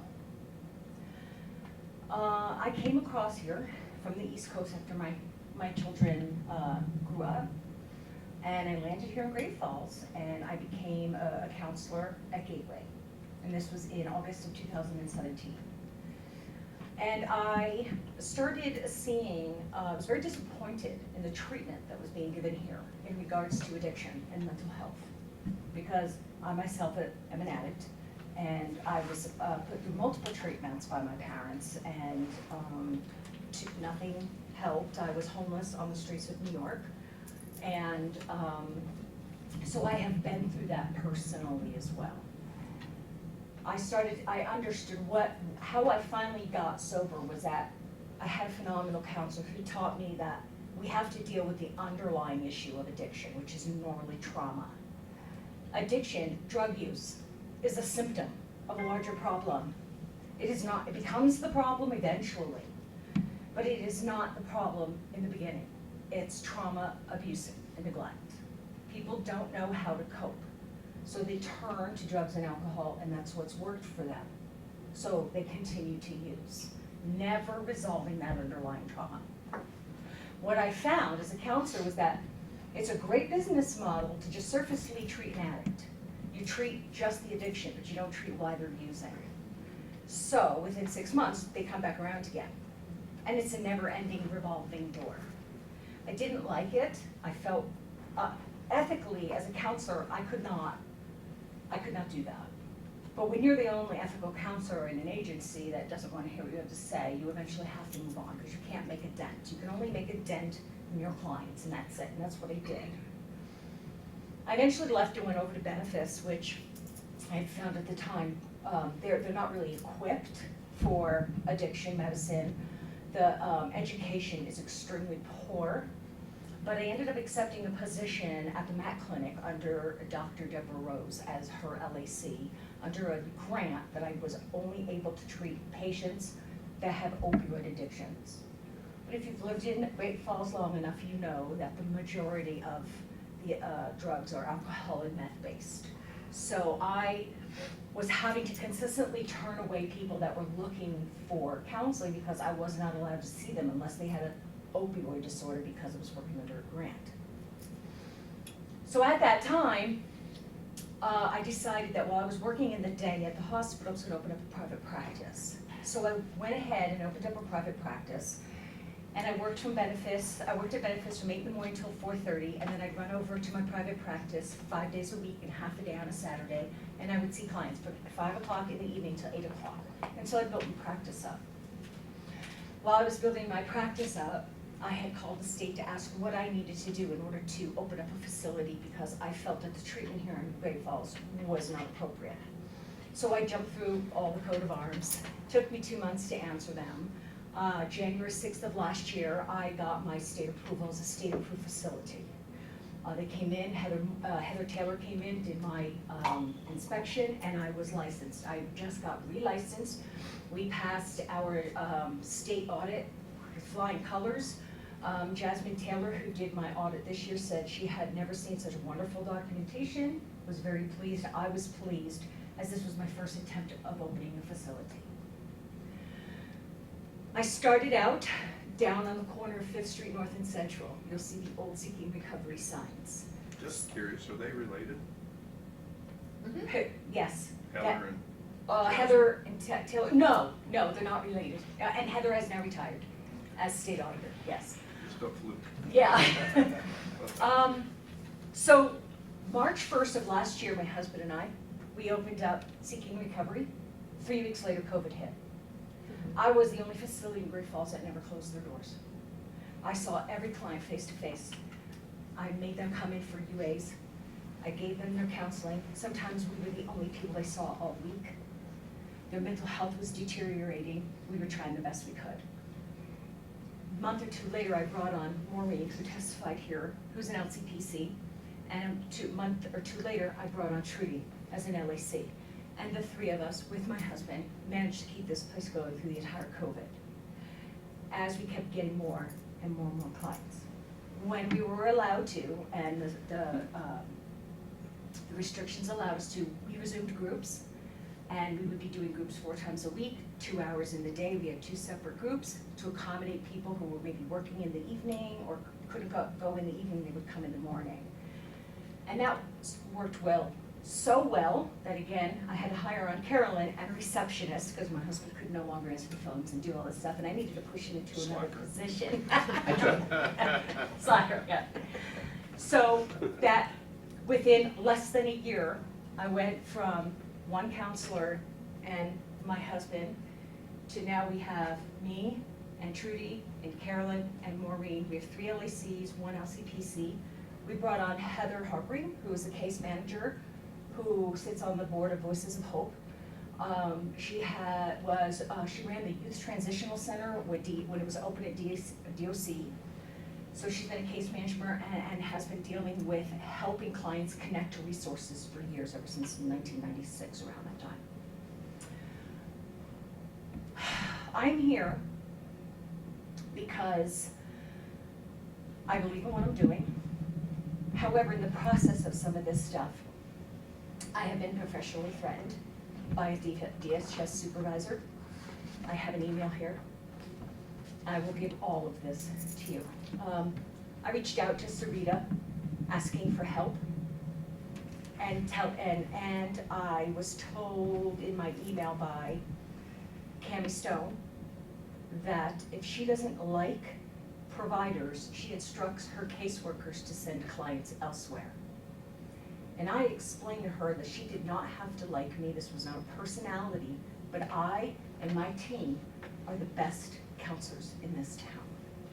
I have the best team. When I reached out to Cammie, she didn't even respond. And I have never responded. I have an exhibit here that shows since September 14th, 2015, there has been consistent stuff still going on. I highlighted stuff that I'm going through as a provider right now as well. You have additional copies of that stuff? I can get that for you, yes. Thank you. I again reached out to Sarita because what we have found is that caseworkers work very, very hard to break the trust between the client and the counselors. Because if they do that, the client has no place to go and talk. It's easy. Conquer and divide. So I have had to save every email, text message, you name it, because I've had clients come into my office screaming and crying, telling me that DHS called them and said, I am against them, I am helping them terminate their children, and I have had to show my clients, absolutely not, that's not what has been said, here is what's been said. I've had to do that.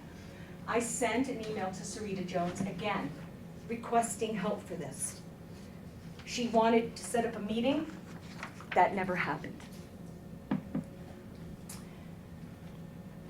So you're saying CPS is actively sabotaging your effort? Yes, sir. To I have a piece of paper here.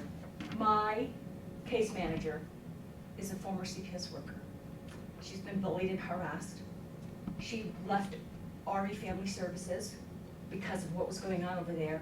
Tyson Wilkie called me, which is against the law, trying to badmouth my case manager and discourage me from hiring her.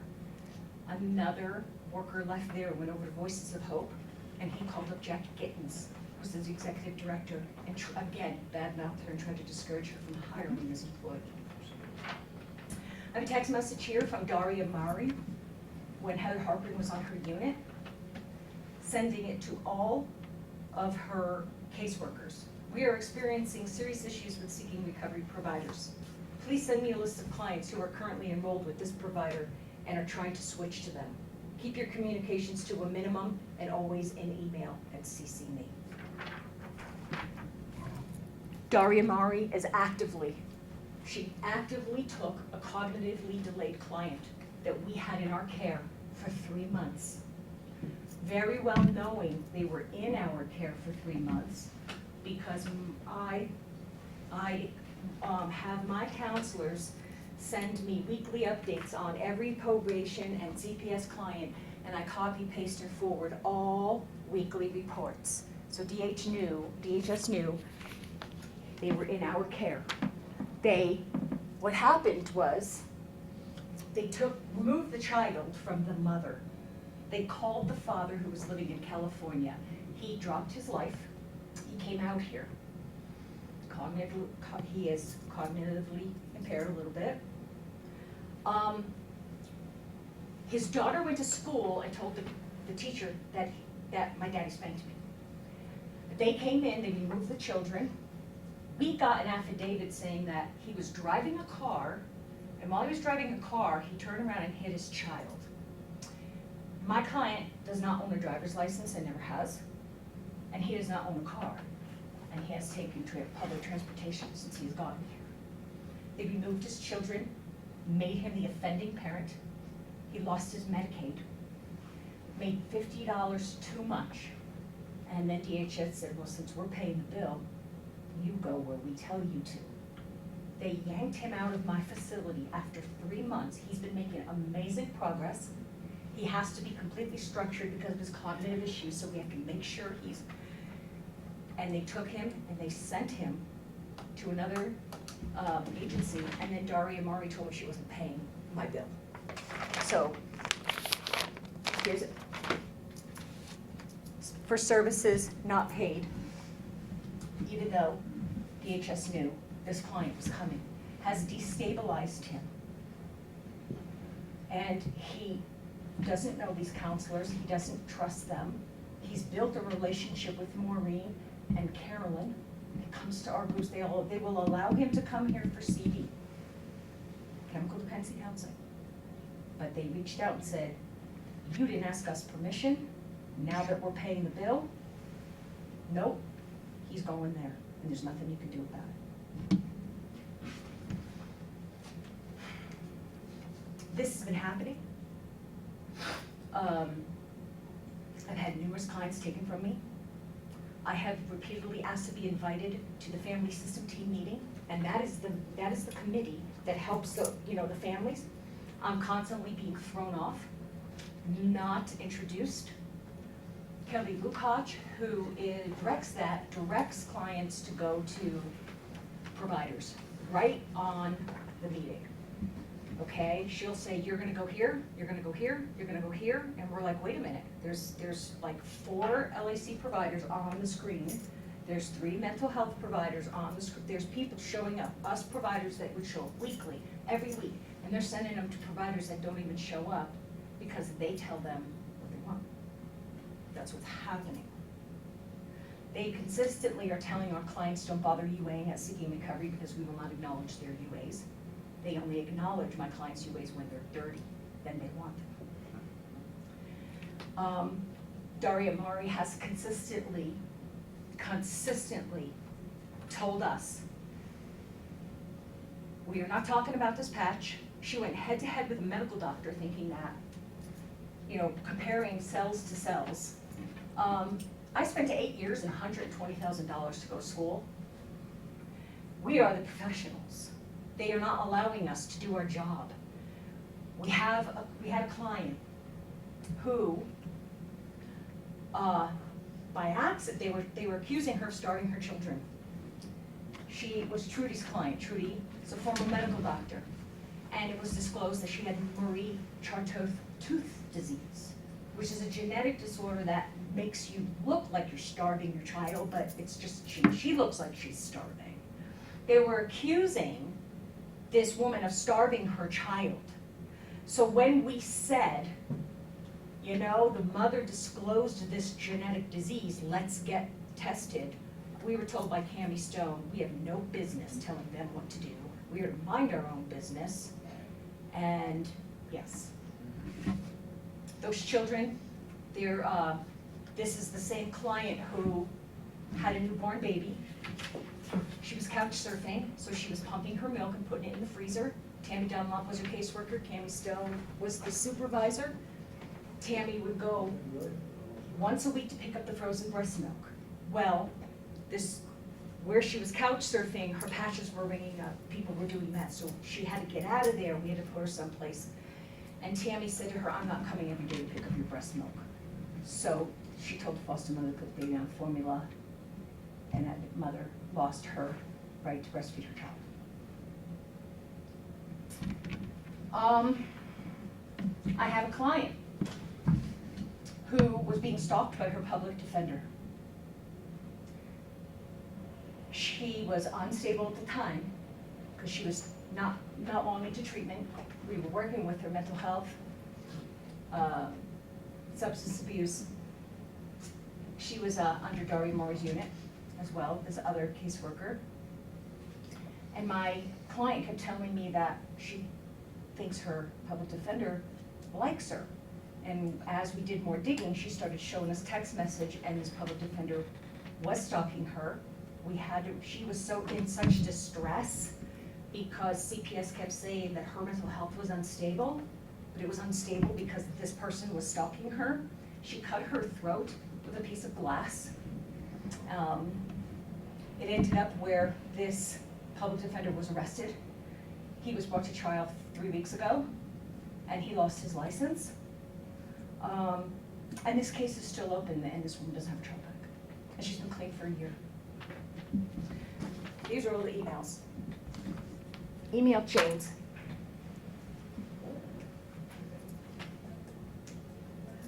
Some of these clients,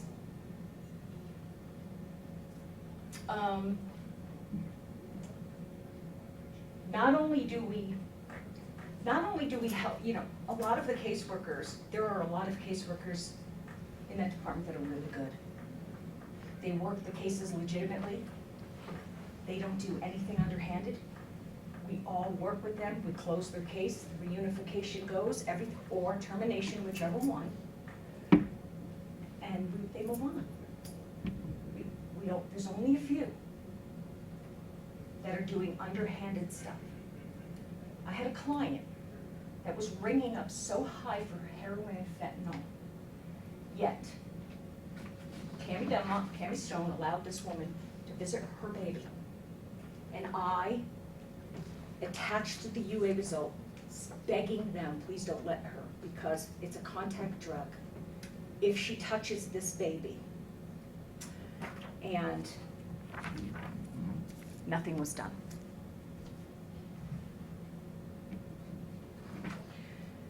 CPS continually canceling clients, canceling appointments. When a person comes into treatment, their very focus is their addiction, because their life has become out of control. As time goes on, things kind of calm down, but they still need to learn daily living skills. They still maybe don't know how to cope with things. This is a process. This is why our treatment program takes a year to go through, because it's a process. We always have to make sure we look for stressors, making sure that, because if you have that foundation that's cracked, everything else doesn't matter from that point. We are constantly being interfered with, constantly. And then when we say, stop, they say, well, you didn't refer him to us anyway, so he's not sure. Yes. If we make any waves, they try to pull the client.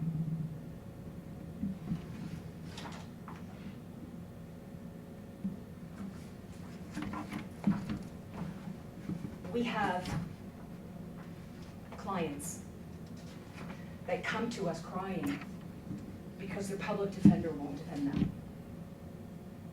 Because their public defender just tells them, you need to just do what you're told. We have clients that are telling us CPS is trying to force divorce so that the other parent can get their child back. They're promoting divorce. They're promoting that. When I sent an email asking about this particular client that was cognitively impaired, asking how you feel that doing this to him is in the best interest of him, and I sent that email all the way up to the top, I never even got a response.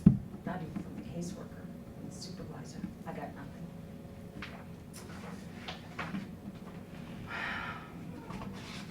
We have clients being bullied and harassed by their public defenders.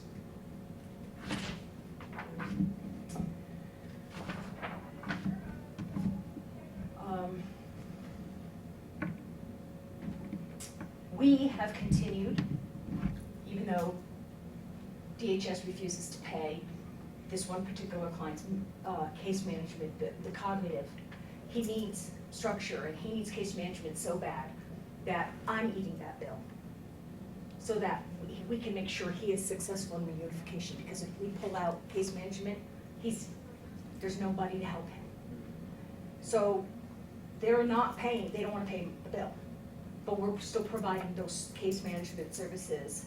And they took this poor guy out of our facility and sent him down the street and said, they can do what they want because they're paying the bill.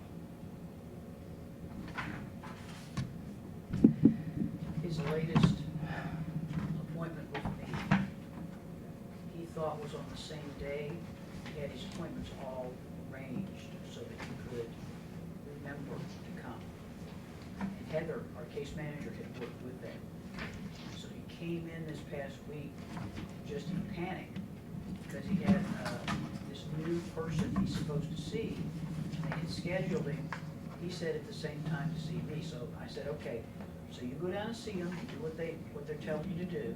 He said, let me know what's going on. So he went down. They said, oh no, your appointment's not until tomorrow. So he came back to me in a total panic, like he said it was tomorrow. He says, and I said, okay, dude, just breathe, it's okay. So I have made him an appointment to come back and see me at the same time. I said, and if it's the same time as them, then you let me know and we'll get you a different time. But they've interfered with him already. He's beginning to panic. But he's been doing exceptionally well. We have parents who are sober and haven't seen their kids in 6 months. And we have parents that are using daily and they're getting visits weekly. And when I asked Sarita to look into these specific cases, I sent an email and nothing was done. And so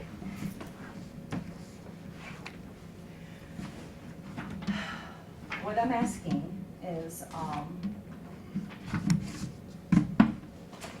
a lot of these people are scared.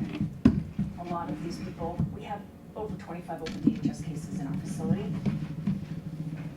And my facility has been targeted by certain CPS supervisors with instructions not to send clients to me, regardless of the services we provide.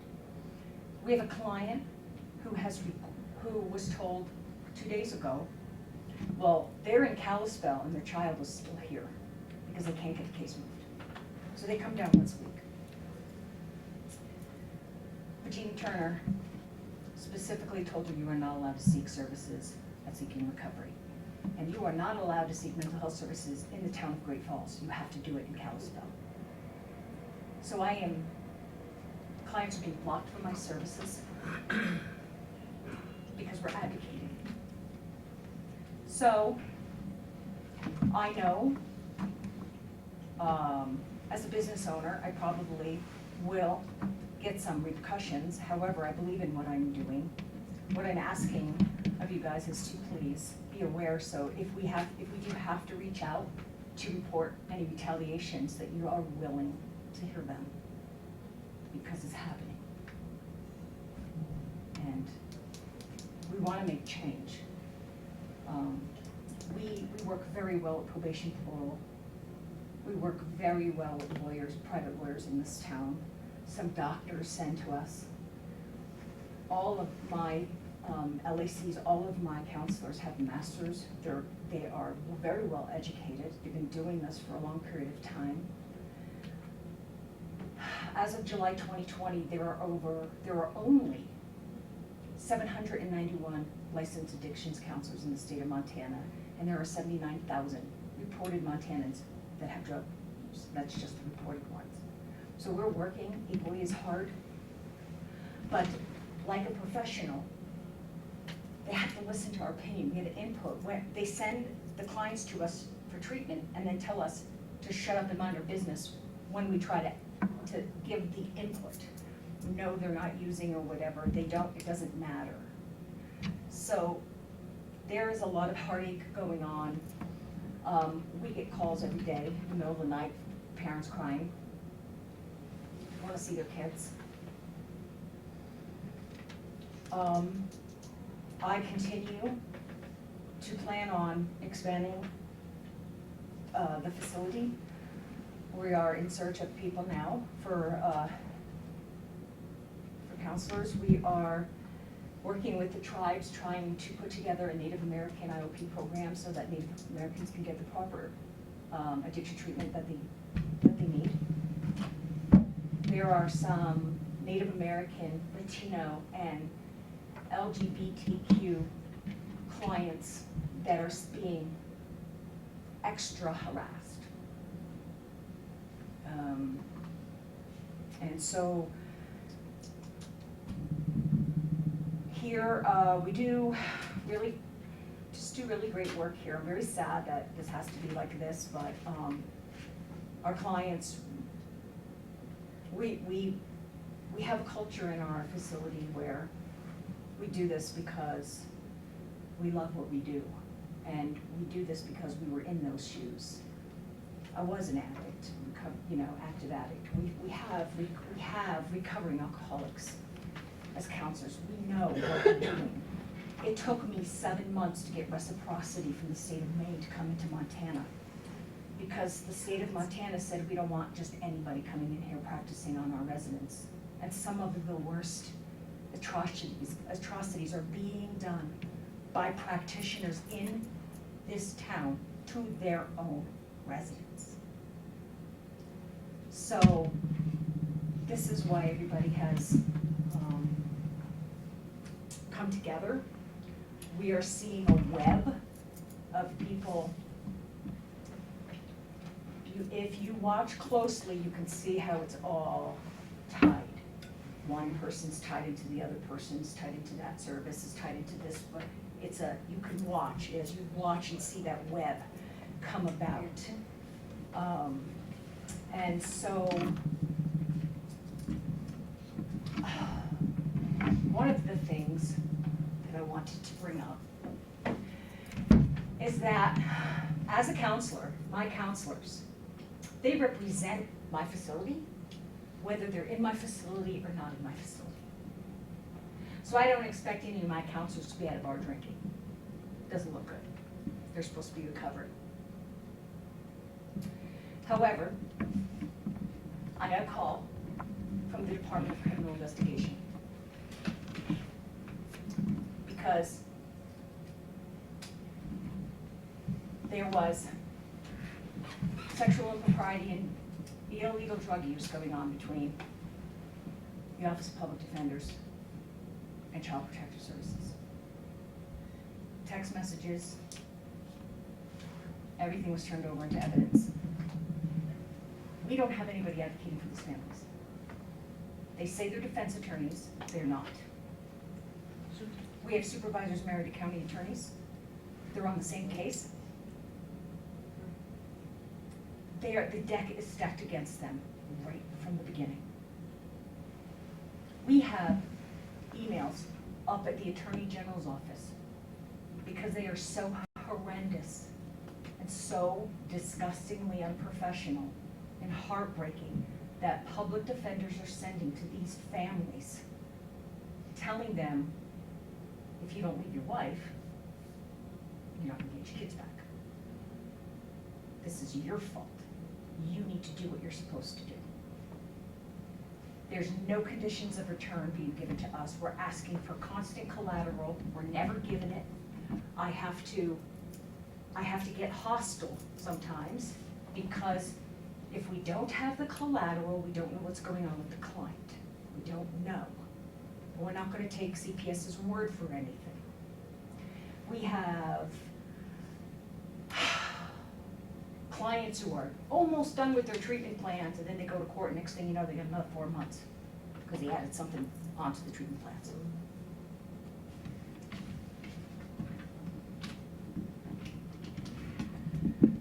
We have clients who, when they go to the Cameron Center and it's a safe place and the mom is there, I had a client, mom's there, both children, they finally reunited. She was forced to stick her children in daycare 5 days a week, 8 hours a day, even though she was sitting in the Cameron Center waiting for them to come home. Because that's what she was told to do. No bonding, no reunification, consistent separation, even when they're in the Cameron Center. And even when they're being, I work with Therese Martinez, who's the director, and she's got unbelievable programs. We UA everybody for her. We work in conjunction with her. We're sitting around waiting to go into court or waiting to go into a family engagement meeting and the CPS worker doesn't send us the link. So the judge can't hear the providers talking and telling what a good job they're doing because they won't let us in. They have side talks ex parte. So that by the time we get on, and by the time the client gets on, it's already decided. I personally watched CPS caseworker and two supervisors walk out of Judge Reynolds' chambers down in Helena, right before Judge Reynolds took the bench, and they threw everybody who was in support of that mother out of the room, including a former representative, and there was at least 15 people against her, and she was so intimidated. And the reason for removal in that case was unwillingness to cooperate with this department for a 2-day-old newborn from the hospital. I think I interviewed that woman, didn't I? I think you did. Yeah, I did. Dalkey or something, right? Dalkey. One of the most important people in a child protection case is a CASA. And I have yet to see one on a case. These children aren't, if they have a guardian ad litem and it's a lawyer, they are required to only see them once every 6 months. If you are a CASA, you are required by law to see them monthly. So eyes constantly on. We have 15 cases up at the ombudsman level. And we have been told that not one ombudsman case has been answered by DHS since 2019. Not one case. So that's why there is no change, because they're asking for information, the ombudsmen are asking for information, CPS is not giving it. So we can keep sending complaints all we want to. Gala Goodwin messaged me and said they are so overloaded up there, there's only 2 of them. Because she wanted to come down here and talk to the families, and she couldn't even leave her office, because there's that many complaints up at their level. We're asking for help. We're asking for you guys to be aware of retaliation, which is going to come, because these clients, these clients work. There are cases, yes, where we actually do have to help them terminate, and it's sad. But we have these cases where we equally help them reunify. And we're fighting so hard, and these clients are giving up hope. And what they're doing is they give them hope, and then they take it away. And then they give them hope, and they take it away. And they torture them, and they break them down. And these people are addicts. And then when they use, see, we told you you were. We told you. Now we're moving for termination because you can't stay clean. I am this demographic. I came from a family of abuse. I was an IV drug user. I went into the military. I turned my life around. I have a facility. Recovery's possible, and I'm living proof of that. And so are these families. And we need your help. We can't do it by ourselves, but we need your help. Thank you. Thank you. Thank you for all your work.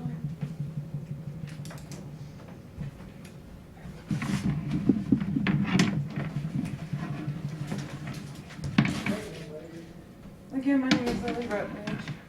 I'm originally from Florida. I was born in Georgia, and I was raised in Florida. And my husband's family's from here in Montana, and we decided to come up here because I've seen pictures and I thought Montana was the most beautiful place. But unfortunately, all I've seen is the ugliness here since I've been here. 2018, the end of it, 2018. By September 2019, we as a family decided that we were wanting to move back to Florida. And my mother-in-law did not like that idea. So with absolutely no proof, she was able to call CPS and say that I had a massive drinking problem and I was an unfit mother. The police officers came to my house. All my children were completely fine, but yet because CPS told them they had to take my children, they took them immediately. And I had to walk, although at the time I was supposedly extremely drunk. I had to walk my daughter in my arms 4 blocks, followed by the police, but although I was too drunk to keep them in my care, I was able to walk an infant 4 blocks, being too intoxicated to keep them in my home. The case was closed rather quickly because I was able to prove that my children were in absolutely no danger, and they closed the case with extreme acknowledgement that my mother-in-law was verbally, and at one point in time, she tried to push me down a flight of stairs, so physically abusive to me, and it was all documented by YDI, the CPS workers. I begged that we actually had family counseling, but because I wasn't the problem at the time, they closed the case and disappeared. There was no services for my family, nothing. In June 2020, after facing eviction, an illegal eviction because of the pandemic, we discussed moving back home. And this in turn started an uncontrollable feud with my mother-in-law. And at one point in time, there was a PMFA. At the time, I was told by the CPS worker that I had to be an alcoholic because I was Native American. And again, I didn't know I was Native American until I was grown. I was raised by Irish, the side of my family in Florida. But I was told that I had to be an alcoholic because I was Native American, and all Native Americans were alcoholics. It was in their DNA. And that it was impossible for me to not drink without becoming a complete inebriated fool, because that's what Native Americans did. I stood there in shock. It was like she called me a nigger. I never heard anything about racism in my life. Like I said, did not grow up around it. I was completely shocked. And the only reason she was taking my children, she said, was because I had to be a Native American, or an alcoholic, because I was Native American. I had actually signed me and my children up for the Abused Women and Children Shelter. And on the day that they actually physically took the children from my home was the day I called her and told her that I was taking my children to the Abused Women and Children Shelter. And I had a police officer there to try to help retrieve my keys and my phone, because I have no friends, no family here. I was a stay-at-home mom, I had nothing. I was left completely without anything, and she told me that, her name was Jessica Armstrong. She told me that she didn't care. Her exact words were, "I don't care what happens to you. The only thing I care about is to make sure that the father gets visitation." She knew that I was going to be homeless. She knew that I had no transportation. They put an ankle monitor on me, and I was in some prairie with no transportation, no one to get me here, and violated me constantly because they refused to give me rides to get my ankle downloaded, but I had no way to get here and nowhere, nothing. And she said it was not her problem. She didn't care, and if I violated, it was my fault. The officer was even in awe when they took the kids away from me physically that day, because he was like, "She's trying to go get help, and I have to take them to the abuser." And they did. I was violated twice. I was told not to fight the case in court because I would lose, and not to even try. During the whole entire case, I have been compliant. They keep starting my case over. My first treatment plan was to get a job, to get a stable living facility, and to get an alcohol counseling screening. I did all of those. Can I get my children back? Because the bracelet, even though compliance monitoring had told them numerous times that the times the bracelet scanned was faulty, because it picked up environmentals. I can use hand sanitizer and I will pop for alcohol, even though I could take a UA and it come back negative. My UAs and my bracelet started coinciding, and then they said that I was able to filter alcohol out of my urine, although I voluntarily for almost a year now have been taking naltrexone because I wanted to do everything I could to prove to them that I wanted to do everything I could for my children. The naltrexone, and I have back issues and refuse narcotics, I have medical marijuana. Naltrexone and marijuana will show up in my system, but no alcohol. And they had told compliance monitoring as well as Seeking Recovery that I was filtering the alcohol out of my urine. I'm not even making this up. That's seriously what they said. I was able to filter the alcohol out of my urine. I had been clean and proven clean for over 4 months, and I asked about unsupervised because I still only get 2 hours a week, 2 hours twice a week with my children, supervised, separated from my husband, even though we have done everything to mediate our problems and to work together as a family. We're allowed 2 15-minute phone calls, again, supervised and separate. And after all of the efforts I had made, I had asked if I could get unsupervised visitation, and Regina Turner told me in a laughing tone, "We have already decided that not only will you never get unsupervised visitation, you will never get your children back because the decision is up to us, and we have already made the decision."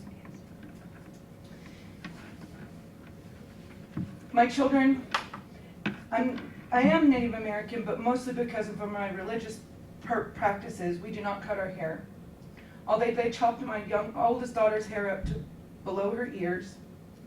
They also removed her permanent teeth without even asking us because we were not allowed to go to the dentist visit, and we would have happily paid for the root canal, but it wasn't covered by Medicaid and we didn't have an option, so now she has to get replacement teeth because 2 of her adult teeth have been pulled without our acknowledgement. They'd also been taken out of the state without our acknowledgement. We have no rights to our children at all. CPS is aware that they are placed with a paternal family who has made it very clear to CPS they cannot stand me, and they have acknowledged that they have been abusive about me to my children. My older 2 children, I have not got to see or speak to them since February. CPS and placement continue to tell the children that I continue to drink on a daily basis heavily. I refuse to do any of my treatment, and that I have chosen to give them up. I have chosen alcohol over them, and my children believe that because they have not had an opportunity to speak with me. They have just now started family counseling. We have never, independent counseling. We have never had family counseling. I begged CPS since last June when they opened my case to give my children a CASA or a guardian ad litem. CPS refused. And despite all of the counselors saying that family counseling was necessary, Daria said that she didn't want it to happen, so that was why we have not had any form of family counseling, despite numerous providers saying that that was important for our family. Every time I do something to work toward getting my children back, it's just another lie and excuse. And as everybody else has said, reports are filed in court with information they know to be false. They actually came and took our children away while we were staying at the Cameron Center, who drug test on a daily basis, breathalyze on a daily basis. They took our children because they were not safe, because I had to have been extremely drunk on a daily basis in a 24-hour lockdown facility with cameras on you constantly, with drug tests daily, but I had to be using. So they took my children away from my husband and made him an offending parent. Although for months before that, I hadn't even spoke to my caseworker at CPS. I didn't even know I had a new one. The day she met me, she came and took my children from the Cameron Center, an extremely safe place. And at the time, put them back in with my oldest daughter anyway, put her back with my mother-in-law, who has been proven to be abusive. She has showed up to a visit with RE with a handprint on her face and openly said that her grandmother slapped her. CPS refused to investigate and refused to press charges, and my mother-in-law still gets unfathomable access to my children unsupervised, even though they told CPS themselves that she was abusive to them. And yeah, they actually moved, there was a court order of removal of my oldest daughter from her care because of the abuse, but yet she still gets unlimited access with my children, and I can't even get unsupervised visit. Been clean for months, and I've never been abusive. My home was fine. My children have designer clothes. They've never been, I do not even spank my children. I do not believe in corporal punishment. So they were never physically abused. But I had to be neglectful because I was Native American and had to be an alcoholic. I don't say that I have not done wrong things. I'm a yeller when I drink. And I put myself in treatment. It wasn't even on my treatment plan. I sought out treatment because the decisions I made even let it possible to where something like this could happen. I have taken all the appropriate measures to make my family stronger. And despite all my efforts, CPS is continuously trying to tear my family as well as many others apart. And that's why when I was hearing that I was not only just not the only one, but it got so much worse for some people. That's why I had to do something to make sure that people's voices got heard and the appropriate actions were taken. Because we need a new path. Thank you.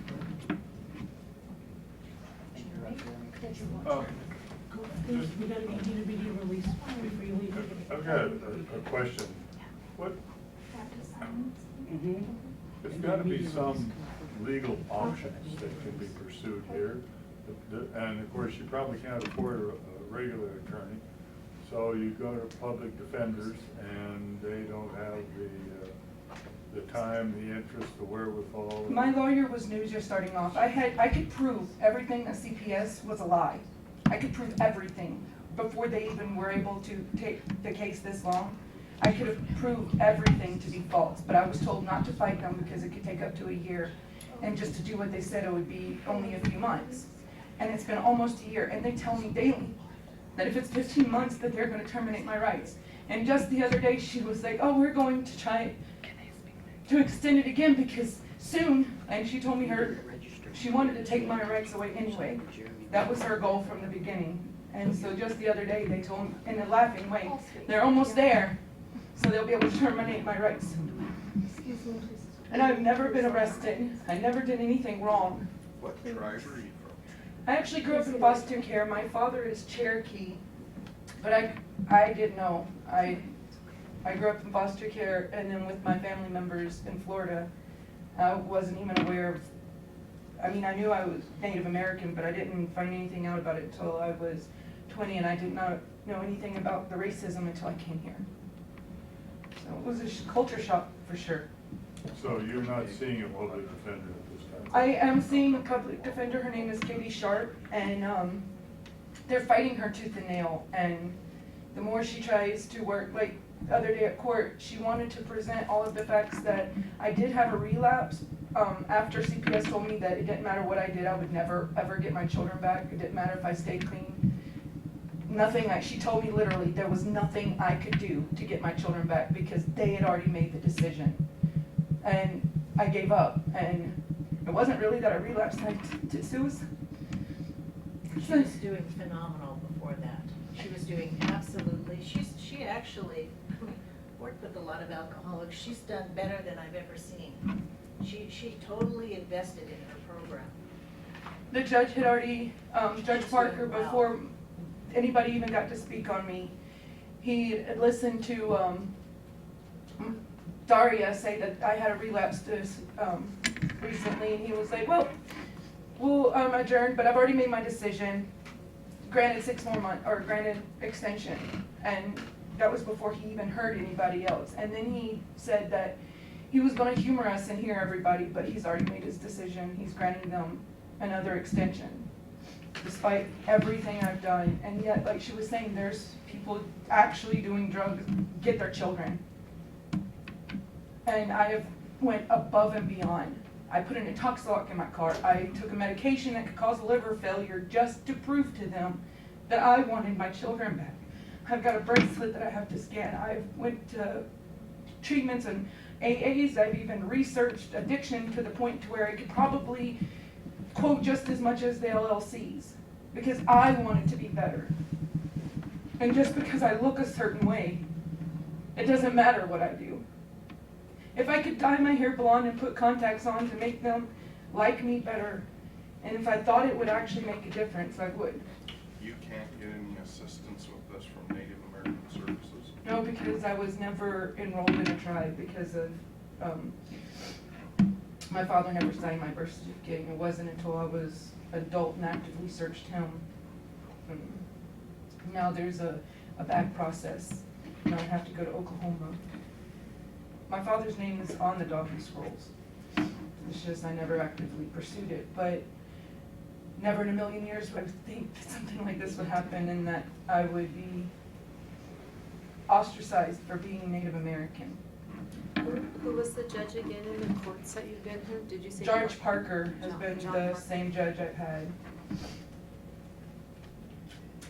And it's delayed again because we are supposed to finally get an opportunity to see the children's counselor for family counseling, and it was supposed to be the court date. So they prolonged it again, but he had already told us that he had made his decision. So he's Have granting your them. children been in the same foster home this whole time, or do you know They're, anything about them? They're with my sister-in-law. I have only family in Florida, and they refused to let anybody of my family come because they wanted to keep the children in Montana. And his mother was extremely unfit, and so they put him with his sister. And I don't even know her really, but I found out that she has been telling my children horrible things about me as well, as just like my mother-in-law. CPS is aware of it. RE is aware of it, and they allow it to happen. How many children do you have? I have 4. 15, 13, 11, and 3.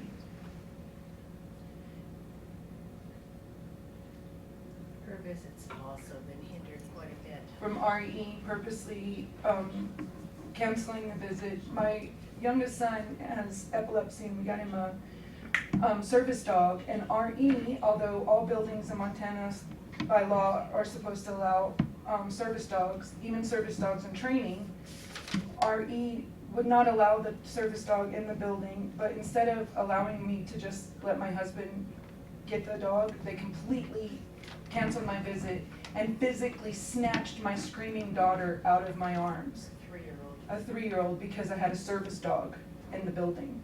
And I didn't ask permission beforehand. As well as had some of the workers that are, I guess, close with CPS workers make false allegations. Said that I showed up to a visit extremely drunk, falling all over the place, couldn't even be understood. Although my bracelet and my UA both proved that I was extremely sober. And my visits were taken away without anything but a hearsay. Even though they were proven to be lying. And I'm not allowed to have any of my documents from RE, even though they tell you that you're allowed to have your transcripts at any time. But every time I've asked for them, because my younger two children will speak to the injustices that they are seeing, I would ask to get those reports so I could show them that my children are saying, my auntie's, telling me I'll get in trouble if I come visit you. Recently, my daughter's private areas were extremely gross, to the point to where we had to take her to the physician. She's 3 years old, and since she's been in care, she's had 2 extremely painful UTIs within a year. Within 1 year, 2 UTIs for a 3-year-old.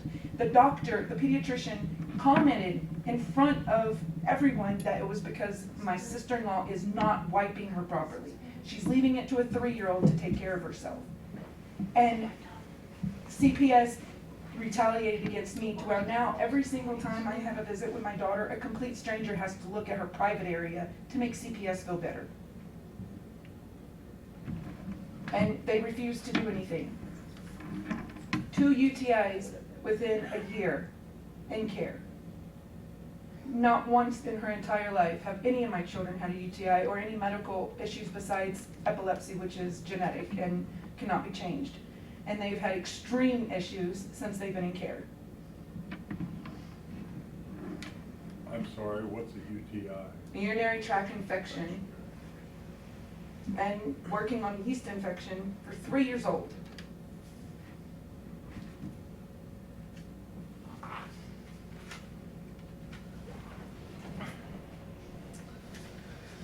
Hi, my name is Jeremy Rutledge. My case started back in June with my wife. How do you spell your last name? RUT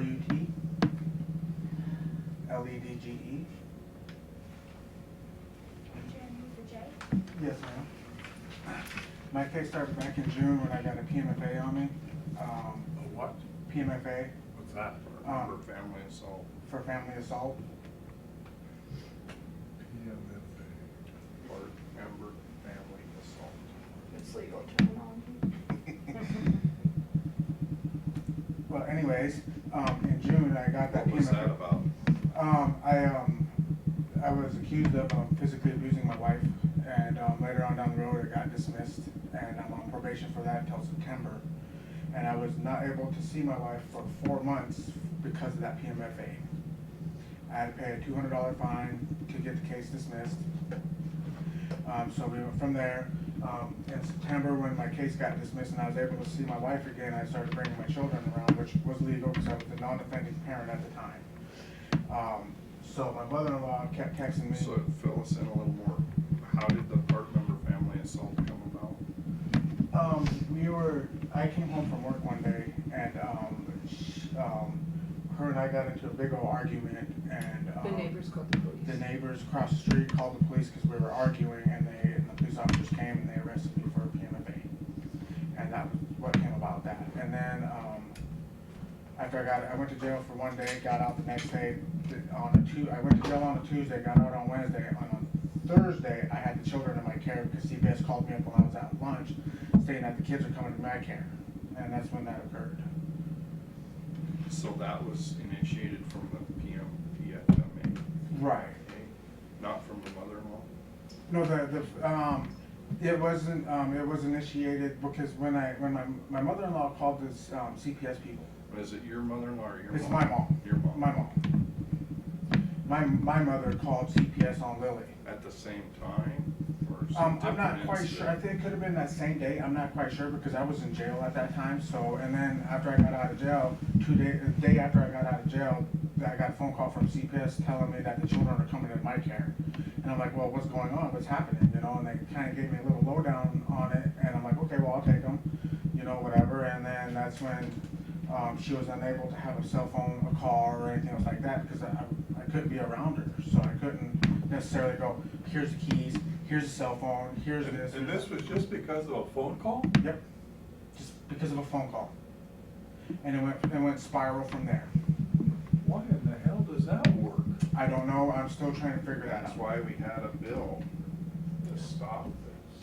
And this is why we're trying to still figure this all out. Shouldn't even take a bill. Well, it shouldn't, but Right. we had a bill because it is such a problem. Yep. But it didn't get out of this house.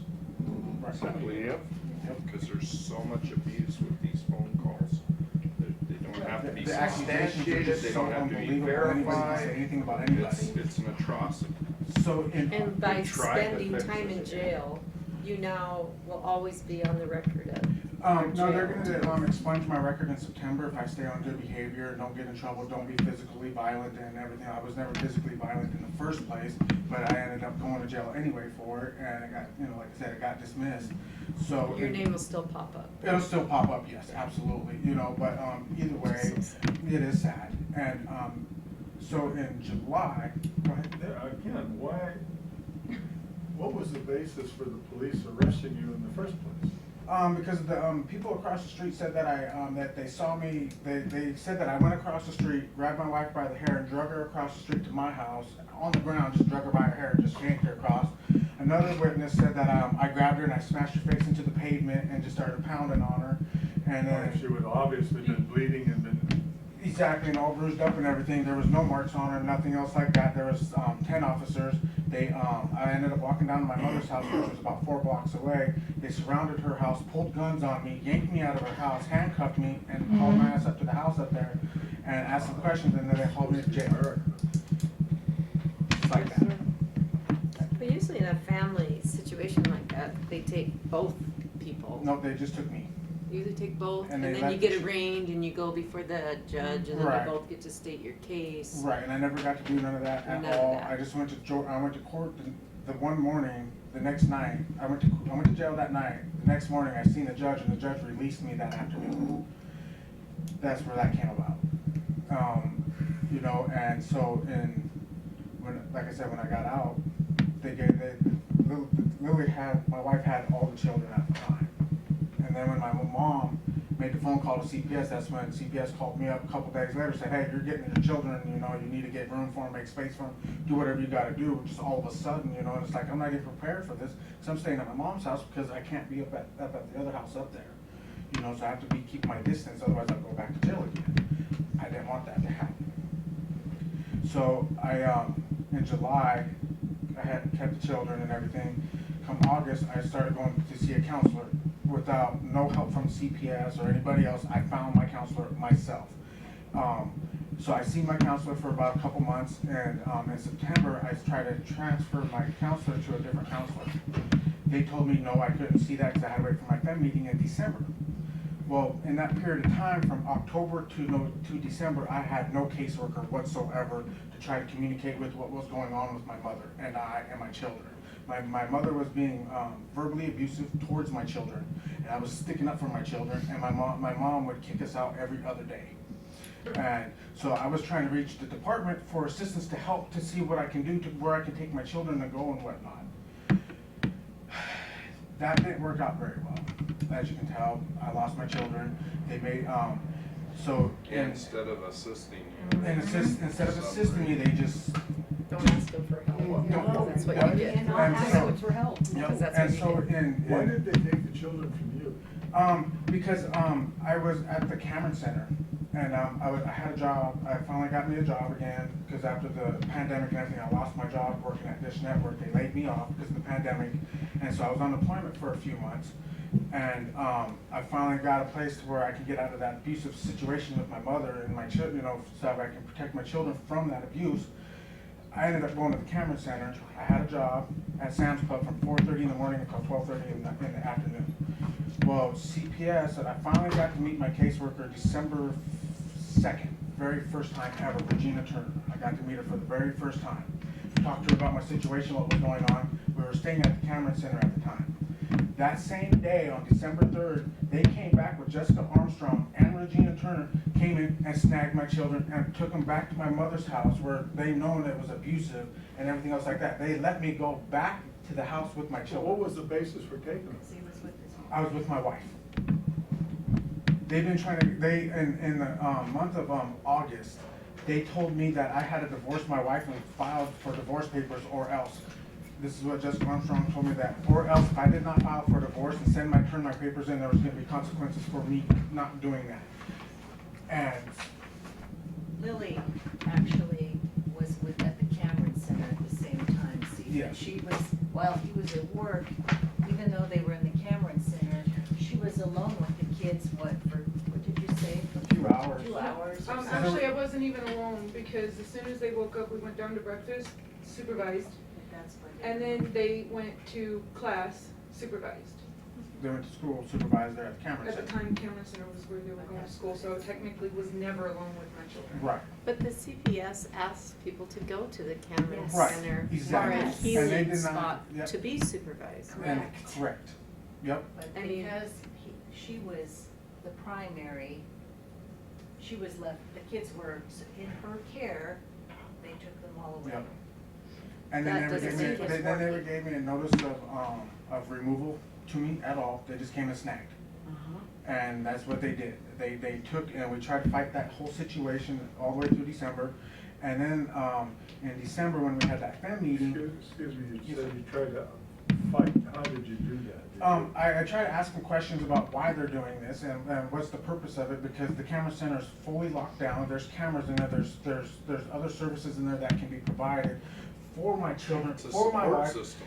Exactly, and Yes. for It's a great myself, system. so that way we can move forward and get back on our feet and get stable again. And they have great counseling there. They got fantastic And we counseling. had already signed up for the parent, I mean, we were already doing all of the things Yeah. at Cameron Center to. It's a take great care of healing we could space. possibly It's a do. great healing spot.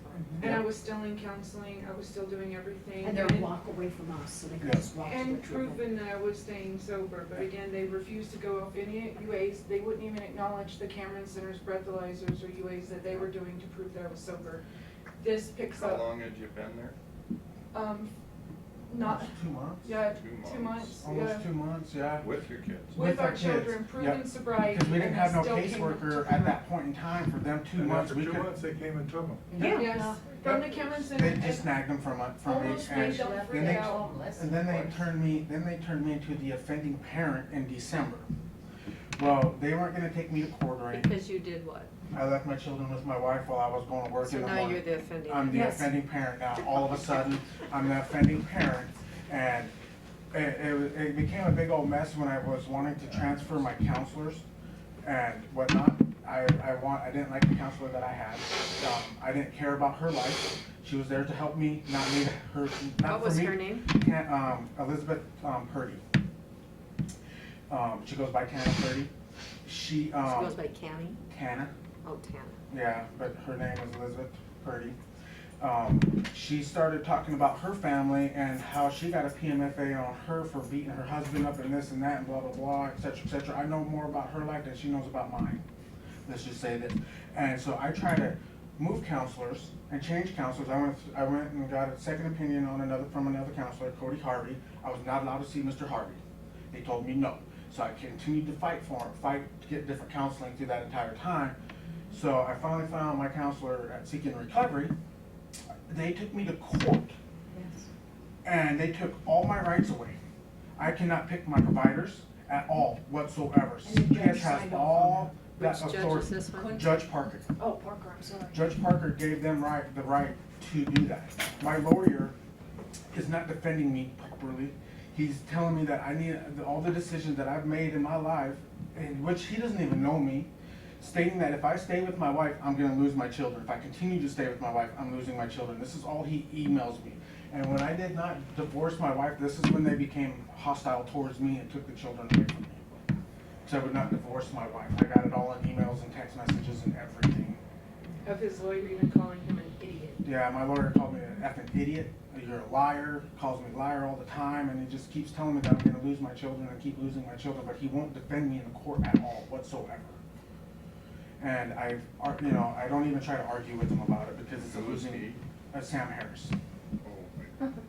Well, okay, and we were in a family engagement meeting, he felt uncomfortable going to sit in his lawyer's office because of the way his lawyer's treating him. This is- So he sat with us, and then Sam Harris got on and told the judge that he didn't even bother to show up. He And was that with I'm us not the whole doing my time. parenting plan, that I'm not doing my counseling, that I'm supposed to be seeing a counselor because he says that the department is paying for my counseling. I'm on Medicaid that I pay a premium for every single month through the state of Montana. It's called the Montana Health Program.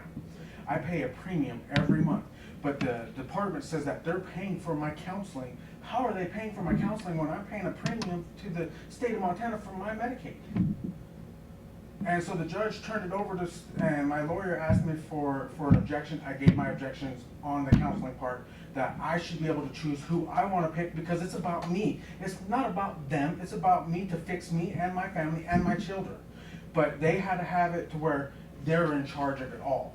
And now they are in charge of it all, and they can pick whoever they want. If I'm here for a period of time, if they don't like it, they can change it at any point in time. Take me away and make me go see somebody that I'm gonna be uncomfortable with. I don't think that's fair at all. You know, I mean, there's a lot of people out there that that happens like this to them, and I feel sorry for them because I thought it was never gonna happen to me like this, but it did. And now I don't get to choose any provider that I want. So You're being told you're uncooperative. yeah, You're not I'm cooperating being with the very treatment. uncooperative, I'm being hostile, I'm angry, Right. and everything else like this, and now CPS puts it in the affidavit that I'm the person that's getting intoxicated heavily every day around my wife to make her relapse all over again. And He's toxic to the family. I'm all of a toxic to sudden. the family, because first my wife was toxic first in the relationship. Now it's all on me being toxic in my relationship towards my children and everything else like that. And I don't think that's right at all either, because I don't feel like I'm the toxic person in the relationship. I don't feel like she's a toxic person in the relationship. We've had some problems, so Who doesn't? Right, Exactly. exactly. We asked But see, I for work- help. The problem See, is, I before volunteer. they opened the second case, we asked for help. And family services were completely terminated. We asked for family counseling, for individual counseling, and marriage counseling. And the department, and unfortunate, the workers quit. Yep. Because they were giving recommendations, and no matter what she did for us, they would say, no, no. And so she ended up quitting the department, and they just disappeared. But then when they came back, they kept saying, well, there was a previous case. Well, if that was the case, why don't you read the previous case? Because in your documentation, it was the mother-in-law that was hostile and causing problems with our family. And they actually suggested that she was not allowed near our children. It's in their documentation, but yet this time they put them in her care. I don't know how they could do that. Can you close a case and then reopen a case though? I mean, Or isn't that double it- jeopardy it is, in 'cause law? because it's been dismissed. That It last was case has proven been. to be all false the first time, and yet this mother-in-law was allowed to call again with the same accusations, and they took it and ran with it, even though And they're everything still could have been running with it, proven, right? disproven. Because supposedly I was passed out at the house when they got home from school, but yet I'm the one that picked them up from school. They were in extracurricular activities. You have to sign in when you volunteer at school. They wouldn't be willing to prove that everything my mother-in-law said was a lie, when it was so easy, just go to the school, get the volunteer sign in, it's there. And they're also They saying that I'm refused. compliant because I don't got a FSB or whatever they call it, family service base, whatever. They've never offered me one at RE whatsoever. I don't even know what an FSB really does, so. What would that stand for? Family-based services. Because they're trying to force everybody to go to RE. But REs, they combined family-based services and visit coaching, so all they do is sit there and watch you visit with your child. But My for no case services. manager has gotten people employment and Oh, right. homes, and Yep. Daria is emailing us saying, you're interfering, and we're like, no, we're not, we're actually stabilizing them. Yep. They're trying to destabilize them and keep putting barriers, and we're trying to remove them, and they're telling us stay out of Yeah, but if business. CPS did their correct procedures, they'd self-implode. I've never been abusive. Do you Because know that in the there's no state of police Maine, records. they have to go in front of a judge and prove jeopardy before a judge will sign that order, before they can go in and remove that child. They have to go in What front. state was that? Maine, the state of Maine. You know, Because I was a because- CASA there, and they have to go in, because we used to go to all those hearings. They have to prove jeopardy, and then they have to go in front of the judge has to say yes or no, sign the order, and then they can go in. I know due to this case, now I will never be able to work with children again, because CPS said that it would be put on my record. So Even if you're cleared. Even if, Yes. I've never been actually convicted of anything, but you know, I can no longer work with children. I have a friend, this happened to 25 years ago, and she wanted to watch some friends' children in the home, and it was more than required, so she had to get license or whatever with the state. And she had an FBI record from what you're just saying. Yeah, I have She'd been proof even from the completely people clear that I of those babysat for, accusations. willing to testify for me, and Which is wrong. That's Yes. wrong. and I can never work with children again in any capacity. Not even at school as a volunteer. Can do anything. She's dying. My career, my whole life Is ruined by this. is ruined. And I've all never, and my accusations. children have been, even went on record with them up until they started manipulating the, case. All in the case was proven that my children said my mother has never touched me. She does not spank us, she has never hurt us. And, you know, they were always fed, they were always clean, supposedly they like designer food, I didn't even know that was a thing. But, They actually, Regina actually looked at her and said, do you know that your children said they'd rather cut themselves than go back to you? And that was not true. That's not what they said. yeah, This is what they tell our clients, and then our clients relapse, and we're trying to stabilize them. Right. We're trying to stabilize, and we're calling. she told me my children said that they despised me. What do you And mean? she was like, your children despise you, don't you know that? Why would you even try to fight for them? They hate you. This is my CPS worker telling me this, and we are not allowed to Your children are have. old enough, they don't get any counseling? No, They- they don't got they a just CASA, they don't got a started guardian light, they just started counseling, last month. And I had to start a fight Where's that basically. through? Through, Rochelle Bealey up in Fort In Bend. Fort Benton. And I we, made- we have a, and we, Maureen, is a family therapist. I made counseling for my daughter, and the CPS worker canceled it, even though she was there when I made the appointment. And, I had spoke with the counselor and was, you know, finally trying to get them in therapy, and she immediately canceled the appointment and then went to the placement and found something that worked with her instead of worked with us. They defer to the placement. The placement tells the parents when they can see their kids. Placement wants to go for guardianship. Placement will And say, CPS is trying to help my But see, sister-in-law take I my got text children. messages from the placement that she does not want my children, she wants our children to come back to us. But so she's contradicting everything that she's saying to us and to CPS. And they live in an apartment by themselves pretty Yep, much. upstairs. My sister-in-law has an apartment upstairs, and CPS, even though being at home with me, you know, was so horrible, they can be unsupervised alone. It is a fully furnished upstairs apartment, and they're up there, so she has space because she doesn't wanna deal with them. So they're, How's that safe? I have no We don't know idea, yet, we're still trying to figure that out. but they're in a 3-bedroom apartment upstairs, and they have free reigns of it by themselves. And I complained, Our three and oldest they ones. retaliated against me and took visits.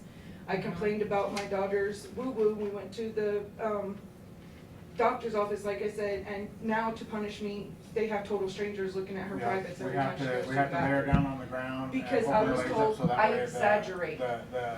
The RE people can look at her woo-woo. oh my God. And Total it's- strangers, and And she's it's, 3. and the thing is though, it's not even happening in our care, it's happening in somebody else's care, but care. we're being punished for that because of somebody else neglecting our children. It's just mind blowing.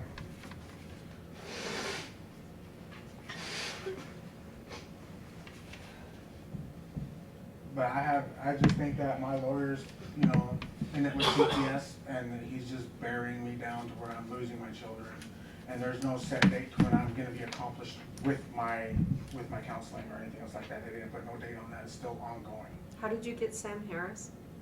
So the court appointed Appointed. him. The court He's asked appointed him- several times and filed motions to get a new Yes. Yeah, apartment. I've but- done complaint forms on them. I'm doing one every week until I can get a different lawyer. I'm gonna bug them until they finally give me another lawyer that's gonna actually represent me. and not just tell me that I'm losing my children. Have you ever went over to that little office building that's next to the courthouse? There's The a brick annex? building that, this Yeah, is that's a public- separate little place and it That they has, do pro and it bono. does pro bono legal aid, you know, when some of these attorneys get in trouble by a judge, they're assigned. Have you tried maybe going over there to see if I you get some can't, counsel? I tried doing that, they sent me to a place called Helena, up in Helena up there, to some people up there that do the exact same thing. But since it's a family thing, I'd have to hire me a family lawyer to go to court for me to do that, and they want a fee from me, they won't do it for free for me. They want a fee from me, and I don't got $2,000 to give Most them of those upfront. places I have found, Steve, will not help if it's a CPS case. No, just unless if flat I have $2,000 to refuse. $3,000 in my pocket, just to spare and whatnot, I just can't do that. You know, and then they said that they were gonna reunify us at the Cameron Center after a period of time. Well, that's never happened, it's never come across. But you've went down in that basement and visited, Mhm. they usually have a secretary there. Yep. And visited with her. Yep. And they don't have anybody here that. Nope, they sent me to Helena. And so when I went to Helena, and I talked to a bunch of people there, even talked to the secretary there, the attorney there. They can't help me because it's a CPS case, and I have to have at least a minimum of $2,000 to $2,500 to pay a retainer fee, so that way they can use that $2,500 for my hourly wage and everything else like that from them. So I'm kind of in a bind with my lawyer right now and everything else like that, so I'm stuck, you know, I'm losing, because not because of me, I'm losing because of my lawyers telling the judge and everything else back in CPS up, stating that I'm not following through my parenting plan, I'm not going to counseling, I'm defying everybody, I'm hostile and angry and everything. Well, Don't be angry. I am angry, I mean, I'm upset, but I'm not like the angry that like some people get enraged, I'm more hurt and disappointed in the system that was supposed to be helping us is failing us so dearly that you can't even breathe. And That's such a it is common sad. thing. It is so sad that, you know, you get somebody that you want to trust, but you can't trust them. I can't even call my lawyer. My lawyer's never met me face to face. He's never sat down with me to have a conversation with me Won't answer about a phone anything. He only literates through me through emails. He asks me for my objections on what I want to object, and when I put my objection in, he doesn't read my objections. He just says no objection. So how is that going to benefit me in the long run when he's on CPS side and working for CPS? He ain't working for me. He's working for them, because he's going to get a kickback from taking my children the way he is from CPS, and that's the way I feel about it. Because there's no other explanation why he'd be like this type of person when he knows that all the false accusations that they're making on us is just out there in the wind, you know, because like Regina Turner came to our place, and we live in a 404 complex. Okay, we got some people that drink in there, and they fill up the garbage can on a daily basis with beer bottles and everything. She came by to do a surprise visit. Well, after she's seen the beers in the garbage can, I'm the one that's being intoxicated all the time. I'm a full-blown alcoholic. I go to work drunk. I go to my meetings drunk. I do everything intoxicated. Because they found beer in a garbage can, and now I'm her trigger because there's alcohol in the garbage can that is not even mine. You know, I'm not under scrutiny for, you know, drugs or alcohol or anything like that. I don't got a record on any of that stuff. I don't go to treatment for that. I go to treatment for counseling for my anger, for my mental health and everything else like this. And I had to fight just to get somebody that can actually help me for me. They wanted me to stay with Tanner Purdy so that way they could justify, make it easier for them to say, okay, well, you just stay here, we won't do nothing to you if you just stay with Tanner Purdy. I didn't like Tanner Purdy because I didn't want to know nothing about her. She needed to be there to help me to get my parenting plan, but at the time, I didn't even have a parenting plan until they took me to court over my counselor. And that's why they took me to court, was just to have power over my providers. And that's how I ended up being in court, because of CPS. Excuse me for snickering, but you need a parenting plan, and yet you've got 4 kids, and the oldest one is 15 and 13. I think you've got a pretty good plan. Right, exactly. Well, and even in my affidavit, I gotta do my parenting plan all by myself. It says it in my affidavit, I gotta do it myself. I don't, my provider is supposed to help me, but it's basically, I'm on my own doing my parenting plan. And they say that the entire time that I was in counseling from August to January with that one counselor, that I never accomplished anything. Because she wasn't accomplishing nothing anyway. She was talking about her life. And how she goes to baseball games and she hates her husband. And she has to go to these, other meetings with her husband, but she has to hold her tongue because of her daughter being there and they want to get along as best as they can. Well, the only way I know to help is what Lola said earlier, is that you can sign releases that we can look at your file. Yes, sir. And that's the I'll sign any kind of release form only that way you I guys know want me that we to. can do that. And do you know where you get those releases? From the department, directly from the department, their ROIs. And Yeah, and I've he can asked. provide you, probably fax them to you. I And then- actually have DFS ROIs in my office if you'd like them, as well as Well, it anything. would be a matter of them filling them out for us. Oh, yes, Yeah, sir, I will yes, yes. fill it out for you Yes. with no I know what you problem. mean. I'm sorry, I only heard, I only caught half that. I'm sorry, I think we've heard enough. Now, we got one more person here? Yes, sir. please. Because it's getting We're nigh on the getting end of the day. It's getting late. I Thank gotta you for all sit on my hearing me. butts now. I appreciate it. Y'all have a wonderful weekend, okay? Wish you the best. Thank you. Sorry for coming late. I wasn't aware of this meeting until just probably an hour ago. My name is Destiny Field. Many know me as Destiny Swanfield. I protested against CPS very, very publicly after my child was wrongfully removed in 2019, unlawfully removed. And just like many others who have shared their stories, Child Protective Services didn't follow their own policies and procedures. They didn't follow state or federal laws. My child was removed without a court order for her removal. The officers whom were at my home that day when the Child Protective Services removed my child actually testified on my behalf.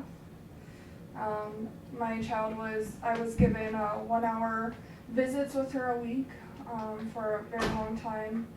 I went through 4 or 5 attorneys.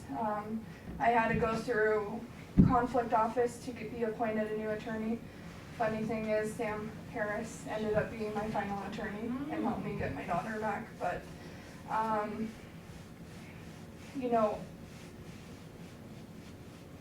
today I have my daughter back and I have full custody of her. I never used any drugs in my entire life until I left my husband. It was an abusive situation, and I left him for the betterment of my child and myself. And I got mixed up in some bad things, and I stayed sober for a very long period of time, for like 15 months after that. And then I had relapsed, and that's how CPS came in my home. I had already sought out outpatient therapy. I was in outpatient and I was sober when they came to my home.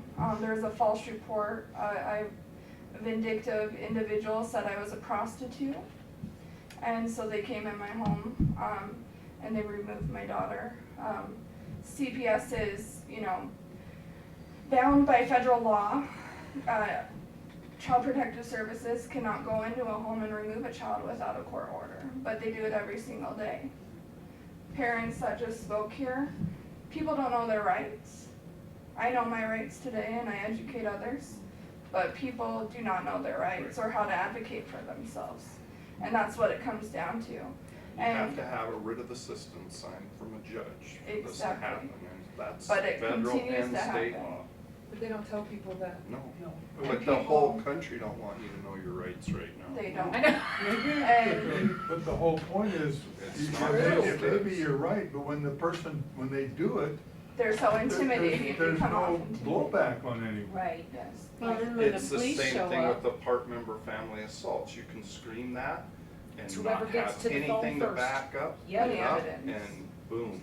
What happens is, and why a lot of people And are there's some scared, states are worse than is others. because we put, like, I'll put my business on the line, and I will, and I'm okay, because I love my people. These people put their lives on the line, hoping somebody's gonna hear us, nobody does anything, and then that backlash comes at us tenfold. So that's why people are scared. I mean, we have somebody who literally, that cognitive guy, he he was afraid to talk to my case manager because he was the one that was ripped out of here and sent down there, and they were telling him not to talk to our staff. We still provide services for these people. The retaliation. Anyway, we need to is let you just- finish. Yes, I'm sorry, Destiny. You're fine. So I'm here today to not only just advocate for myself and my daughter for what we went through, but for others. I went through a horrific case where, you know, I went to leaps and bounds to advocate for my daughter and say, hey, my rights are being violated. This is wrong, you know, and I had evidence and everything of that matter. And I was on the news and I was so active with it. It ended up where I had to literally stop protesting. I was court ordered to stop, Judge Pinsky, who's no longer a judge, but he court ordered me to no longer be allowed to protest or I would never get my daughter back. And so I had to stop and I had to. Where was the ACLU on that? They declined. I have email communications with them. They declined to at all advocate for me or my daughter, even with the evidence that I provided them with. It's a matter that they're not willing to take on in reference to Child Protective Services state countrywide. Yes. You know, in reference to the police that attend, you know, follow up with the CPS workers, they're complicit in this. They also have complacency, you know, they come with the strong guards, with the Child Protective Services, and we're taught to believe police are on our side and they're following the laws. But If I'll they're telling reiterate us to again, do as we something. discussed earlier, if that Yes. happens, call the sheriff's department. That's The sheriff knows Yes. the federal and state, and he has vocally said he will protect your rights. Jesse There is Slaughter. not Yes. a court order. He knows Jesse that. Slaughter wasn't in when I was. Yeah, he wasn't in at the No. time. Yeah. Nope. But I want that out there. Yes. Jesse Slaughter And that's is a awesome very because huge Dutton- proponent for Yes. this. Yes. Dutton's very hush-hush with anything CPS, so that's. Yes. Who's their sheriff? So my daughter was wrongfully removed. I ended up getting a felony charge of custodial interference I rescinded a temporary protection plan I placed with my mom. Rescinded means I removed my authorization. After doing researching, speaking to a private attorney, I found out that they didn't have a court order for her removal. Therefore, I rescinded the temporary protection plan. It was about 3 days after her removal, and I went and got my child. Then Great Falls Police, I was taking my daughter to a counseling appointment in this building actually, to her child therapist, and 600 Central Plaza. I had her for 16 minutes, and Great Falls Police pulled up behind us, and they took me out first, and put me in handcuffs, put me in the vehicle, and then the CPS worker came, took my daughter and put her in the car. CPS worker came and the entire time I was asking, am I under arrest? What have I done? The officer told me I was under arrest. It was Detective Dio who arrested me, but when I was placed in the car, there was another officer, and he said, I have nothing to do with this. Literally, that's what he said, because I said my rights are being violated, you have no authorization, blah, blah, blah. Anyways, the CPS worker came to the window, and I reiterated, you do not have a court order for my daughter's removal, you're unlawfully taking her again, and all of this stuff. And she said, I work for a government agency, and I can do what I want. Who's the caseworker? Casey Hanslick, she has been fired. She now resides in Texas. But, yes, that's what she said, and walked off and drove off with my child, and I went to jail. Well, first, actually, they released me right then, and they said I needed to go UA and do a hair strand test, which by federal and state law, you don't have to do. It's actually against the law to say, we're gonna remove your child if you don't do this. It's law, whether or not you agree with it or not. And so I was scared. He's telling me I'm gonna go to jail. I had no criminal record or do this. So I went up there, I was on the phone with my best friend and So the Great Falls Police released me, and that Detective Beal was driving up and down Central, and they both pulled up, him and a deputy. They called the deputy from Cascade County, and had me arrested with custodial interference, which is a felony. They didn't have court order for my daughter's removal. And I was attacked and beaten in that jail that night. Yeah, broken nose, black eyes and everything, concussion, lost consciousness. And that CPS worker told my mom and my husband at the time that they didn't give me bond until the next morning. I was released on OR because they were afraid one of my Johns was going to bail me out because they asserted that I was a prostitute. I'm a year and a half away till I graduate with my bachelor's degree, and I intend to go to law school after that. But I'm a very educated person. I know I'm very privy to the laws. Way more now. I thought I was educated when my daughter was removed. I didn't know which laws to cite or whatever the reference. Today I do. But I knew what they were doing was unlawful, but they didn't care.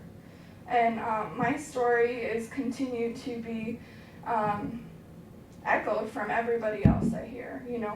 There's so many more atrocities that I hear than my own. There's so many more things that occurred during the time period that my daughter was removed, which we don't have time for today. But it was a span of like 18 months. I had to take a plea agreement for a felony, or else I was never going to get my child back. I was coerced to take a plea agreement for a felony. So the same Judge Pinsky, who was the drug treatment court judge, was also my CPS judge. I was assured that I'd get my child back if I took the felony. There was a hearing coming up for the felony to be dismissed, but I was assured unofficially that I'd get my child back if I took the felony. Well, I have my child back, and I have a felony. I'm in the drug court program. I'll be graduating in July. But that felony was going to be dismissed. How much clean time you have now? I'm 18 months sober. Over 18 months. It'll be 19 months this month. But, I never... You'll be 41 years. You'll be 41 years sober? That's awesome. Yeah, I never thought it would be part of my story that I would become an addict and, have this path in my life, but it's made me a stronger person today. I can have empathy for others and understanding, and I never understood where people came from before, but today I do. Child Protective Services, Jessica Armstrong's name was mentioned multiple times. She's a horrific individual. These people antagonize you and do everything to try to get you to react. One thing positive about this entire Child Protective Services situation and experience that I've come about with is my ability to refrain from reacting and remain calm and advocate for my child. They would say horrific things to me. Jessica Armstrong would say horrible things, say that I would never get my child back, that I was a horrible person. She went on and said horrible things, said I abused my child, all of these things, and none of it was true. And in reference to asking for help, requesting help, so there's supportive services that they get federal funding for that are supposed to help families to be reunified. Their number one goal is supposed to be reunification. They get $172,000 a year per child removed, a year. And their goal is supposed to be reunification. But they failed to provide those reunification services. It took over 8 months for me to be referred to reunification services. Emails, calls, everything I have in writing. I'm smart. You don't do anything by phone. They want to call you. They want to do everything where they have no record of it. It's not very smart to do it that way because what they wanna do is say, we told you to do this and you didn't do it. We have emails in there Yes. stating that it's department policy that, clients are not allowed to email CPS workers. That email, that's against department They say policy. that you're not allowed And to that's not record. true. You're not That's allowed. not true. That's the best thing you can do for yourself is to record every interaction. Every interaction I ever had with CPS is on recording when I have record of it. You know, I have a very substantial standing of where if I wanted to proceed with a federal lawsuit, I would win. However, I'm in the system at this moment. The retaliation is a real possibility because it occurred during the time my case was open. And everybody was speaking about how loops and stuff, that's called corruption and collusion. It's occurring right here in Great Falls. Corruption and collusion is real. The county attorney is married to one of the main supervisors. He was on one of my cases, yes, and she's the one who signed off on the removal for my child.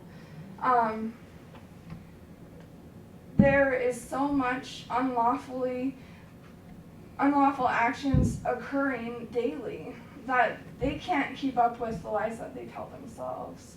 You know, they do not advocate for children. We understand that there are situations where children need to be removed. Of course, there are situations in any component in the Montana system where a child needs to be removed. But there are policies and procedures and state and federal laws that have to be abided by in order to do it properly. And that's not happening. And it's not been happening. And people continue to look the other way. You know, the ombudsman was mentioned. Gala Goodwin is actually a previous CPS worker. They hire previous CPS workers. The ombudsman's, of course, they do try to communicate to Child Protective Services, and once again, Child Protective Services do not answer the reports, even though they're required to by Montana state law. Didn't Dina Toole work for CPS as well? Yes. Who? Dina Toole, she's the ombudsman now, the DOJ ombudsman. As far as I know, she's still a DOJ ombudsman. Yeah, there's an objective nature is not, there's no transparency, no objective nature occurring. My eventual CPS worker, I went through 4 or 5 CPS workers. The last CPS worker I had, I can honestly say she's the only one that I've ever known to actually follow policies and procedures. Krista. Krista Walliser? Yes, Krista Walliser. She should be a supervisor and she should be leading the way for others because she follows policies and procedures and she wants to reunify children. But I'm telling you, there are so many others that consistently break laws, their own policies and procedures, and they violate people's rights on a daily basis, and they believe they have immunity, which Montana has allowed that to happen. And not at a federal level, but in Montana, there's immunity for these people. And if they are resigned, a lot of times if they're supposedly fired, you know, they resign and they just switch them to a different department, such as a PO or whatever it may be. And it's so that they don't share what occurred because there's so much unlawful things that occur. Well, it's big enough, you can put them in another part of the department. Yes. But, you know, trauma occurs when children are removed. You know, federal law states that Child Protective Services has to do everything possible to make sure the child doesn't have to be removed. So there are actually services which are provided with federal dollars that they can provide in the home to prevent removal, that they have to legally do before they remove a child, which they don't do. And it occurs every single day. They get federal money to do these things that they're not doing. Where did you get your number, the 172,000 from? I don't have the citation at the moment, but it's on the federal, like, you can check the federal It's $172,000, I must have missed that. $172,000 a year they get per child removed. I've- It's on one of the databases, government, I can find it for you. But I have I so would many like more that statistics. reference, cause Okay. I've been looking for that Cause I've for been looking a for while. it too, but I understood it was $7,000. It's $172,000 a year per child. Per child. That's federal money. That comes to the state. Yes. See, there are some really wonderful caseworkers, but they are at the mercy of their supervisors. Exactly. Because we still have caseworkers, despite what their supervisors are saying, are sending their people to us because they know. It has to be secret. They're gonna get good treatment, and as soon as the supervisor finds out, because. So And now you there's- have this poor caseworker she's trying to work the case, and she can't because the barrier is her own supervisor. Yes. Remember, there's layers of supervisors. Oh, absolutely, yes. You have an intake, you have a supervisory Yes. intake, you have now you're turning over to the case, I know, I went all the way up through the supervisors. I went to, well, Daria, now she's on my weekly meetings and is just as awful to me as my actual caseworker. Then we went to Marty Vining, and it's just the same old revolving door. Nothing ever gets fixed. One last thing in reference to reunification services, there have been two providers mentioned, REI, and then there's also YDI here in Great Falls. Well, REI is a new provider here in Great Falls, and they are complicit in helping CPS. They work with CPS. They're hand in hand, they write their reports according to what CPS tell them to write, and they lie. It's fraud, you know, and they are taking federal dollars to do all of this. And YDI is another service here, it's called Youth Dynamics, and they do the opposite. They're in their own entity and they don't do what CPS wants them to do. They have a lot more policies and procedures that they follow, and they're established. And of course there's occasions where there will be issues, but YDI is the service I worked with, and of course every step of the way I kept them accountable and I made sure that they followed their policies and procedures, and that's how I was able to get my daughter back. But many people do not have the education that I have. They don't have the ability to find out what their rights are and advocate for themselves. And because of that, so many children are eventually lost in the system. They're adopted out. Parents, their rights are terminated, and many times, as has been expressed, many parents give up hope, try to take their lives. They go back to using. It's a sad reality that we have the ability as a state to help and reinforce our value of family, and we're not doing anything about it. We have the ability and the resources to intervene in this situation, and we haven't done it. The bill that was just passed is a huge step forward, but there's so much more that can be done. And one thing that occurs consistently is we have meetings such as this, and representatives go ask questions, and they accept the answers that they receive and don't ask any more questions. But they're gonna tell you what you wanna hear and not the truth.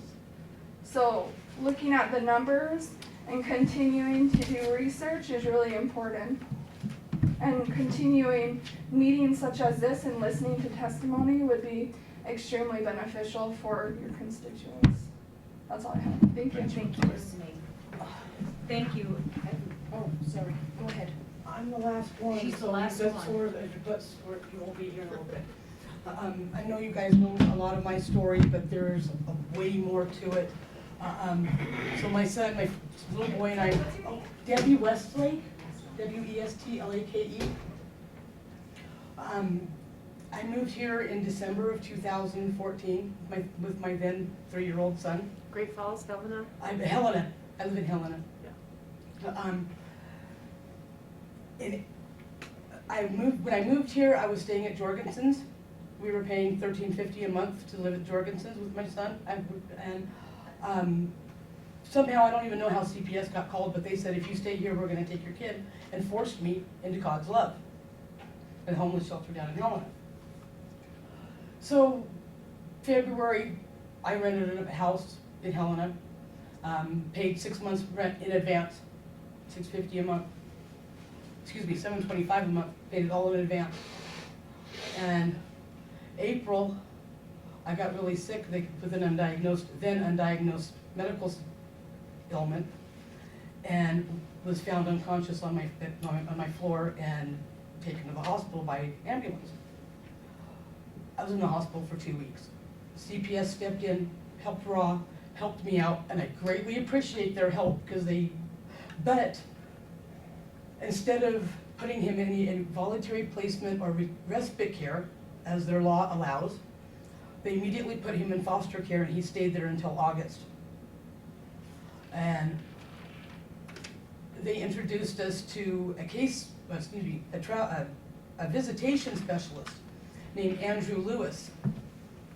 Andrew would come up at my house, and days he wasn't supposed to be there and a couple times at 9 o'clock at night, and I'm like, what are you doing here? And I made numerous sexual advances towards me. And then when I reported him to a caseworker, I never saw him again. That was in October. Early November, my case is dismissed. So they've had me raw from April to November of 2015. He's been in my custody for most of that. They actually had physical custody of him from April to August.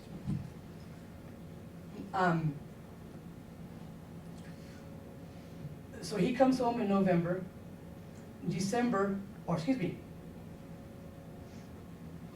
In February 16th, I make arrangements for him to get to school, and I go back to the hospital by ambulance. I'm at the hospital about 5 hours, about 30 minutes when 2 CPS caseworkers come in. Grace Zitzer, it was her very first priority 1 case. Don't know why it was a priority 1 case. My son was never in any danger. He was at school. Never should have been a priority 1 call. I know who called. It was it was the family advocate for the Head Start, and she has apologized to me profusely for calling them. She just wanted to know if they had respite care in case the hospital kept me for the night. I was in the ER 5 hours. I was in the hospital in the ER 30 minutes when the caseworkers came in. They came in and basically said, we're taking your kid. And they went to school and removed him.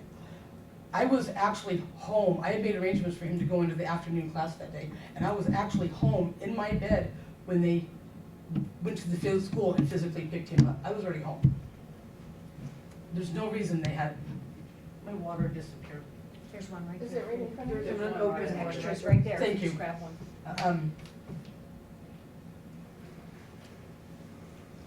February 16th, 2016 was the day they took him from school, and that was the last day he ever stepped foot in our home. They would never let him come home even for a supervised visit. I would like to back up though, because that visitation specialist who would show up at my house and make all kinds of sexual advances, he is currently serving 80 years on 4 counts of incest and another 10 on witness tampering for his own children. So this is the kind of people they have working for their department, and they just ignore it. In April of 16, a couple months after he was taken, my attorney, Roger Renville, says, hey, you have an appointment with Krista Smelko. No, excuse me, you have an appointment with Bo Smelko down in Great Falls, or Helena, for counseling. And I said, do a mental health evaluation. And I go there, and I get there, and Bo's like, who are you and why are you here?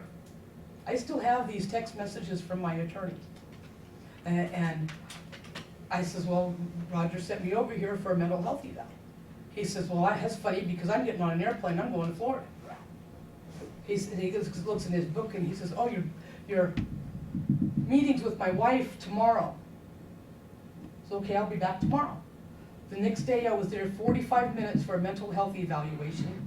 It's the only time I've ever spent with Krista Smelko. I went to the Center for Mental Health starting in September of that year. They never bothered to call my therapist, who I'd had for several years, never bothered to talk to her at all.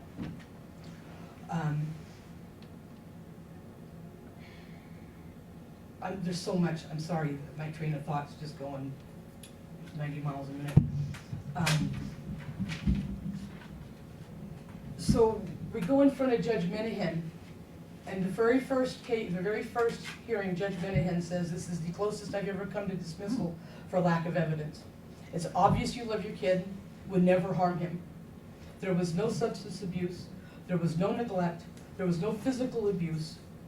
The department was only worried about a what-if situation if I had got sick again and had to go back to the hospital. And they dragged the case out until the 15 of 22 month cutoff and immediately sought termination for my son. And Judge Minahan was the judge who signed off on that. The same judge who said I had done everything right. We took our case to the Supreme Court, on three counts that Minahan did not, I can't remember the legal terminology.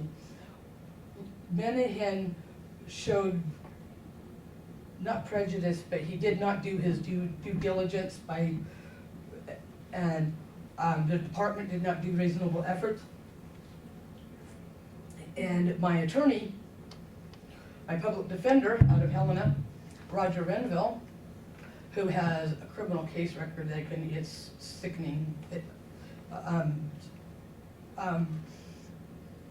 Roger Renville,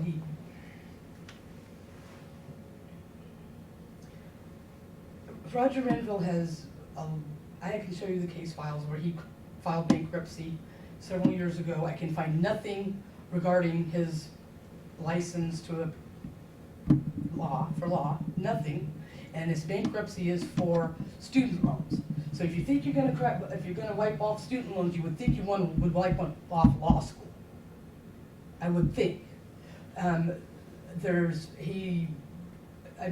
Just a record that goes back horribly. He was 16 years old, running away, and living on the streets with a fundamental religious group, traveling the country, shot himself in the eye. It's a horrible situation. Very, very disturbed man, and this is the person they put in charge of our case. You know, he wouldn't return phone calls. Weeks would go by without hearing anything from my attorney. I would call and call and call, and he wouldn't respond at all.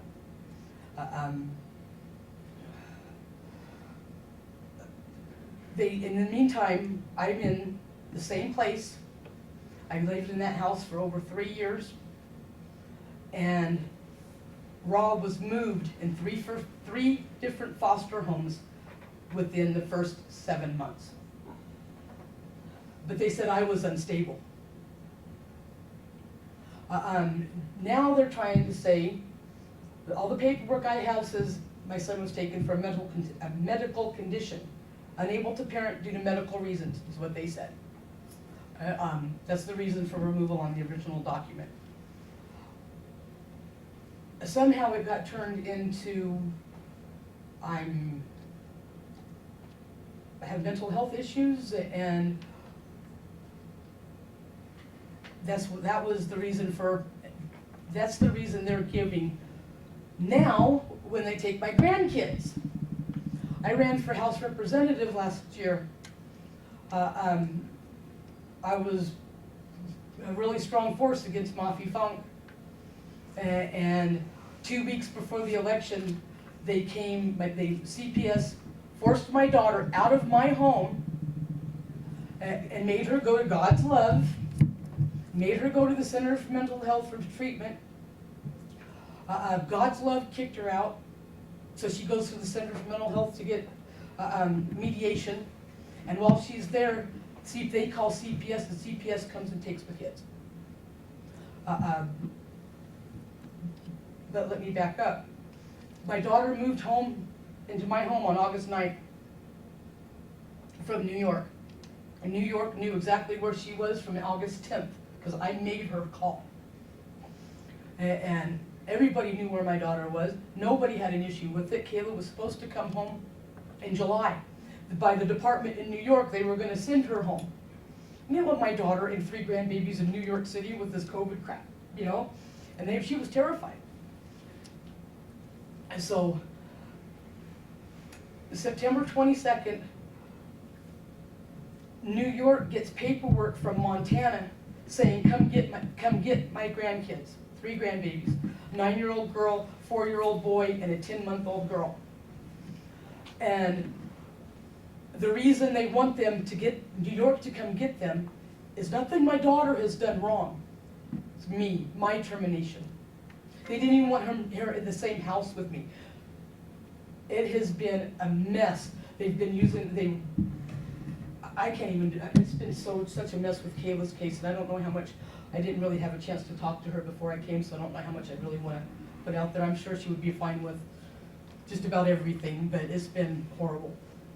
I have recordings of Family Promise and caseworker meeting with my daughter, telling her, do not use Dr. Mark Mosier for a mental health evaluation. Go to this person, Rebecca, somebody, and you have to use her. You can't go to the Helena India Alliance. You have to use this person. I have recorded evidence of that. I can back up everything, just everything in this room that has been said today. And I can, if I can't back it up, I can have half of them, 50 people from around the state who can. And it's sickening, because this is, I joined Montana Child Protection Alliance, became a family advocate, and because of the corruption in DPHHS, and it is just getting worse. All I see is more and more garbage from the department. I'm working a case right now where they've walked into a family's home at 2 o'clock. One caseworker here in Great Falls walked into a family's home at 2 o'clock in the morning and stripped the child naked and inspecting her private parts with a flashlight. Where the hell's the officers? Where is somebody to back this up? Nobody has the right to do that to anybody, let alone a child. And I don't know, I'm getting really, I'm losing my train of thought, but I do want to say thank you guys for coming, because a lot of us are not being heard. And you guys have sat here all day long, and I know your butts have got to be sore. And we really appreciate how much This made me feel like we're back in session. Yeah. I was surprised I got a hold of you. I figured we would be scattered to the wind. I really did. Everybody else did.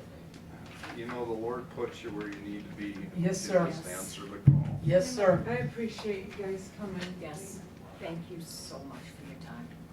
Well, let's just pray that we can take this information and do something with it. We got 2 legislators and a big gun senator. Just want to let you guys know that it was a couple of years ago right here in Great Falls that the first story of what these guys talked about, I picked up for Readout News. And I sent that out in a news article. Within 3 hours, I was getting calls from across the nation. Wow, a news media actually covering the other side of this story. It's really important that gets put out there. We have a case right here in this Great Falls case. I wanted to get her here so she could speak to you guys. She couldn't make it, she's tied up at the farm. But she's facing felony theft of her own child, trying to save her own child from abuse, because CPS is doing the same thing. I just wanted to make sure you guys were that. And I will get you a video of her interview if you're interested in that. I want to say thank you for coming too, because the local media, Tim and Jim White has been fantastic. He's been a fantastic voice for family rights and children's rights in Montana. But other than that, by mainstream media, we are basically completely ignored. Only one the- that's listened to our voices. Yeah, Dennis has been on the news a couple times, and I have made national news with the removal of my son, but that was in the Blaze. So, it's, we need more people's eyes open to what's going on, and a lot of times, I'll be honest with you, the mainstream media just twists what's being said, a lot of the time. And they're always towards the department, it seems, and I don't know why. Because there's very much corruption in that department, and it goes all the way to the judges and beyond, I believe. So have any of you guys dealt with Brooklyn Wilson and Amanda Ball?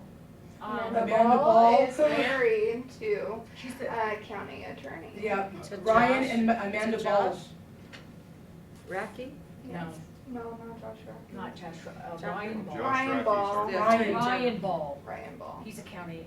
Well, he must be a Ryan? deputy, He must be a he's not the deputy then, county. because our county attorney is Josh Josh Rackey. Rackey. No, but I think, isn't he some, in another One second. county? I don't No, know if Ryan he's works- working here anymore. I is don't he? think he works in this county Ryan anymore. Ball Because He Deputy was, County, and right? then we were on the news, and it was very publicized that Assistant what they county were attorney. doing. He's an assistant county attorney. Is Ryan Ball. Yes. Is And he he's still married here to though? Amanda, I don't. who's the CPS I don't know if supervisor. I don't know if he's still working in Grateful. But you say a distant deputy Assistant, county attorney? assistant county attorney, yes. He's just the deputy county attorney according to the Cascade County website. He's the deputy. County attorney. What media are you with? It should be. Tribute? I did write this out if you wanted to do any more Oh, research, thank because you you. can get some numbers off of those hearings if you want to have some factual numbers of how they admitted that their turnover and their training. Yeah. The So, other bill that would really help this situation is the one that's listed at the top, so maybe next session. Which bill number was that? HB 585 for the date. I follow most of them, but I can't keep track of the numbers. Yeah, that's all we got. First couple weeks you could. Well, one of the things that I was gonna 356. push, what I really wanted to push if I had won this election is no criminal charges, no removal, no guilty verdict, no termination. till proven guilty. Right, they can't terminate, they can't take your kids with you to take, They hey, come in and they I don't take like it you, and I'm then they not try to gonna- find a Yeah. reason why after. That's They're right. not allowed to do that. It's supposed to Take be kids the and then other. build a case. That's Yeah, what they that's just exactly did what with they this did. lady That's exactly at what they 2 did. a.m. in the morning. exactly Now they're what trying they to did. say the mom's a drug addict. Yep. But that had nothing to do with searching the child at 2 a.m. That Well, that's is, the same if thing like one they of have my now, clients, RE, you know? if one of my clients did that, strip searched a 3-year-old, he'd He be would in go to prison jail. for 50 years. The sheriff said he couldn't even do that. No. He doesn't even have But Great authorization Falls to do Police that. Department walked in and said that the department can do whatever they want. And we Okay. have had numerous CPS Yeah. supervisors laugh and tell us how they have relationships with the police department, so that's how they, They're that's what. also married to, Some of them are married to each other. Jessica Armstrong is married to a deputy. That's probably the one, when the first case opened, because I called the sheriff's department and I was like, how much do I pay? They're The over police here. officer Yes. made the comment, he was like, you can make this go away and we won't even take the children. And I was like, well, what are you talking about? And so he was like, you can make it go away. And I was like, I don't have any money. The And deputy told you the that? deputy, the first time, I called the sheriff's department, I'm on record asking several police officers and the sheriff, I'm trying to keep going up the line. How much do I pay to get my children back? Who do I pay to get my children back? Because I was told I could pay to get my children back. And the sheriff said, that's not how they do business, and that deputy had no right to say that to me. That was in 2019. Cause I called every police department and was like, who do I pay? I was told I could pay to get my children back. Who do I pay? That's sick. Well, we're fighting for you guys, just so you know. I will have a copy of this video if you guys want it to share with some others. I would love to show this to Marty